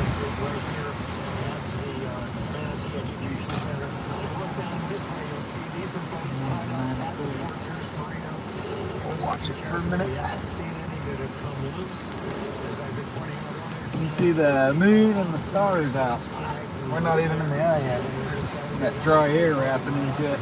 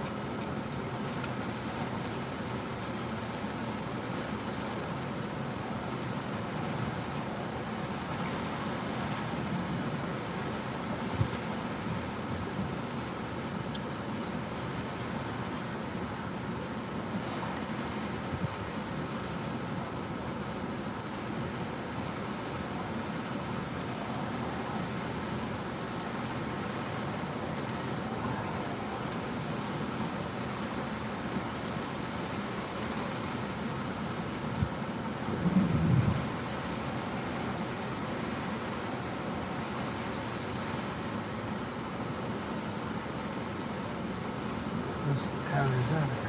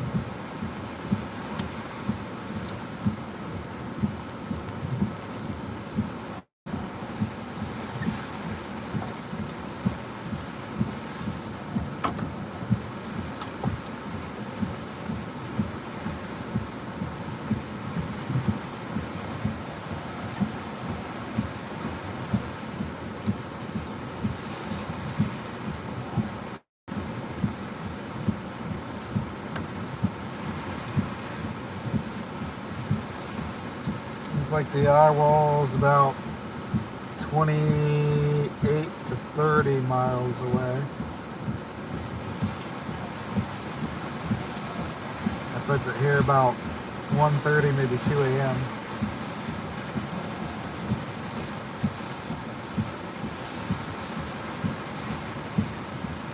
Getting ready to get some wind up here with another storm moving in.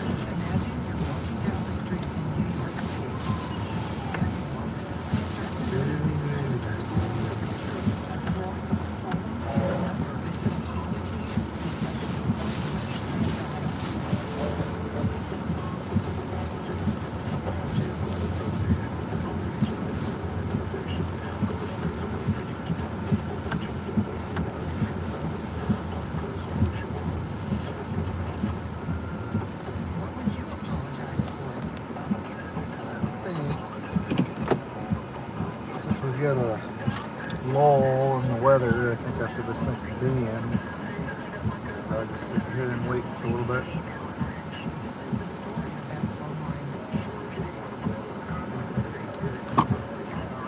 Still be a minute.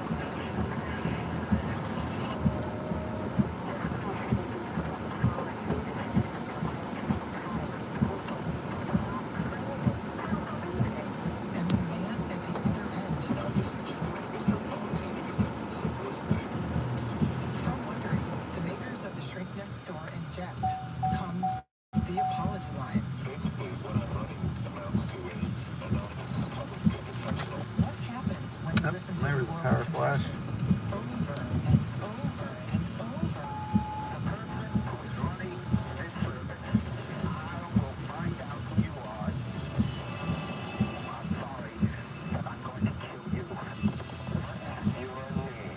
Mr. Apology never told callers his real name. But I knew his name because he was my husband. 6039. I'm Marissa Bridge. For 15 years, I watched the apology line grow, and I saw Mr. Apology unravel. I knew the suspicion was making their relationship difficult. Listen and follow this podcast for free on the iHeartRadio app. Number for music, radio, and podcasts, all in one app. Looking back at the world of sports, the iHeartRadio Weekend Sports Time Capsule. What's going on, fellow sports fans? It's Andy West, and I'm here to take you on a journey back to this week in sports history. We'll start off way back in 1875 with the Harvard-Yale game, the first college football contest with actual uniforms. Jumping ahead, this week in 1964, Bob Pettit of the then St. Louis Hawks becomes the first NBA player to score 20,000 points. This week in 1970, one of the NBA's three newest teams, the Cleveland Cavaliers, won their first game of the season and first game ever. The W was a 105-103 victory over the Portland Trail Blazers, another of the three expansion teams. It was the Cavs' 11th game of the season, and they didn't win again until December 6th, at which point they had a record of 2-27. This week in 1979, for the first time in Major League history, two players are named co-winners of the National League MVP award. The St. Louis Cardinals first baseman Pete Hernandez shares the honor with Pittsburgh Pirates outfielder Willie Stargell. This week in 1992, Riddick Bowe wins the undisputed world heavyweight boxing crown with unanimous points decision over Evander Holyfield in Las Vegas, the first of their three meetings. This week in 1998, the ball hit by Babe Ruth for his first home run at Yankee Stadium is sold at auction for $126,500. And this week in 2007, Brett Favre joins Dan Marino as the only quarterbacks to throw for 60,000 yards in a career. And that's just some of what happened this week in sports history. The Weekend Sports Time Capsule on iHeartRadio. With hazardous toxins. The toxins found in the water at Camp Lejeune may cause Night health Fort issues, Pierce. especially later in life. Types of health issues associated with water at Camp Lejeune are numerous. If you or a loved one lived near Camp Lejeune between 1953 and 1987, you may be entitled to substantial financial compensation without going to court. Even if you were turned down in the past, a new law can allow you to file a claim today. If you or a loved one spent time near Camp Lejeune, call the Negligence Network to find out if you're eligible for financial compensation. There's no fee unless we win your case. Call 1-800-600-5536. That's 1-800-600-5536. 1-800-600-5536.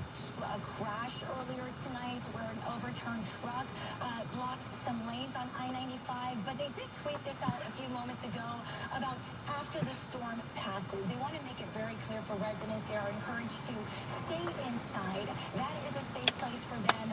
Immediately after the storm, they go on to say not to travel to any roads until the officers have inspected the city for any damage, any flooding, and also from down power lines and trees. It's very dangerous for people to be out on the roads when that occurs, and also for other hazards. Now, I want to go down to St. Lucie, where officers, this is them earlier tonight, just a briefing, making sure that everyone's on the same page, ready to respond to any emergencies.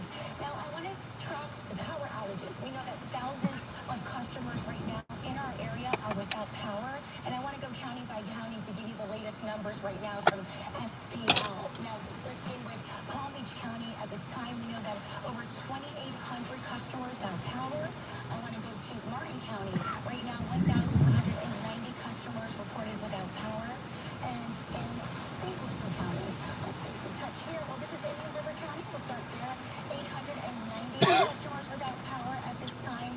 And in St. Lucie, over 1,130 customers without power. And to the west of us, in Okeechobee, they are reporting over 100 customers without power at this time. FPL workers, crew members, they're out there working through the night, through the storm, to restore power as needed. Ladies and gentlemen. Thanks for that update, Lily. We're going to have more live shots and reports from after the break.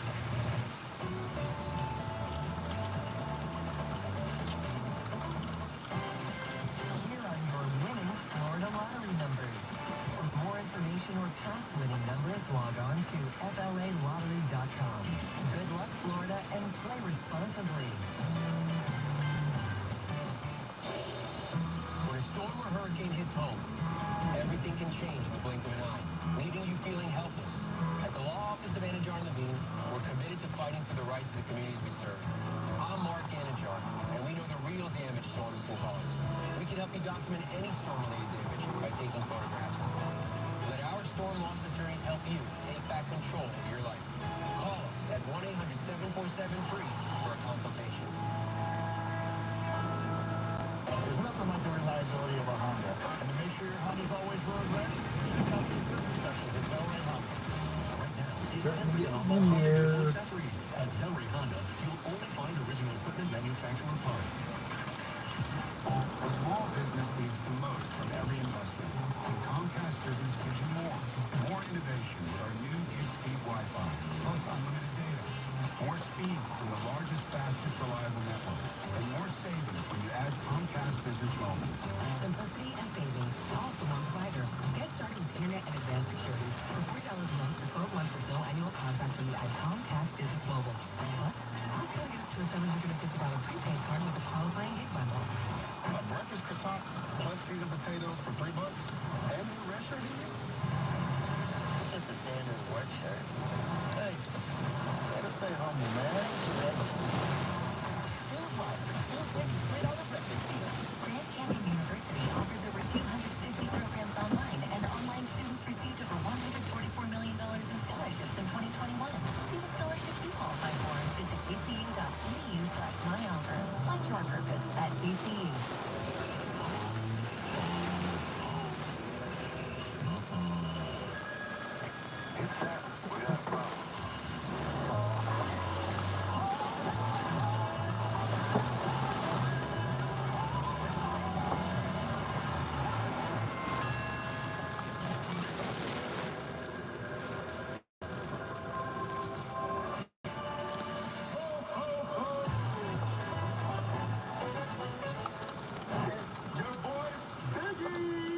That is Reggie Bush, dressed up as a Wendy's biggie bag.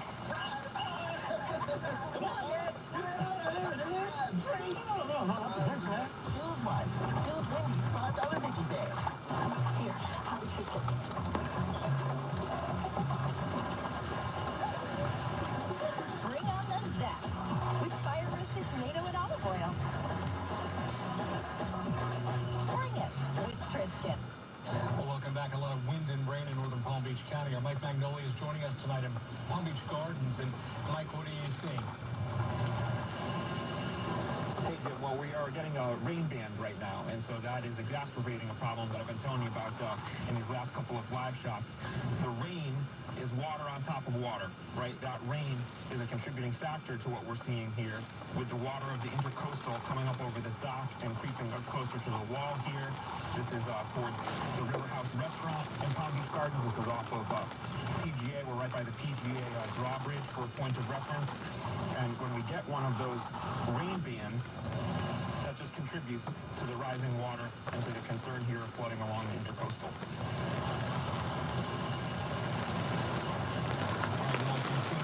Businesses that are seeing this water a lot of these businesses and homes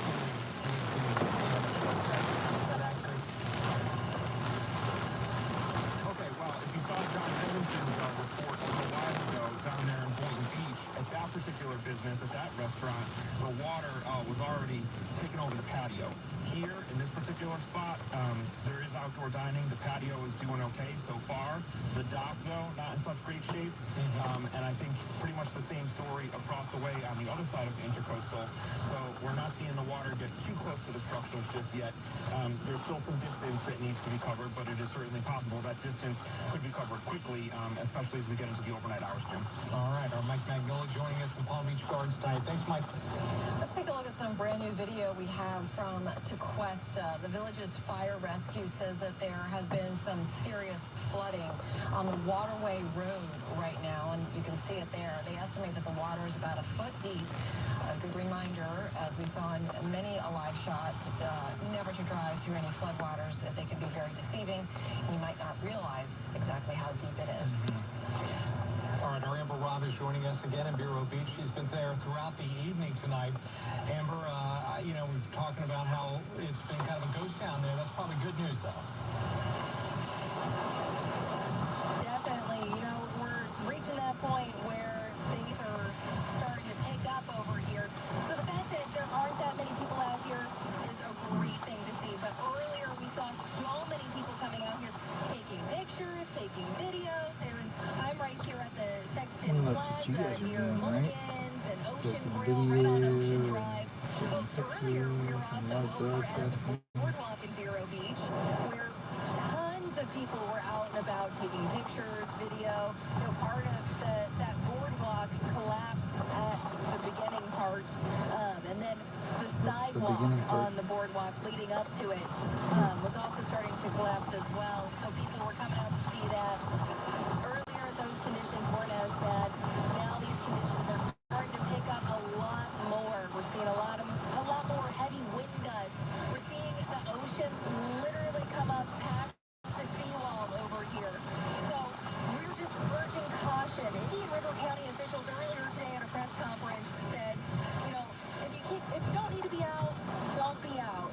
They actually, where we're currently at, asked people to voluntarily evacuate, but there still are several people who are sheltering in place at home, and we're walking closer to the ocean right now. As you can see, there's a lot of things just kind of moving around in the ocean. I've seen fences, I've seen poles, I've seen tree roots. You know, the amount of times that the ocean has just crashed above the seawall over here is great too. So we're seeing a lot more extreme conditions coming our way. All right, Amber, thank you for that live. We're going to take another live look now. This is happening in Palm Beach Shores. There is extensive flooding, and as you can see, fire rescue is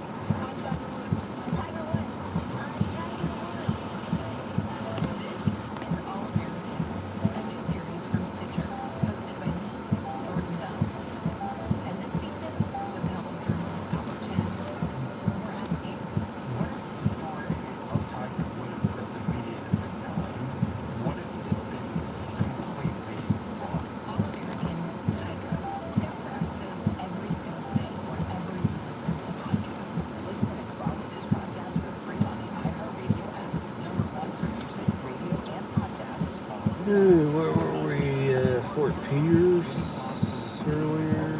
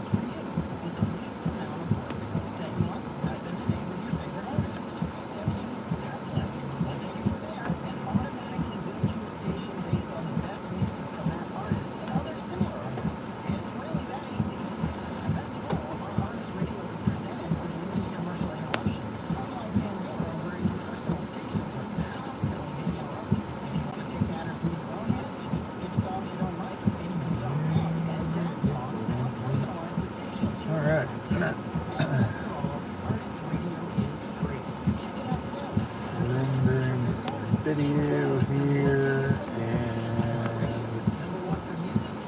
let's see what else is doing that.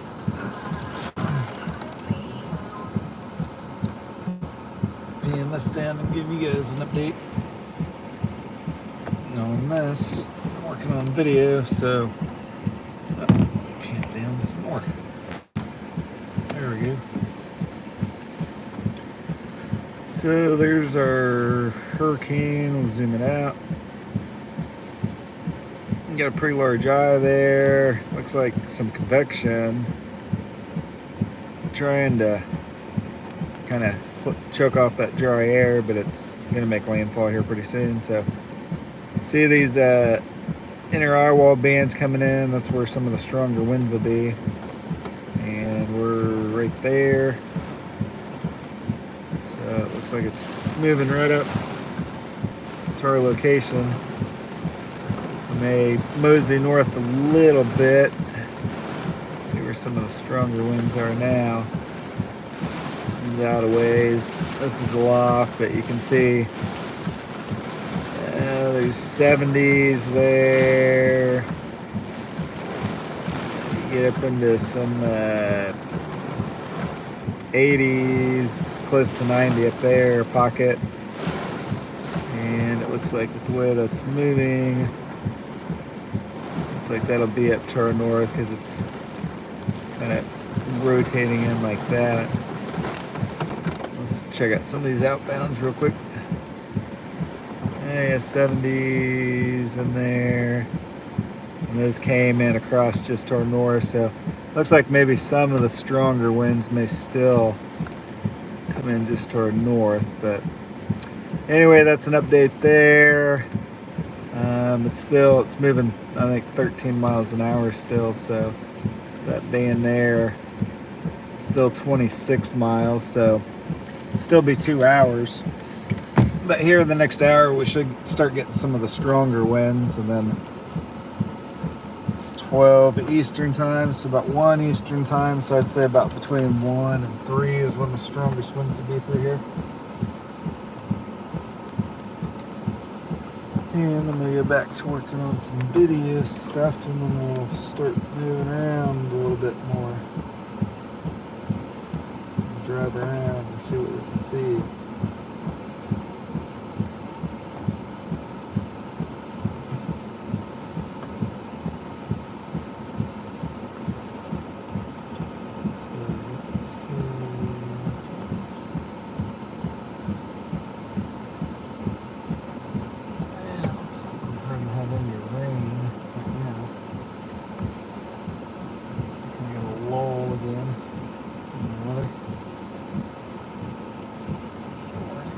they are trying to pump all of this water out of the parking lot. Yeah, and what's interesting, if you see they put a little retaining wall there, apparently that water is coming right in. This is from the Palm Beach inlet. That water's probably backed up.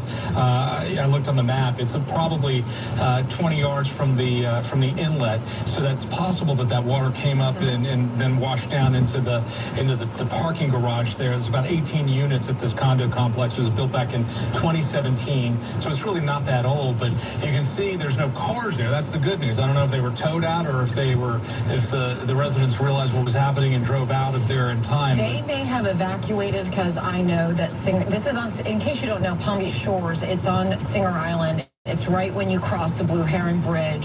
You know, you make a right. It's by Sailfish Marina. It's its own little town. But all of our barrier islands were supposed to be evacuated. So it's very possible that everyone evacuated as they were supposed to. You would hope, yeah. And you can see they've got two giant sump pumps there. They're going to pump that water out of there. But again, we haven't seen a whole lot of this. This is something that we must have picked up. It's interesting. Everybody is still working as the storm goes on, trying to prevent some damage like this from happening, but overall we've seen minor damage tonight, and that's the good news. Lily Ortiz is standing by. Lily, you found something that was interesting on social media tonight. Go ahead and share that with us. Yeah, officials are definitely working throughout the night, but I want to show you this. The village of Tequesta, they are reporting some road closures there because of this, a sinkhole. Now, this was taken a few hours ago, but officials there have since said that it has since grew. Now, I want to show you exactly where this is. They say a sinkhole has been reported on Pine Hill Trail and Quail Circle. Now, this is east of the Tequesta Country Club. For those who are living in that area, if you're familiar with the country club, where that is. Now, this is where where Public Works Director, they're saying that they are aware of this. They are working on a solution to fix this, but again, reminding people in that area to stay off the roads and stay away from this area as they work to fill this hole. But I want to see if there is an update from them. I believe they have since tweeted, well, this is in the map. They just want to give the residents there just a better view of where this sinkhole has been reported. But 20 minutes ago, they say due to the sinkhole on Pine Hill Trail and Quail Circle, that village there in Tequesta closed off that road. They go on to say that due to fractures leading away from that hole, it is anticipated that it will get larger. So the hole is currently filled with shell rock, but the weather will wash it away. So that is the latest over in Tequesta, Liz and Jim. So we've seen sinkholes tonight. We've had intersections with lights out. We've had street flooding. This is definitely, and some trees down on some roadways as well. We've shown all of that to you this evening. If you're going to be waking up in the morning to go anywhere, make sure you take it slow. And definitely want to make sure you keep your eyes wide open. There's going to be a lot of flooding and possible damage in the morning. We're going to take a quick break. We'll be right back.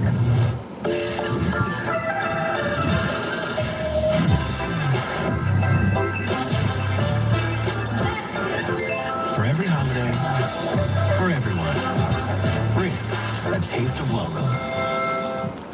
Kick off your savings now at Mike Maroney Chevrolet, West Palm Beach. Score big with our lowest prices and payments. Buy with 2.9% financing. Make no payments till 2023. Plus, get free delivery anywhere in Florida. Drive a new Chevy Silverado, $298 a month. $298. Plus, we want to buy your car, truck, and pay you more than it's worth. At Mike Maroney Chevrolet, West Palm Beach. And now, One of the greatest love stories of all time.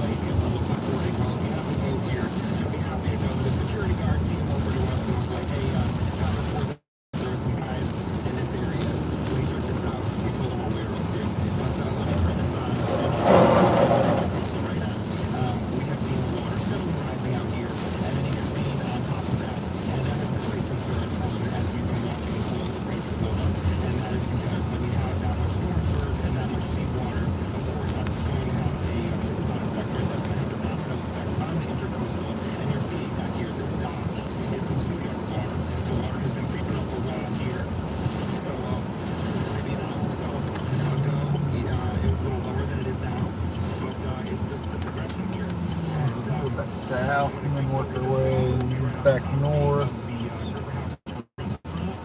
Some herons flying around this morning. Big blue herons.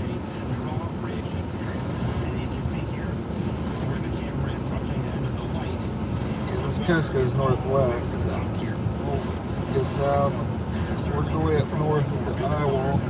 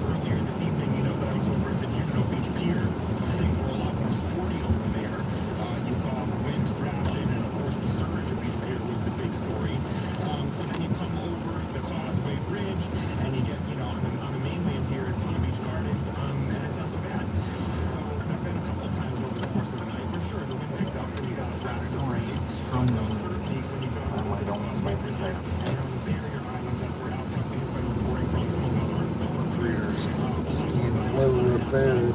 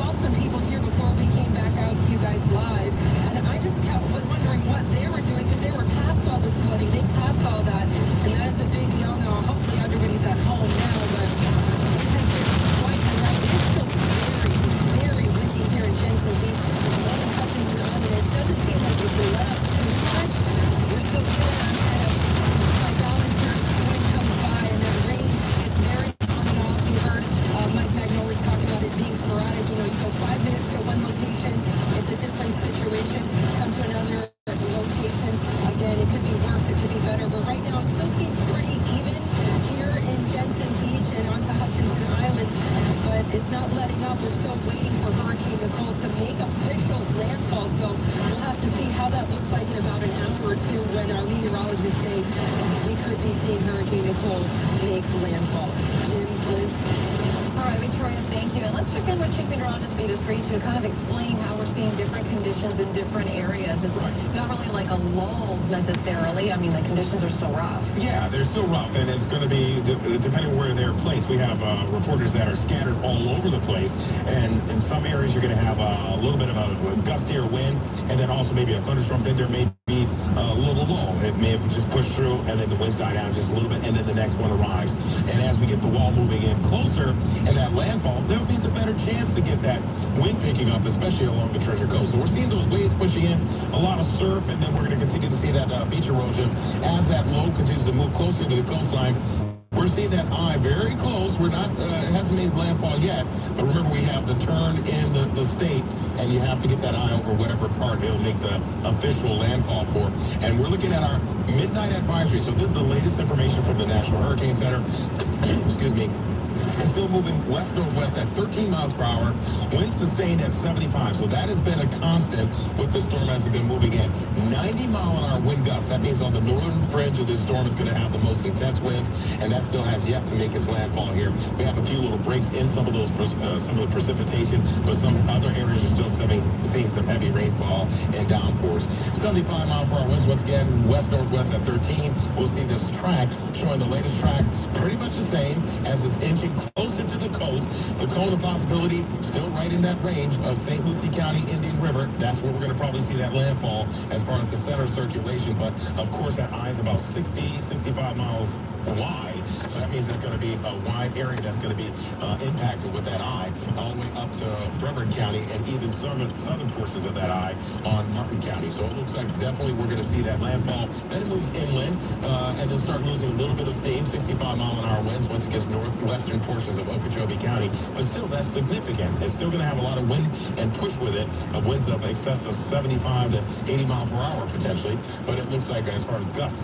But then it makes its way up around the bend of Florida and heads up into Georgia and the Carolinas. The model runs are pretty much on point as far as that landfall in along the Treasure Coast in St. Lucie County and into Indian River. And it looks like what we'll see is that Category 1, 74-mile-an-hour winds. It's right at 75 now, gusting to about 90 mile an hour. So some shingles, gutter, and vinyl siding will have damage. Large branches will snap, and that will create power outages.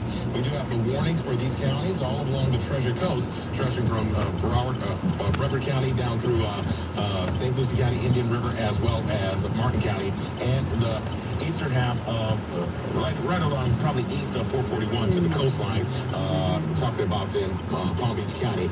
Tropical storm warnings are west of that, wrapping around Lake O, up into Okeechobee County, and it looks like we also have the threat of maybe even some isolated tornadoes late overnight as that eye comes on shore. Some of those rain bands can have some small vorticity. It is a slight risk, but then wrapping around that, a marginal risk. So the higher risk is as you go up the high. So once again, we're looking at the center circulation. You can see the eye there. It's off the coast, not too far. Where will the official eye make landfall? Somewhere up there, maybe of Martin County, up there towards Stewart, maybe over St. Lucie. Where will it be? I should say an island somewhere along there. So we're going to look very closely to see where all of these counties along the Treasure Coast will have that eye making its way over it as it moves in. And we'll continue to see those waves of rain bands pushing it in, and as they do so, well, what happens, we'll get those rain showers picking up. Some of those can have a little bit of rotation in them, so we'll watch these bands rain across the area and continue to be in waves until the storm moves north. You can see just rain across the area, PBIA in West Palm Beach, and we're looking at flood watches across the state as we continue to see the rain come down. And we're looking at those local fog pads that move through. Thursday, 6 a.m., we're seeing that center circulation heading over towards north of Tampa by 10 a.m. So as you can get better as the storm continues to move north, and our winds will start to die down. Conditions will get more favorable. Clouds, maybe a trailing shower or a band coming through on the back end of it. People have to clean up and things like that. But remember,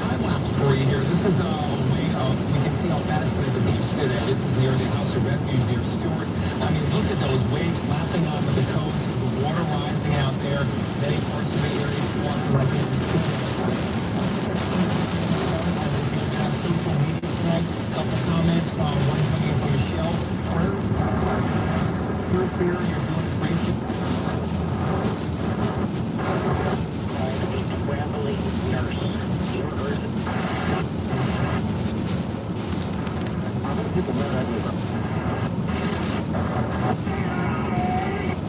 us apparently not.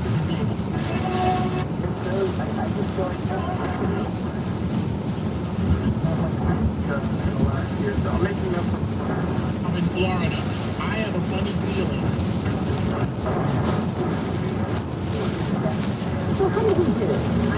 Actually, a number of Bingo at unbound.org.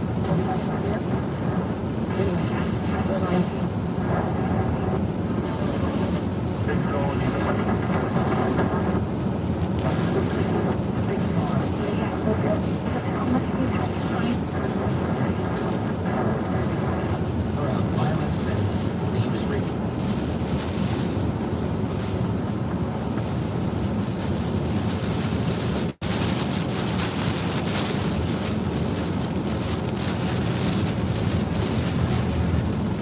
South Lake Worth Pier 55, so a lot higher as you get near the coastal areas. And here's a look at our latest report of winds. Vero Beach has sustained 26 gusts to 44. Winds in Fort Pierce gusting to 35. So near or just a little bit above the tropical storm status. We haven't seen gusts, anywhere near hurricane status, not yet. Sebastian, again, 66 the closest, but the hurricane force wind gusts start at 74, so 8 miles an hour below that. Sustained 25, gust to 36 there in the West Palm area, and a 34 mile an hour gust there in the Wellington Pacific. Quick note, thanks for the NOAA hurricane hunters. They've been in there tirelessly looking at the systems out there in 3 different types of planes. We got the WP-3D Orion, with a wingspan of almost 100 feet. Now, this flies into the eye of the storm, determining a storm's intensity. The G4 research aircraft goes, and that's a high-altitude plane, goes up to 45,000 feet. It flies around the periphery, sampling the environment, and one of the larger C-130s, this is the big one, goes a little bit lower to 33,000 feet, but this is a plane that flies right into the eye of the storm and dropping those drop zones, which we get information back on temperature, pressure, wind, moisture. That information gets put into the computer models and allows us to have more accurate forecasts. They've been doing that for decades, so thanks to them. All right, how much rainfall we had so far? So far, with Nicole, we've seen on the Treasure Coast anywhere from 1.5 inches to about 2 inches of rainfall. This is in the last 24 hours. Almost 2 inches north and west of Vero, about 2 inches there between Stewart and Hope Sound area. Palm Beach County, mostly 1 to 2 inches, and I said it almost 3-inch total there in the Boca Raton vicinity.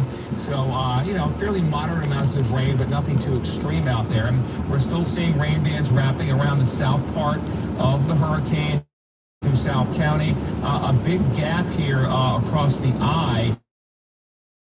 60 mile here, so as it comes on shore, there's likely to be a dry period there for St. Lucie and Indian River County. Right now, still some steady heavy rain there across the northern part of Indian River County. South County, Palm Beach County, mostly rain now from Delray to Boca out to the western areas. This is wrapping in, so heavy rain coming into Boca and Delray. A little bit of a light break with sprinkles from Lake Worth to areas down sort of the Hypoluxo area. Mostly light rain moving through the western communities, Wellington, Royal Palm, the Acreage, through the West Palm area down towards Lake Worth Beach.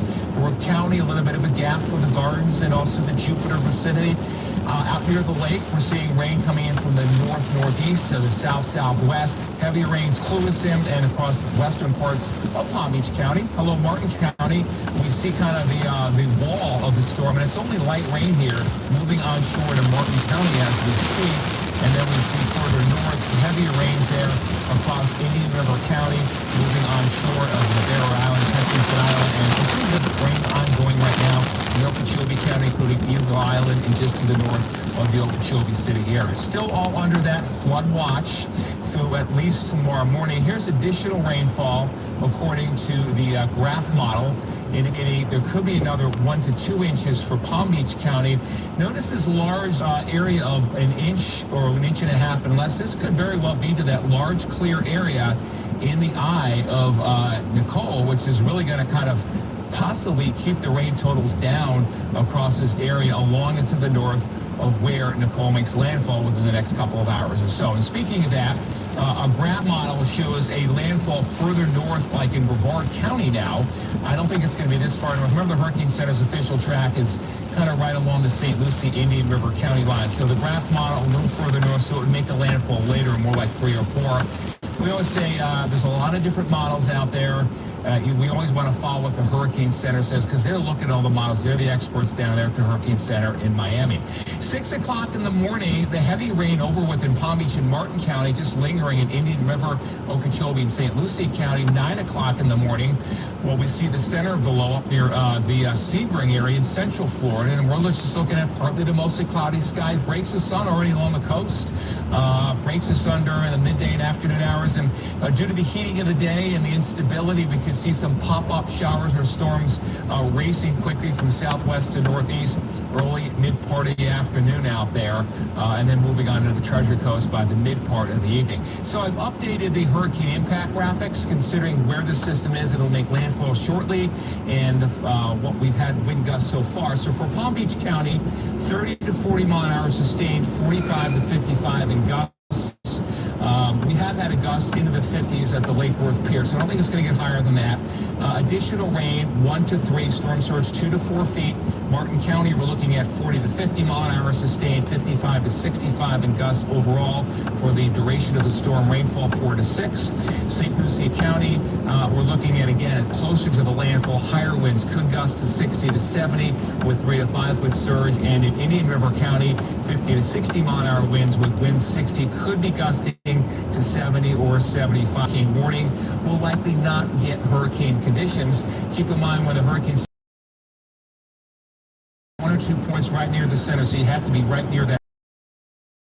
Are less than that, which is certainly good news. Okeechobee County, winds 30 to 40 sustained, gusts 40 to 50 with rainfall at 3 to 5 inches. And once again, that storm surge warning in effect from Sebastian to Jupiter down to the Boca Raton vicinity. Storm surge 2 to 4 feet from about North Palm south and 3 to 5 feet for areas further north than that. The high tides, the high tide that we had at 8:34, I think, was when we had the highest surge. The next high tide's at 9:19, but the winds will be offshore, pushing the water away, so I don't think we need to worry about it. I think we're past the highest tides and the highest flooding that we've had. This coastal flood threat has been exacerbated by onshore winds, the full moon, and the alignment this time of year of the sun, earth, and moon. When you have that, and when the earth is closest to the moon, you get an extra gravitational pull, hence those higher tides out there. So what about, again, those wind gusts? Here's a new model update here for you. Like I said, this goes along with what my thinking was on those county-by-county impacts. 60 to 70, St. Lucie and Indian River County, gusts into the 50s, Martin County. Here's 2 a.m., about ready to make landfall. Winds gusting 40 to 50 North County, 30 to 40 South Palm Beach County. That's going to be it. 4 a.m., we are looking at lighter winds near the center, but still could be gusting to between 40 and 50 of the Gardens up to the Stewart vicinity, and then lower than that as we go into the southern sections of Palm Beach County. Back to Liz and Jim. All right, thanks, Michael. Well, we're going to take you back over. This is over near, this is off of Palm Beach Shores. Palm Beach Shores. This is over by Singer Island. This is the Ocean 18 condos. They were built back in 2017, and tonight they're dealing with this. They had some water get into the parking garage there. They're having to pump that water out. The good news is there were no cars in there, at least that we saw when we got to the scene, but they had about several feet, maybe 3 or 4 feet of water in that parking garage. And again, this is only about 20 feet from the, or 20 yards, I should say, from the Palm Beach inlet. So they back right up to the inlet. It's possible this is ocean water that could have washed down into the parking garage. We're not really sure, but as you can see tonight, they have their hands full as they're trying to pump that water out. It doesn't look like it's gone down at all, does it? No, We've been checking on this for about an hour. And they've got that little barrier up there trying to prevent that water from getting in, but I'm sure that's going to take them some time, and things are going to have to dry out. And hopefully everyone heeded the evacuation order on Singer Island and they're not still in their condo. All right, we're going to check in with our Luli Ortiz, who is standing by with some new information. Yeah, Liz, I want to show you this incredible video. This is from Tom Valio. He posted this on Twitter, and if you could see that bright blue and green light just lighting up the sky here from a power flash from a transformer blowing. And And you can see 1 moment before the flash, all the lights are on, and then all the lights are off. Now, we are monitoring the power outages in our area. We know thousands of customers in our area from the Treasure Coast to Palm Beach County are without power. Now, I want to zoom into this map. I want to start from Indian River County. Right now, over 1,100 customers are without power. FPL saying to that right now they are continuing to restore outages in between the storm's weather bands as long as it is safe to do so. They are asking for your patience tonight, and I want to show you in St. Lucie County and the latest numbers there. This map is not okay. There we go. It works. All right, St. Lucie County right now, 1,700 customers without power. In Martin County right now, it's 1,960 homes without power right now, and in Palm Beach County, 5,430. Those are the latest numbers from Florida Power and Light. Liz and Jim. The big threat there, Louie, obviously, is those power lines are susceptible when those tree limbs fall on top. That could be what we saw there. It's unclear if, I don't think it was a lightning strike, but it's possible a tree limb may have arced those power lines, and then you have that transformer go. But the good news is, when you think about it, out of all the power that is supplied to households in this area, we're talking about 1,000 per county.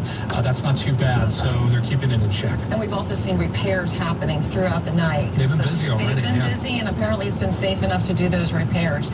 Let's head over to Vero Beach now. Our Amber Robb is standing by live to give us an update on the conditions there on the Treasure Coast. Amber.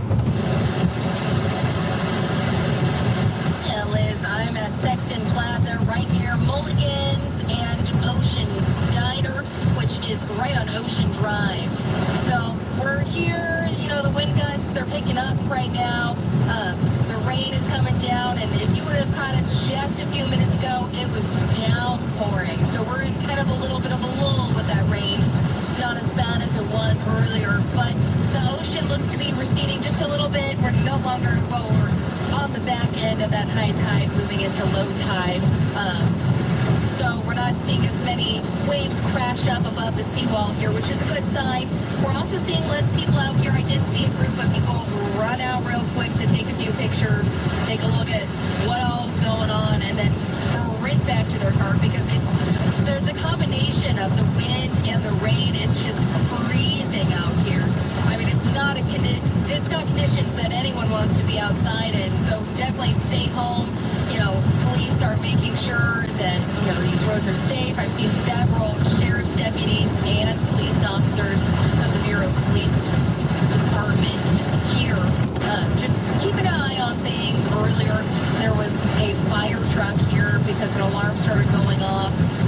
Nothing seemed to be happening. It just might have been the waves crashing into that business that might have tripped the alarm for a second.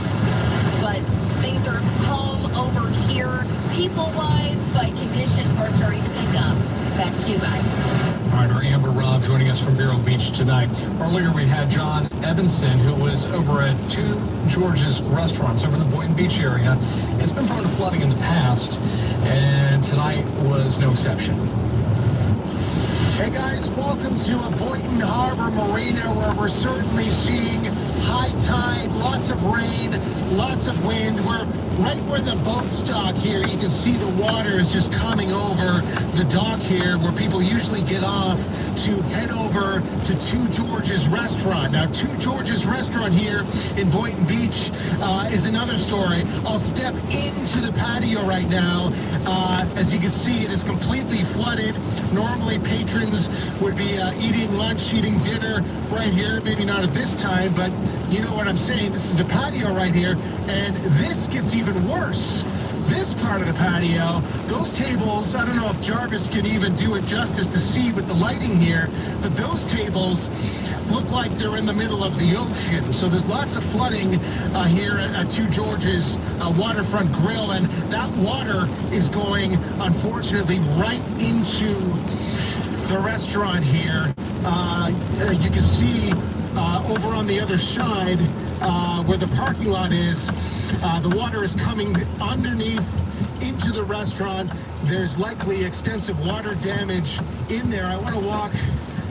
I don't know how far we can get down here, Jarvis. We may want to come around the other side because there's a gentleman named Chip who I spoke to, who's part of the marina over here, who has some more to show us to really make us understand how flooded the restaurant is over here. Chip, what is your full name? Captain Chip Sheehan. I'm owner of Chip Soy Charters. All right, so this is amazing back here. Go ahead and show us what we're seeing here and give us an idea of how extensive this flooding is. This is like a normal where our charter would be. This is an opening to the restaurant. It's like my charter would normally step down to get on my boat. And as you step down, you just get off the boat here. Yeah, that's going to be above my boots. I'm not stepping down there like you just did. No, you don't have to do that, but it's just here all night long, just worrying. 20 years in the city, you've never seen flooding like this? I've seen that tide this high as it on this exact high tide today. Can you take us down? Give us an idea of how extensive the flooding might be in this restaurant. I know that it looks like you can see they have the sandbags here and all the way to the bathrooms. I'm sure there's water. All the dive tanks, our cage is flooded here. It's a lot of water. Can we walk down here? Maybe you could give us an idea. I don't know if Jarvis is able to come along with us down here.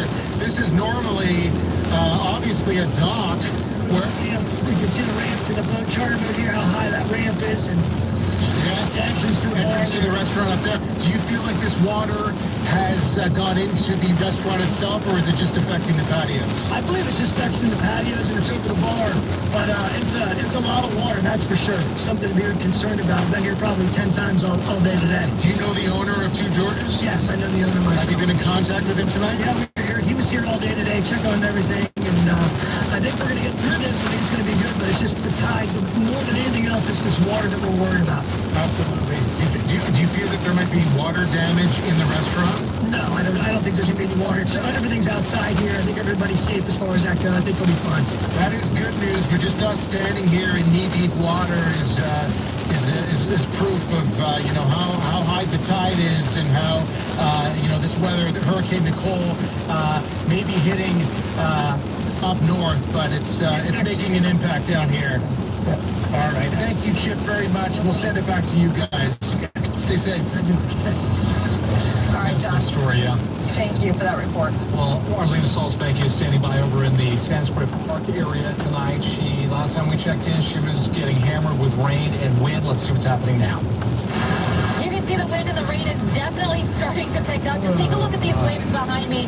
They are crashing into the pier with such force. I've personally never seen anything like this. And a lot of people are coming out just to see what these winds are doing to the waters and just to this area, just trying to see that storm.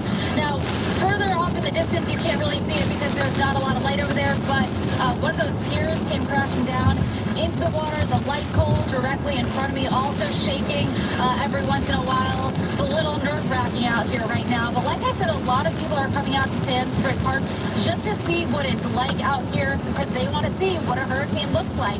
And we spoke to some people that are out of towners that had just moved here to Florida, and that makes up a lot of the residents in this area now. Like we mentioned earlier, we have a lot of people that came here from New York and other parts of the country, and this might be their first hurricane, so just to keep in mind, it's safest if you just stay home right now because the roads are not very safe. And back to you. All right, we're going to show you some video right now. This is over at the Jensen Beach Causeway. Showed this to you a little earlier, but take this in for a moment. I mean, that is the water coming in from the near coastal, and it is just washing right over onto the causeway there. And it's you can see what it's doing to the cars and trucks just across the street. But that's the power of the wind that's driving those waves, and it has been like that throughout the evening. It is pretty impressive. Here's another shot of it as well. We've been just mesmerized by this. I mean, that's a lot of water that's being moved right there, but that'll give you a sense of just how strong these waves are. And a lot of force as well. This was shot earlier this evening, just a little while ago. Some flooding on Flagler Drive along Banyan Boulevard. You can see that's a lot of water. Is that Elizabeth? That's exactly the restaurant downtown. Good thing they have a lot of stairs. They're not going to have to worry about flooding. But there's the marina. The street certainly is flooded. Yep, a lot of water in downtown West Palm Palm Beach. All that's ocean water, by the way, just kind of, that was when we had that high tide. I'm sure by tomorrow morning all that will be gone, but it's going to leave a few puddles, but otherwise... And Michael said that we've seen the worst of it now, because high tide is over. We've seen the worst, at least of the flooding, not that force the wind, because we're about to have landfall in just a few minutes. Let's turn on Victoria Cardenas. She's standing by live for us on Hutchinson Island. And last time we checked with you, Victoria, there was a lot of rain and wind pounding on you. Yeah, Liz, and it seems to have only gotten worse in the last maybe 5 minutes. It really is coming down on us now. We've been talking about Jensen Beach and this causeway here. We're on the opposite side, so we're not getting all that storm surge. But that rain is really starting to kick on in right now.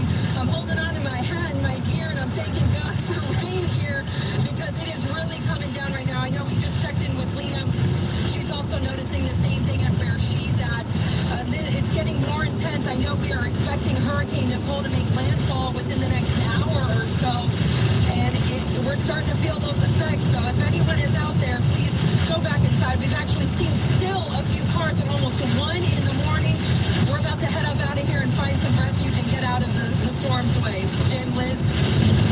Well, we're going to pass along a couple of numbers for you. If you have any questions about the storm, any concerns like that, most of the cities and counties have set up some sort of call center. This is the one for the Palm Beach County Emergency Information Center. If you have any questions, you can call them. The number there on your screen, 561-712-6400. For residents in Martin County, you can call this number. That's the Martin County Emergency Management. The number is 772-287-1652. And in Indian River County, that citizen hotline is 772-226-4000. And for people over in the St. Lucie County area, you can call the St. Lucie County Public Information Line.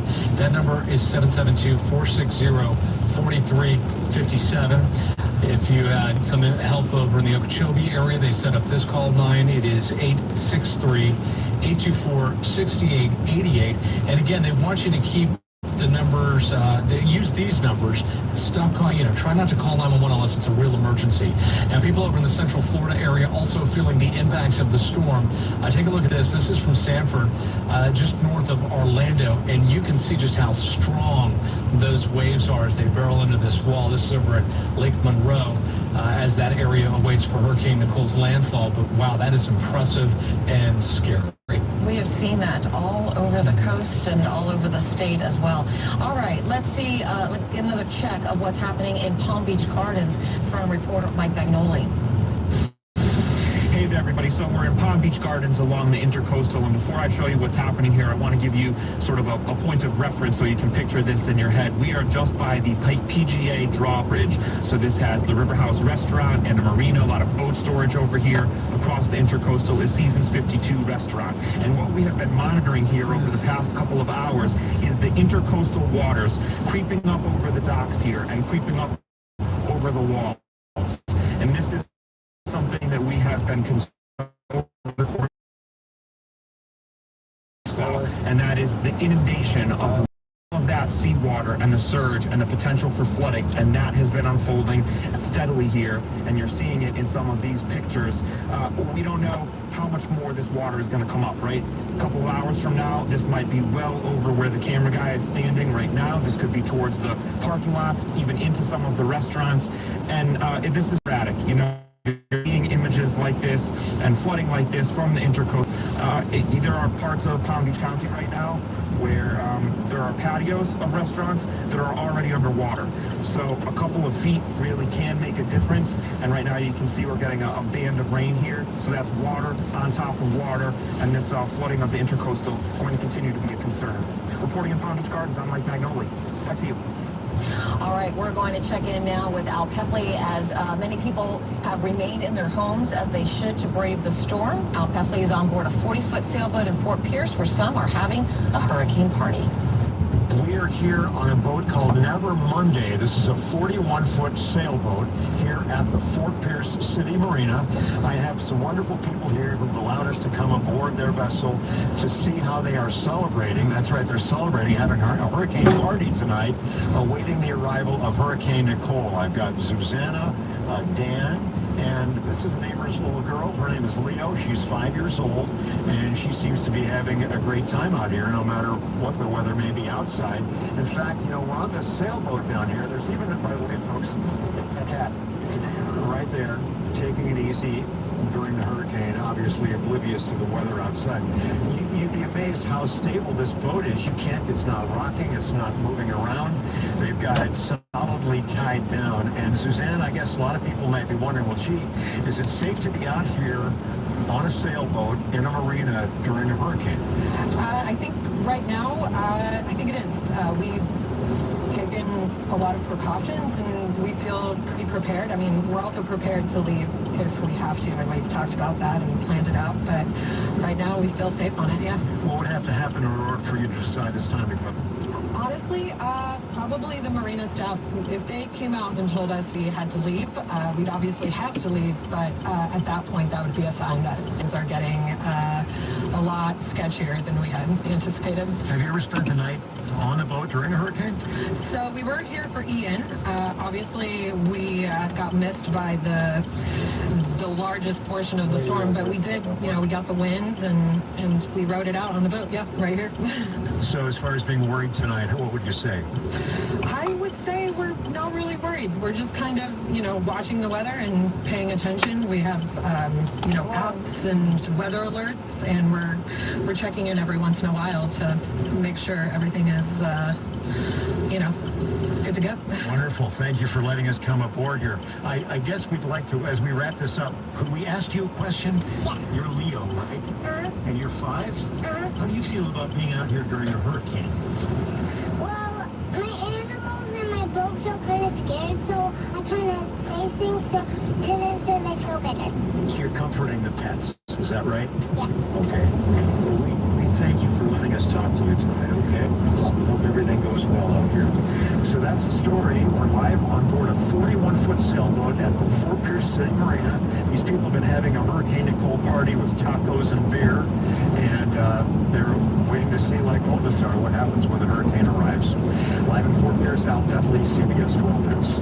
All right, Al, thanks for that report. Let's check in now with Chief Meteorologist Vitas Reed for the very latest on exactly where Hurricane Nicole is right now. Yeah, once again, we are seeing that surf pretty strong out there. Very angry ocean as it continues to batter the coast, and we'll see those winds right now. The latest update from the midnight update was 75-mile-an-hour winds gusting to 90, and that's mainly on the northern core of the storm. Center of circulation still getting very close to the coastline of the Treasure Coast, so it looks like we will be seeing a landfall very shortly here. And it looks like as we've been watching the projection of where that might be making a landfall somewhere in St. Lucie County up towards Indian River. So, of course, it could go a little further north on the side, but really we're looking pretty much right in this area. And then once it gets the central portion of the state, it'll start to lose a little bit of strength once it comes into contact with the land. And so we're seeing 65-mile-an-hour winds potentially up around that center of circulation just north and west of Okeechobee County. But we're going to all be seeing those effects. There are tropical storm force winds across pretty much most of our area. Then hurricane force winds are going to be much more on the northern side of the storm as it continues to track the mid-bend region of the state, crossing up into Georgia. Then the Carolinas is going to kind of fizzle out and lose a little bit of straight steam. But as we can see the agreement of the model runs, we're looking at the spaghetti models, pretty much an agreement of the track of the storm, taking it right in up around the Treasure Coast. Category 1, that being 74-mile-an-hour winds up to 95. We are on the lower threshold of this, but still serious enough. We're removing some of those shingles out there and gutters, and also vinyl siding damage can be possible. Large branches can snap, and trees toppled. Some of those wind gusts as they push through means that could take out some power, and you get those transformers blowing. And you have to be very cautious, folks, because remember, when you're out and about in the morning, you're doing some cleanup. If there's power lines down, you don't want to be anywhere. The flooding water in the street can have a lot of chemicals or dirt in it, or, you know, pollutants. You don't want to be around that, or kids playing around in that. So just be very cautious. Hurricane warnings from Brevard County all the way down through Indian River, as well as St. Lucie County, Martin County, and the eastern portions along from the coastal regions, Palm Beach County. We're looking at tropical storm warnings beyond that as that storm continues to make its landfall pushing northward. And one good to know, actually, and this just updated, the slight risk category has been allowed to expire for tornadic activity. We still have a marginal risk, well, even a marginal risk, just general, actually. So there might be a spin-up that could occur. So that just updated, and actually that has lessened the potential for maybe tornadic activity. Though there could be a few isolated cells in these rain bands pushing in as it makes landfall that could spin something up and be more on the northern tier of this circulation versus the southern. But what we're seeing is the next rain bands coming in, and at some point we might see some landfall right up here between Stewart, Fort Pierce. There will be somewhere in of the storm, and it looks like as we try Wellington, West Palm, some clear showers over the Brown County line. Palm Beach County. PBIA has been closed because of this storm. Flood watches are still in place, and we'll still get some decent rainfall, anywhere from 2 to 4 up to 5 inches in some spots, and we'll get some standing ponding water out there. Now let's talk about what's happening up there, Mike. Let's have the latest on some of the other aspects of the storm. We've got different people at the beach. Juneau Beach here, dramatic. Look at all those waves running up and down the pier. Possibility of some of the planks coming out of the pier there due to the huge surf out there. You can see ripping right against the water there. Wave heights at 15 to 18 feet across the area. So far, we've seen peak wind gusts at 66 at the Sebastopol Inlet, 62 at Stewart Beach, and 58-mile-an-hour wind gusts at Vero Beach, and 43 there at the Palm Beach International Airport. And here's a look at the latest wind gusts and speeds over the last hour. 24-mile-an-hour sustained gusts to 40 in Vero. So they come down a little bit. So there's the eye. Landfall within the next hour or so. Sustained 29, now a gust of 44 in West Palm, so that's the highest gust we've seen so far, and a sustained 15 gust of 35-mile-an-hour wind gust there in the Boca Raton vicinity. And yes, we've seen some rainfall out there. Treasure Coast, mostly between 1.5 inches and 2 to 2+ inches. This is in the last 24 hours. Highest totals there in northwestern Indian River County and across central parts of Martin County. Palm Beach County totals mostly 1 to 2, although an isolated total almost 3 there down in the Boca Raton vicinity. Again, this is the last 24 hours or so. And there, of course, is the center of circulation. The eye on this thing is 60 miles wide. And again, it has made that bend off towards the northwest, sparing Palm Beach County from hurricane force winds. That is certainly good news out there. But we're still seeing bands of rain wrapping all the way around it down through southern parts of the county, northern sections of Broward County. So Delray down to Boca, out to Mission Day, the Turnpike 441, Glades Road, Yamata Road, getting wet at this hour. As far north as Delray. A little bit of a break, just sprinkles. Delray up to Lake Worth Beach. The areas in the western communities, Wellington, Royal Palm, Okeechobee Boulevard, the Turnpike, east towards the downtown area of West Palm, seeing some light to moderate rain at this hour. And notice the direction of movement now from northwest to southeast, indicating the system getting closer and the winds beginning to veer around across the area. So, worst weather, St. Lucie County, winds gusting to 60 to 70 with sustained winds of 50 to 60. Total rainfall in that area, 4 to 6 inches. Back to you guys. Thank you, Michael. For now, Jim and I are going to say good night, but we leave you in good hands. Matt Lincoln and Zen Kerrigan are standing by for our continuous coverage of Hurricane Nicole when we come right back.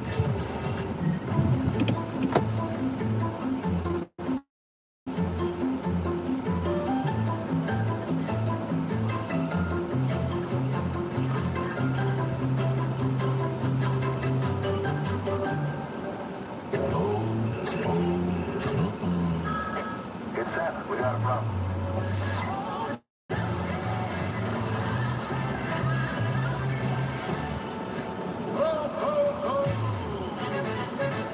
Turn your garage from this into this with Ox Floors. 10 times stronger than epoxy, professionally installed, and ready to enjoy in just 3 hours. Also great for pool decks, patios, laundry rooms, and more. Want to finance over time? You can get commercial-grade flooring for just $59 a month. Get your free estimate and 30% off now by calling Ox Floors. 561-559-4920. For 28 years, our graduate gemologists and estate buyers have been paying you the most for your diamonds, gold, jewelry, fine art, and collectibles. Come meet with one of our friendly professionals and join our growing family of confident clients. Now with locations in Palm Beach, West Palm Beach, Wellington, and and Jupiter. Or visit us at providencejewelry.com. The future of Florida decided. We made promises to the people of Florida, and we have delivered. From the campaign trail to the ballot box, CBS 12 News. One team covered it every step of the way. And today is your chance to have your vote count and your voice heard. Informative. We have team coverage tonight on all of the major races. Accurate, on air and online. CBS 12 News. Eye on politics. Vulvas get itchy, and it can be intense. Vagisil creams and wipes work beautifully to help stop itch instantly. With real medicine for real relief, plus aloe and vitamin E. Vagisil, the #1 itch experts. Do you look like this, yet you want to look like this without having to pay $50,000 or more? Here's a little secret. Renew, the leader in implant-supported anchored teeth, is a fraction of that price with the same high quality. If you're in pain, can't chew with bad teeth, hate the traditional denture goops and glues, stop all of that and become this. Renew is changing lives and ending common problems for so much less. Call 561-359-9000. Here, have the Triscuit.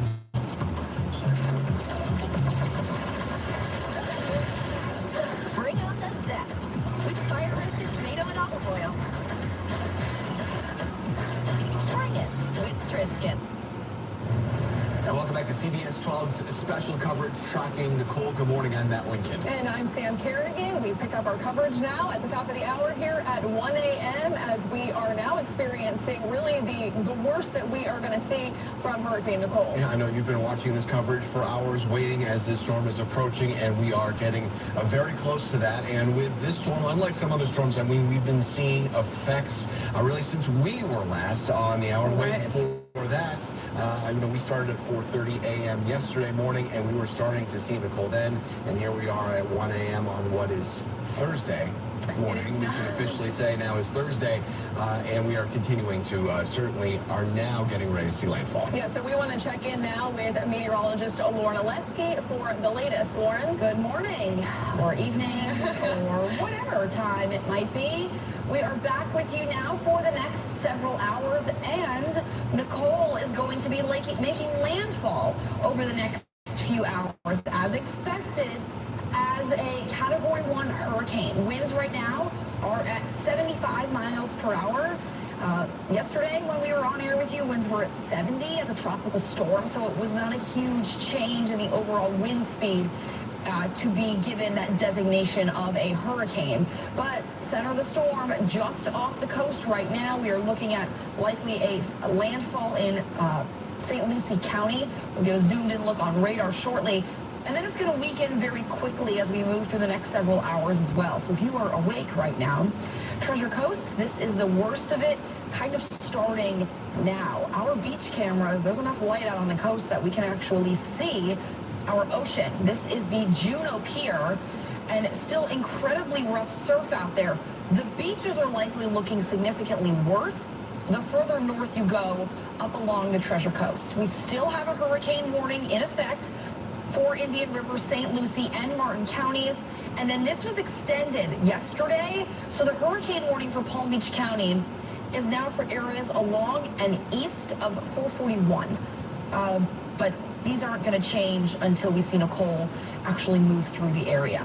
So here is a look at radar. We got a nice wide eye right here. Good rain banding and convection on the northern end of that eye. Nicole is right now moving west-northwest around 14 miles per hour.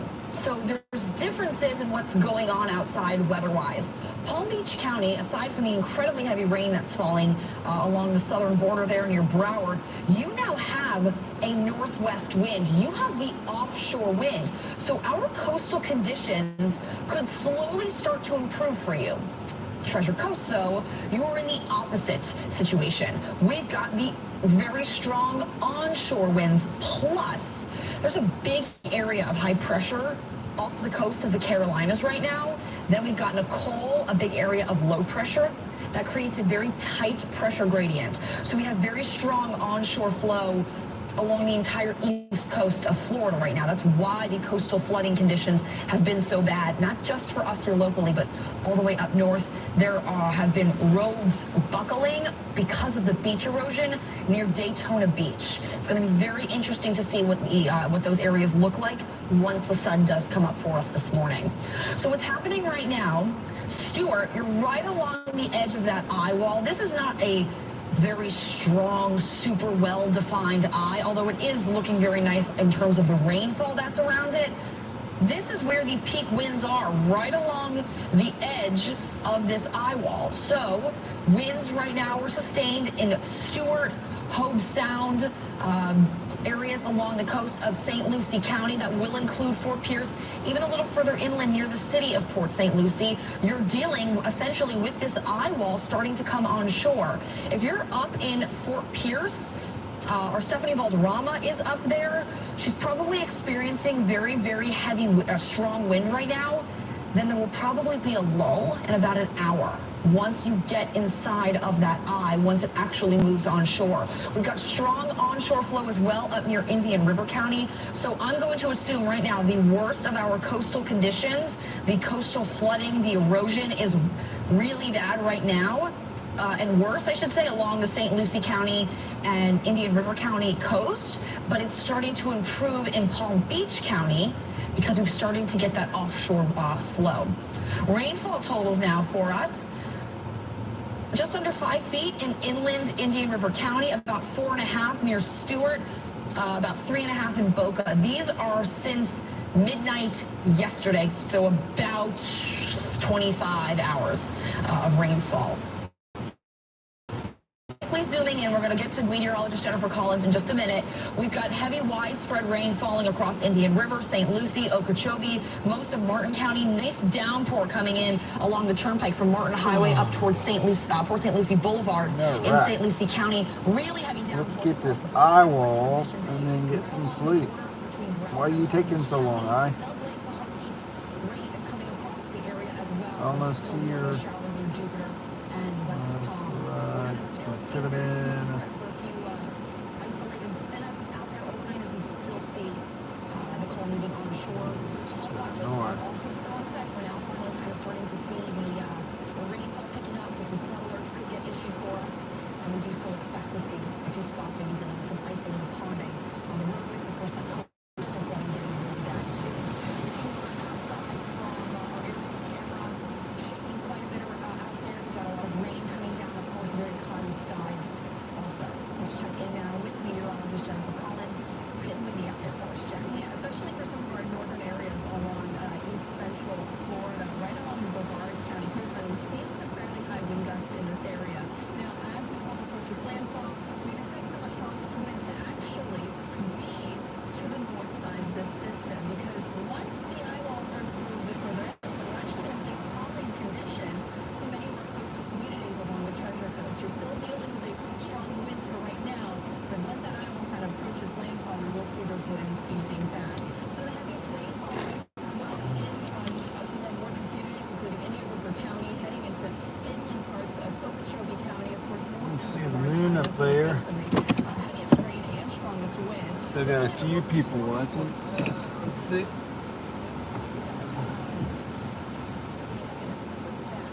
Let's see if we can show it real quick. You guys want to see the moon? Get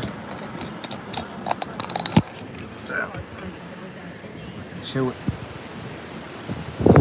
See the moon up there. And the star.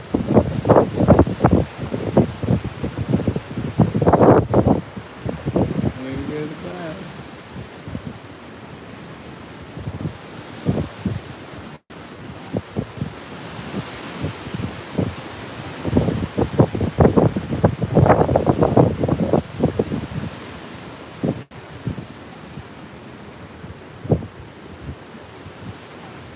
They're cruising.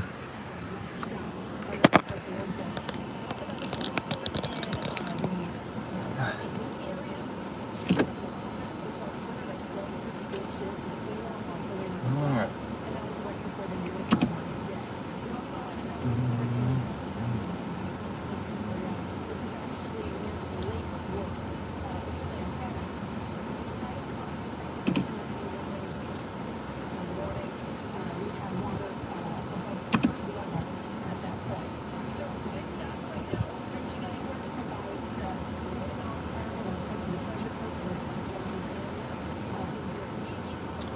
Still seems like it's going to take forever to get here.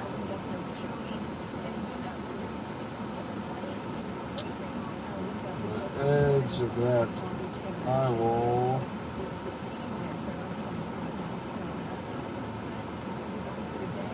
Still, yeah, like 14 miles to our east. So it'll be about another hour before that gets in. And they'll probably come up to our north a little bit.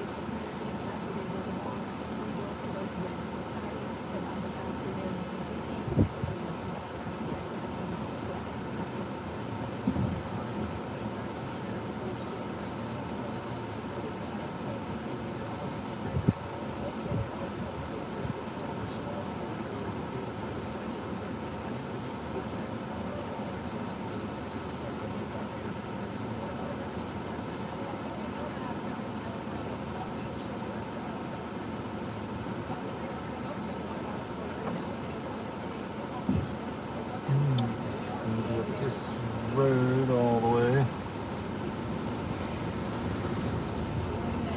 Like you said, we are here at Palm Beach Shores, and conditions right now, they're not too bad. It's very subtly raining, a slight breeze, but you know, definitely worse overnight. Now here at Condo 18, over the Minions, where they saw a lot of flooding last night. Let me show you what I mean. You can take a look down in the parking garage down there. It's just flooded. Now we did speak with the property manager not too long ago, who said this flooding started coming in about 6 o'clock last night, and it just kept coming in. And now they said they did put up precautionary measures like metal floodgates and even sandbags to prevent this from happening. But property managers tell us that it came from the east side, and the water in the storm surge came over the sand and over the sandbags and then flooded into this parking garage from the east side. Now, I want you to take a look down here where you can see there's pumps going into the flooding in the garage down there,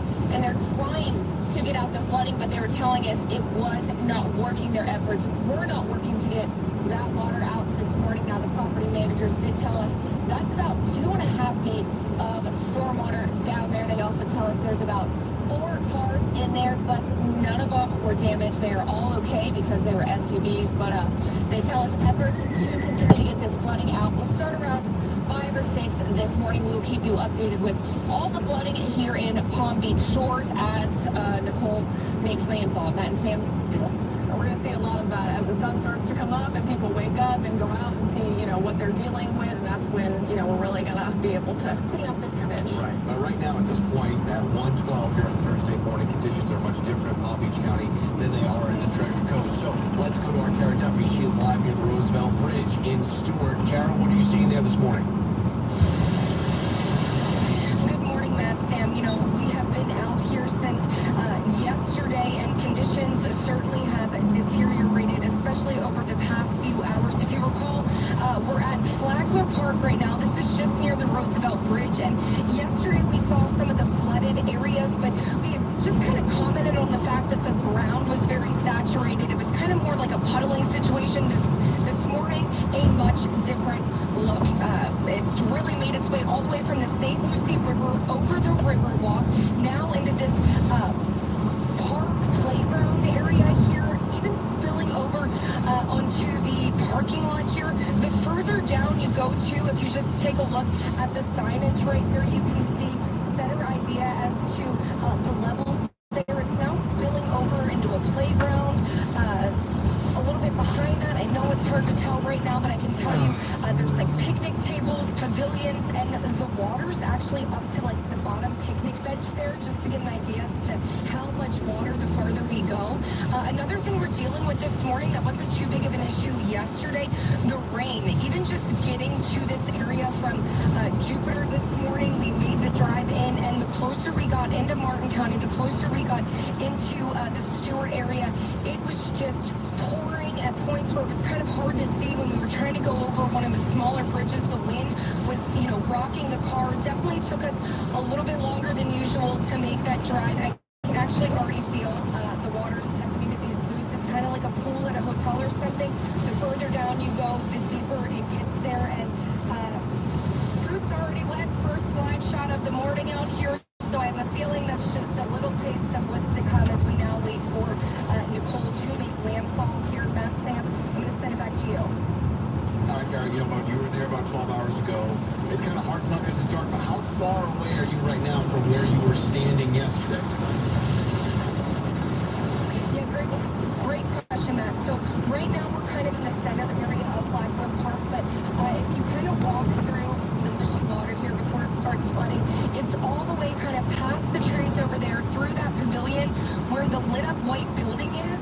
That's actually the restaurant that we were kind of showing you some of the preps, and then you would walk down there, the Roosevelt Bridge, kind of in the distance there. So it's really not that far, but we even kind of hesitated where we're like, should we even try to attempt to get down to where we were yesterday? But with it being so dark out and the water just so unpredictable here, we didn't want to get too close, but it does look a little bit more calm. I'm not quite sure if that has to do with the tides or whatnot, but the water isn't as violently whipping around as it was yesterday. It's more just a lot of rain and a lot of flooding and hesitation to really kind of get around with it being so dark out right now, not knowing what's around the corner. All right, Kara, thank you very much. And keep on checking with her and what's going on in Martin County. Yeah, and then just a little further north in St. Lucie County, another area where Lauren just said they are going to be seeing the worst of Nicole, and that is where Stephanie Valderrama is this morning. She is at the Fort Pierce Marina. So, Steph, how is it looking there this morning? Yes, good morning, Matt and Sam. Not quite was what I was expecting this morning, because when we got out here, I was expecting a lot of rain. I was expecting, different conditions. There's not any rain right now. It's very calm. It's set through the wind. We're not even seeing a lot of damage. Now, I have reached out to some of my contacts here in Fort Pierce to see if they're getting any reports of damage, but at this hour, still haven't heard back from them. However, we're here at the nautical gift shop by the marina, and really this is all we're seeing. As you can see, just some down palms from the trees here, but really this is, the extent of it. Now, I do want to point out, as you can see here at the gift shop, they do have electricity. Now, we do know that's not the case all across St. Lucie County, and we also learned this morning that the utility company here in Fort Pierce, I'm actually going to get Justin to follow me to the marina so I can show you more of the water, but we did learn about 2 hours ago, they posted on their social media pages that they're not going to be doing any restoration this morning because it's just not safe with the wind. But Jackson, if you can point here out at the marina, we aren't seeing any boats that have gotten moved. It seems like everything is still secure. We haven't even seen any people out here. I know overnight our Al Pefley was out here talking to some people that were hunkering down, riding out the storm, on their boats. But at this time, things are not too bad out here. Of course, we'll keep you updated. Back to you.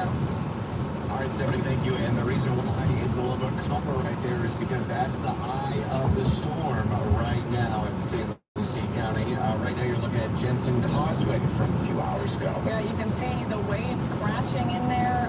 We saw conditions deteriorating in Jensen Beach near the causeway yesterday afternoon before Nicole was even near us. And this, of course, was from last night as that storm surge really coming over there on the roadways. And of course, the storm now moving away from Jensen Beach, moving a little further north. We're going to keep on following, though. Of course, that doesn't mean that everyone in Martin County is out of this just quite yet. Let's move on to Sandsburg Park in Stewart, where you can see some people, brave people, or I could use other adjectives for showing, going out there and taking a look at what's going on in Sandsburg Park. Yeah, certainly not the best idea to be out there when that is happening. No, certainly not. So as we are checking in with our reporters here this morning, we are seeing how different everything is. You know, we've talked to our meteorologist. Right now what's going on in coastal Palm Beach County is that wind is coming in from the west. It's coming over because we're at the bottom part of the storm.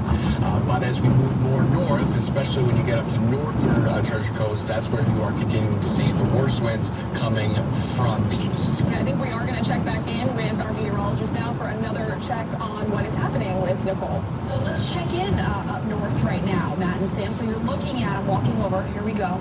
This is Jensen Beach right now. So the water still very rough in a lot of spots, but yeah, it looks a little calm. Our eye is starting to get closer to parts of the Treasure Coast. So we actually will see calm conditions at times. We're going to get kind of a pause in some of that activity. So it looks like right now, maybe the eye's just a little, the eye wall, I should say, is just a little further inland. Now, it's not a very vicious eye. Winds are at 75 miles per hour, but that's what we're starting to see. Also, high tide was at 8 o'clock, 8:30 or so last night. So we're starting to approach low tide.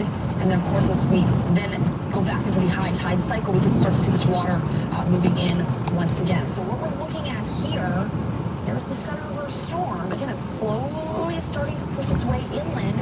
So we might start to see some of the conditions across parts of our Treasure Coast counties calming down a little bit. Very typical when the eye moves in. What you actually might see happen is that the winds will increase quite a bit. That's going to be the strongest winds, and then it stops. That's the middle of that's the calm of the storm, that eye right there. Rainfall totals, we've been monitoring these. These are totals since midnight Wednesday. So this is about 25 hours of data. This is radar estimated. We haven't gotten any official rainfall totals back from the National Weather Center, yet. But about 4.5 inches measured in inland Indian River County. A little over 4.5 as well in Stewart. About 2 inches in northern Palm Beach County right now. 3 in South County, about 3.5 for another area in Boca, and then lower amounts a little further inland. We're probably going to start to see a lot of these rainfall numbers grow as we still see more of that heavy rainfall begin to move inland. So conditions right now are going to be a little bit more intense across the Treasure Coast compared to areas south in Palm Beach County.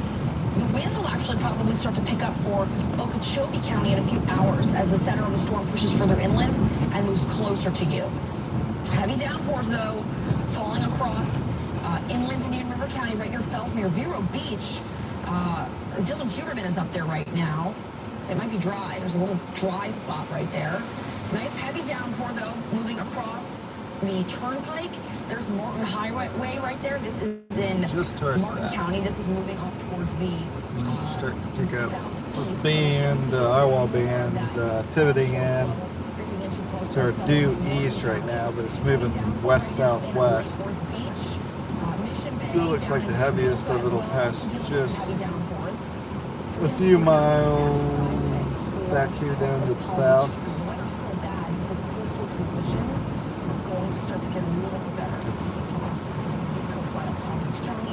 West. A little worse right now along the Treasure Coast, especially in the River County, as Nicole is beginning to move on shore. We haven't had the landfall just yet. It's going to happen in the next couple of hours. When we get the center of the storm on top of the coast, that's a landfall there. Cypress Quarters, Okeechobee, West Palm, Fort Pierce, no matter where you live in our area, we're all under a flood watch. We haven't had any flood advisories that have really gotten issued. We can start to see them happen though this morning, because now we're really starting to see that persistent, very heavy rain falling. A look out at the airport right now. Of course, shaky camera. The airport shut down operations at PBIA yesterday at 9 a.m. They're still closed right now, of course. Here's a look right now. These are automatic numbers that update for us. These are rainfall totals. These are since midnight. So about 0.3 of an inch of Vero Beach. That's the highest total that we have seen accumulate so far this morning. So this is only the last hour and a half of data. About 1/10 of an inch for the rest of our area. And those numbers again will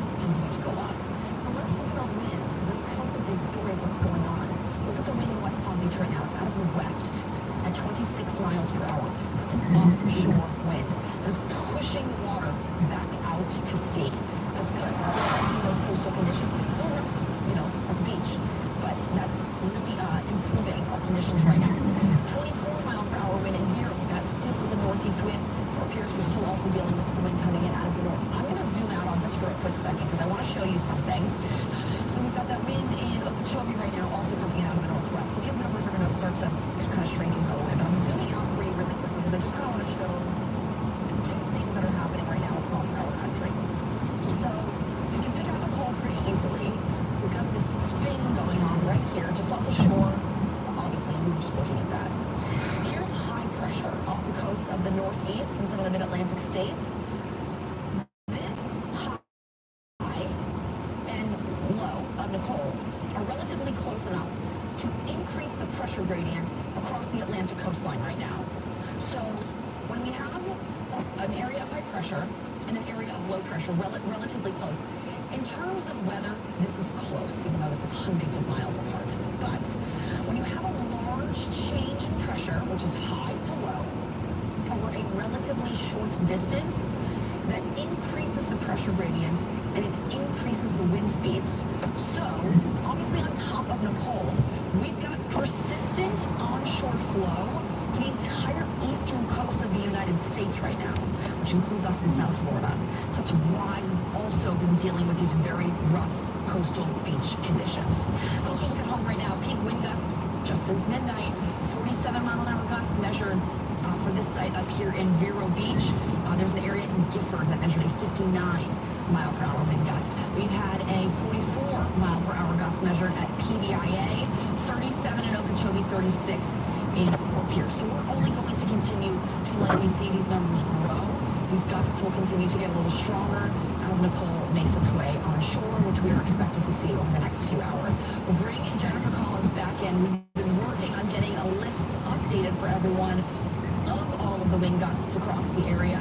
Not sure if you're finished with the graphic yet because it's very extensive. I did get finished. All right. I've got those numbers for us. Let's look at what some of those peak wind gusts have been, Jen. Yeah, we will see that peak wind gust graphic kind of from some of our local areas. Still working on getting some for our statewide area. Our top wind gust in the state so far was the Atlantic in Brevard County. So it's Orange County. No, just over, excuse me. And that was a wind gust of 70 miles per hour.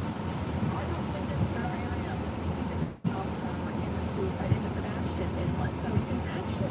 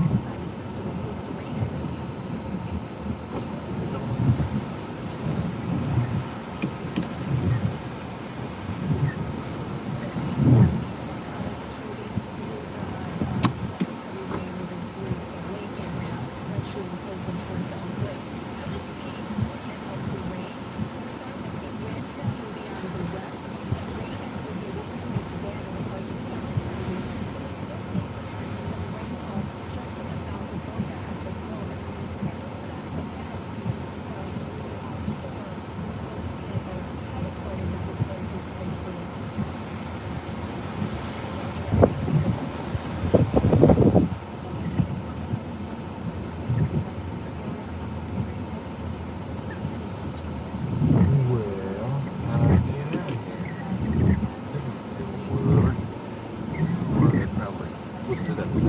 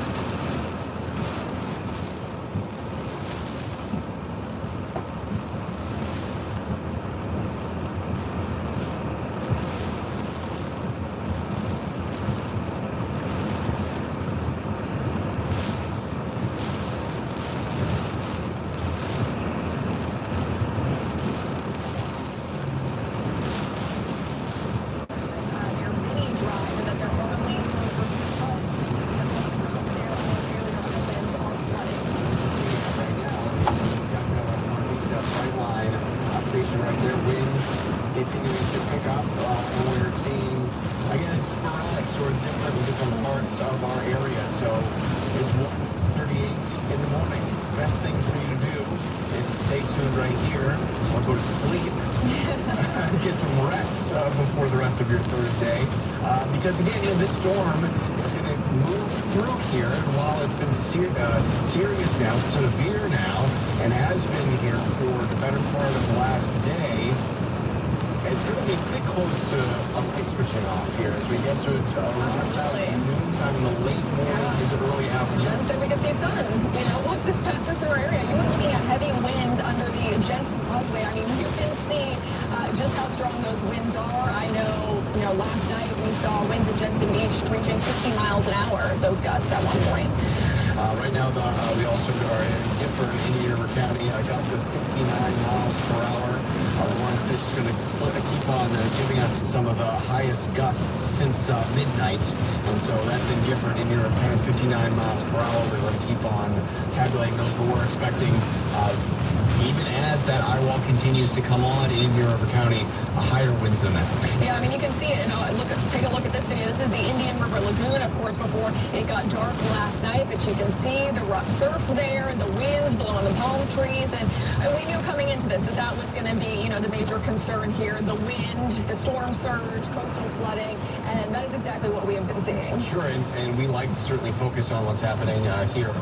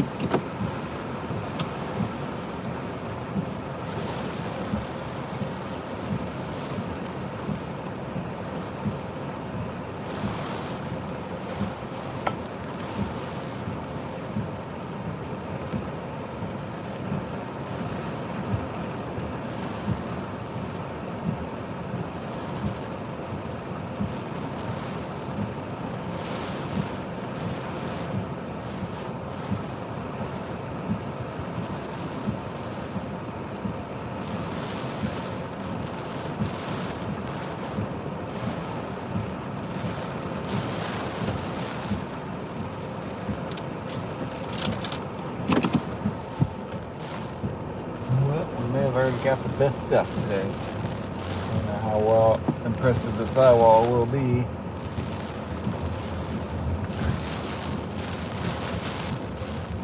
Winds aren't too strong yet.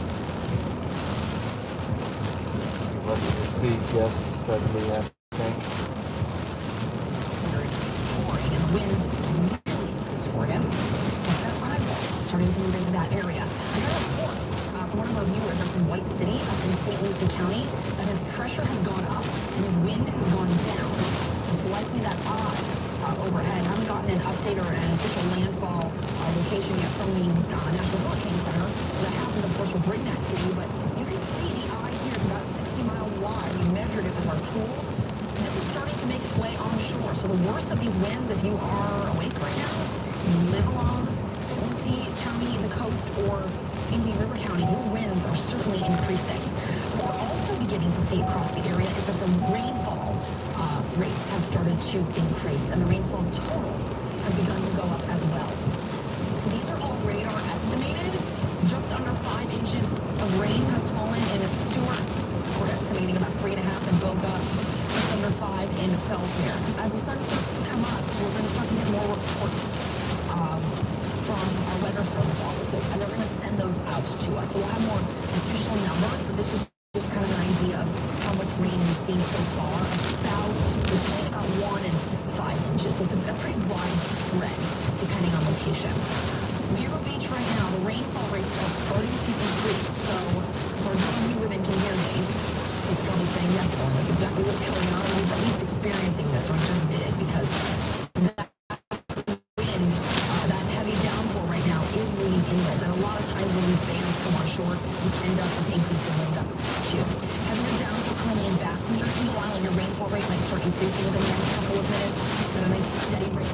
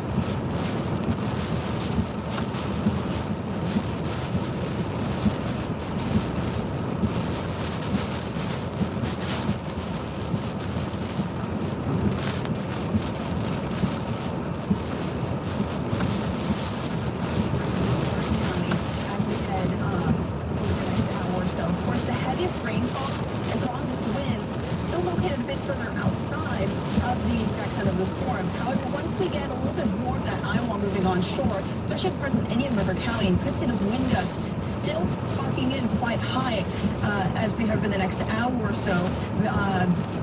Because we see a little bit more of that rain band activity moving onshore too. So still haven't seen, that center starting to move onshore at this time. But we're still looking at rain bands even down south in the southern Palm Beach County, producing quite a bit of heavy rainfall right around the Broward and Palm Beach County border. So with a closer look, the heaviest rainfall moving onto parts of Brevard County, areas like Melbourne Beach in the Atlantic, further to the north. Still seeing some heavy rain across Cape Canaveral, moving inland at this time as well as the Osceola and Highlands County. Polk County, excuse me. And we're still seeing some lighter conditions into Indian River County at this time. Ellesmere, you're not seeing any sort of rain. You're likely seeing some stronger winds, however. We're strong through our area. Of course, we have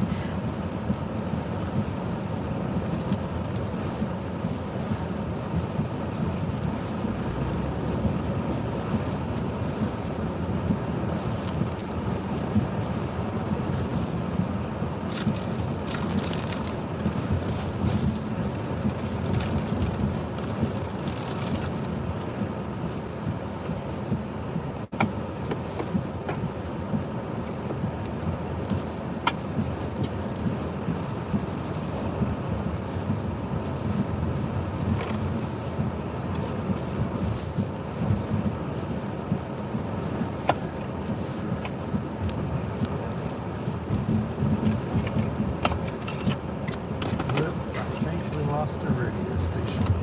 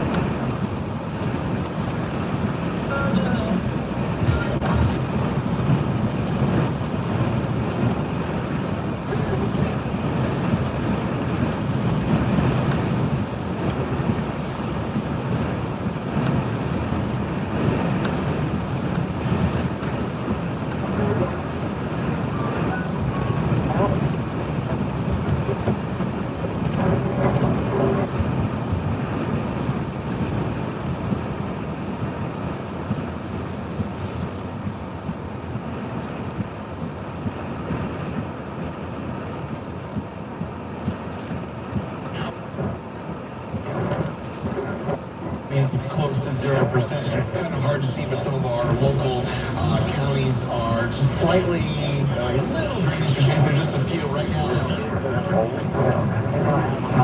Entire county, just a very small percentage.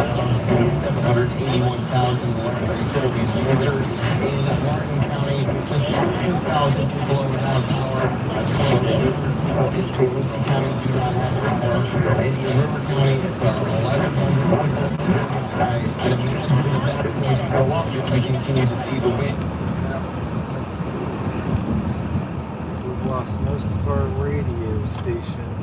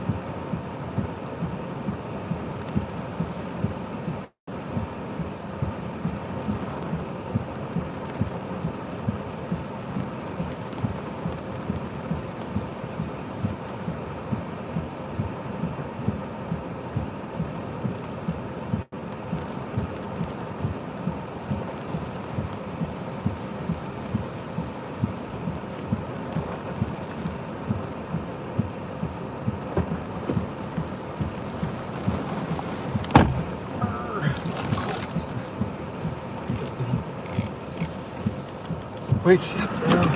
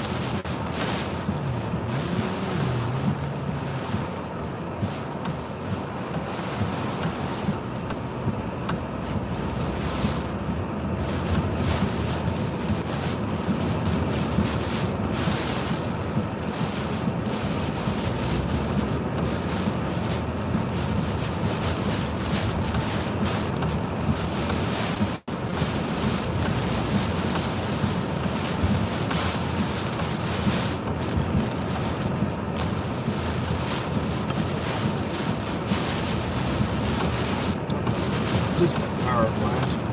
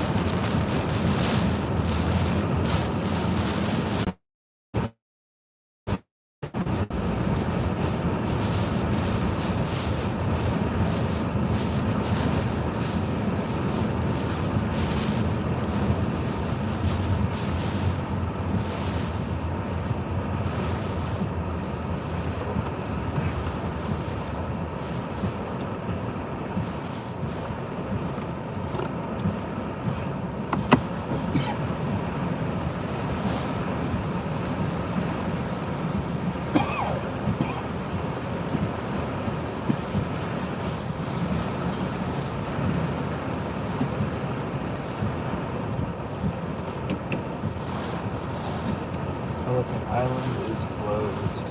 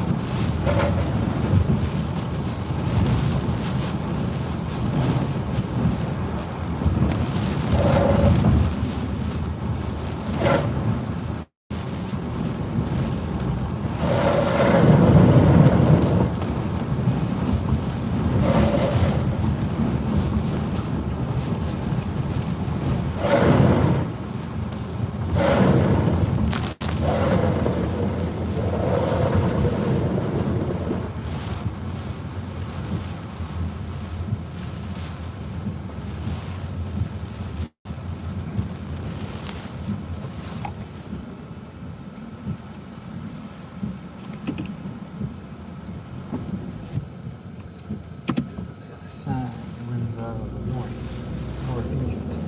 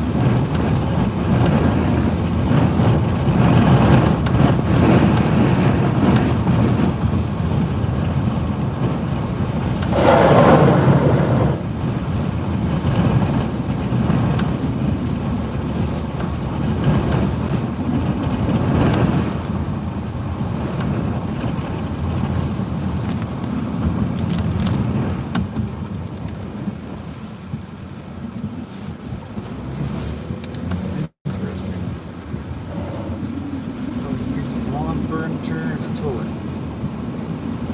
Upside down. It's raining toilet.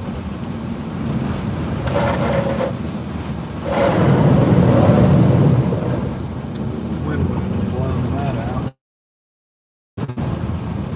Toilet would have been in the floor or something.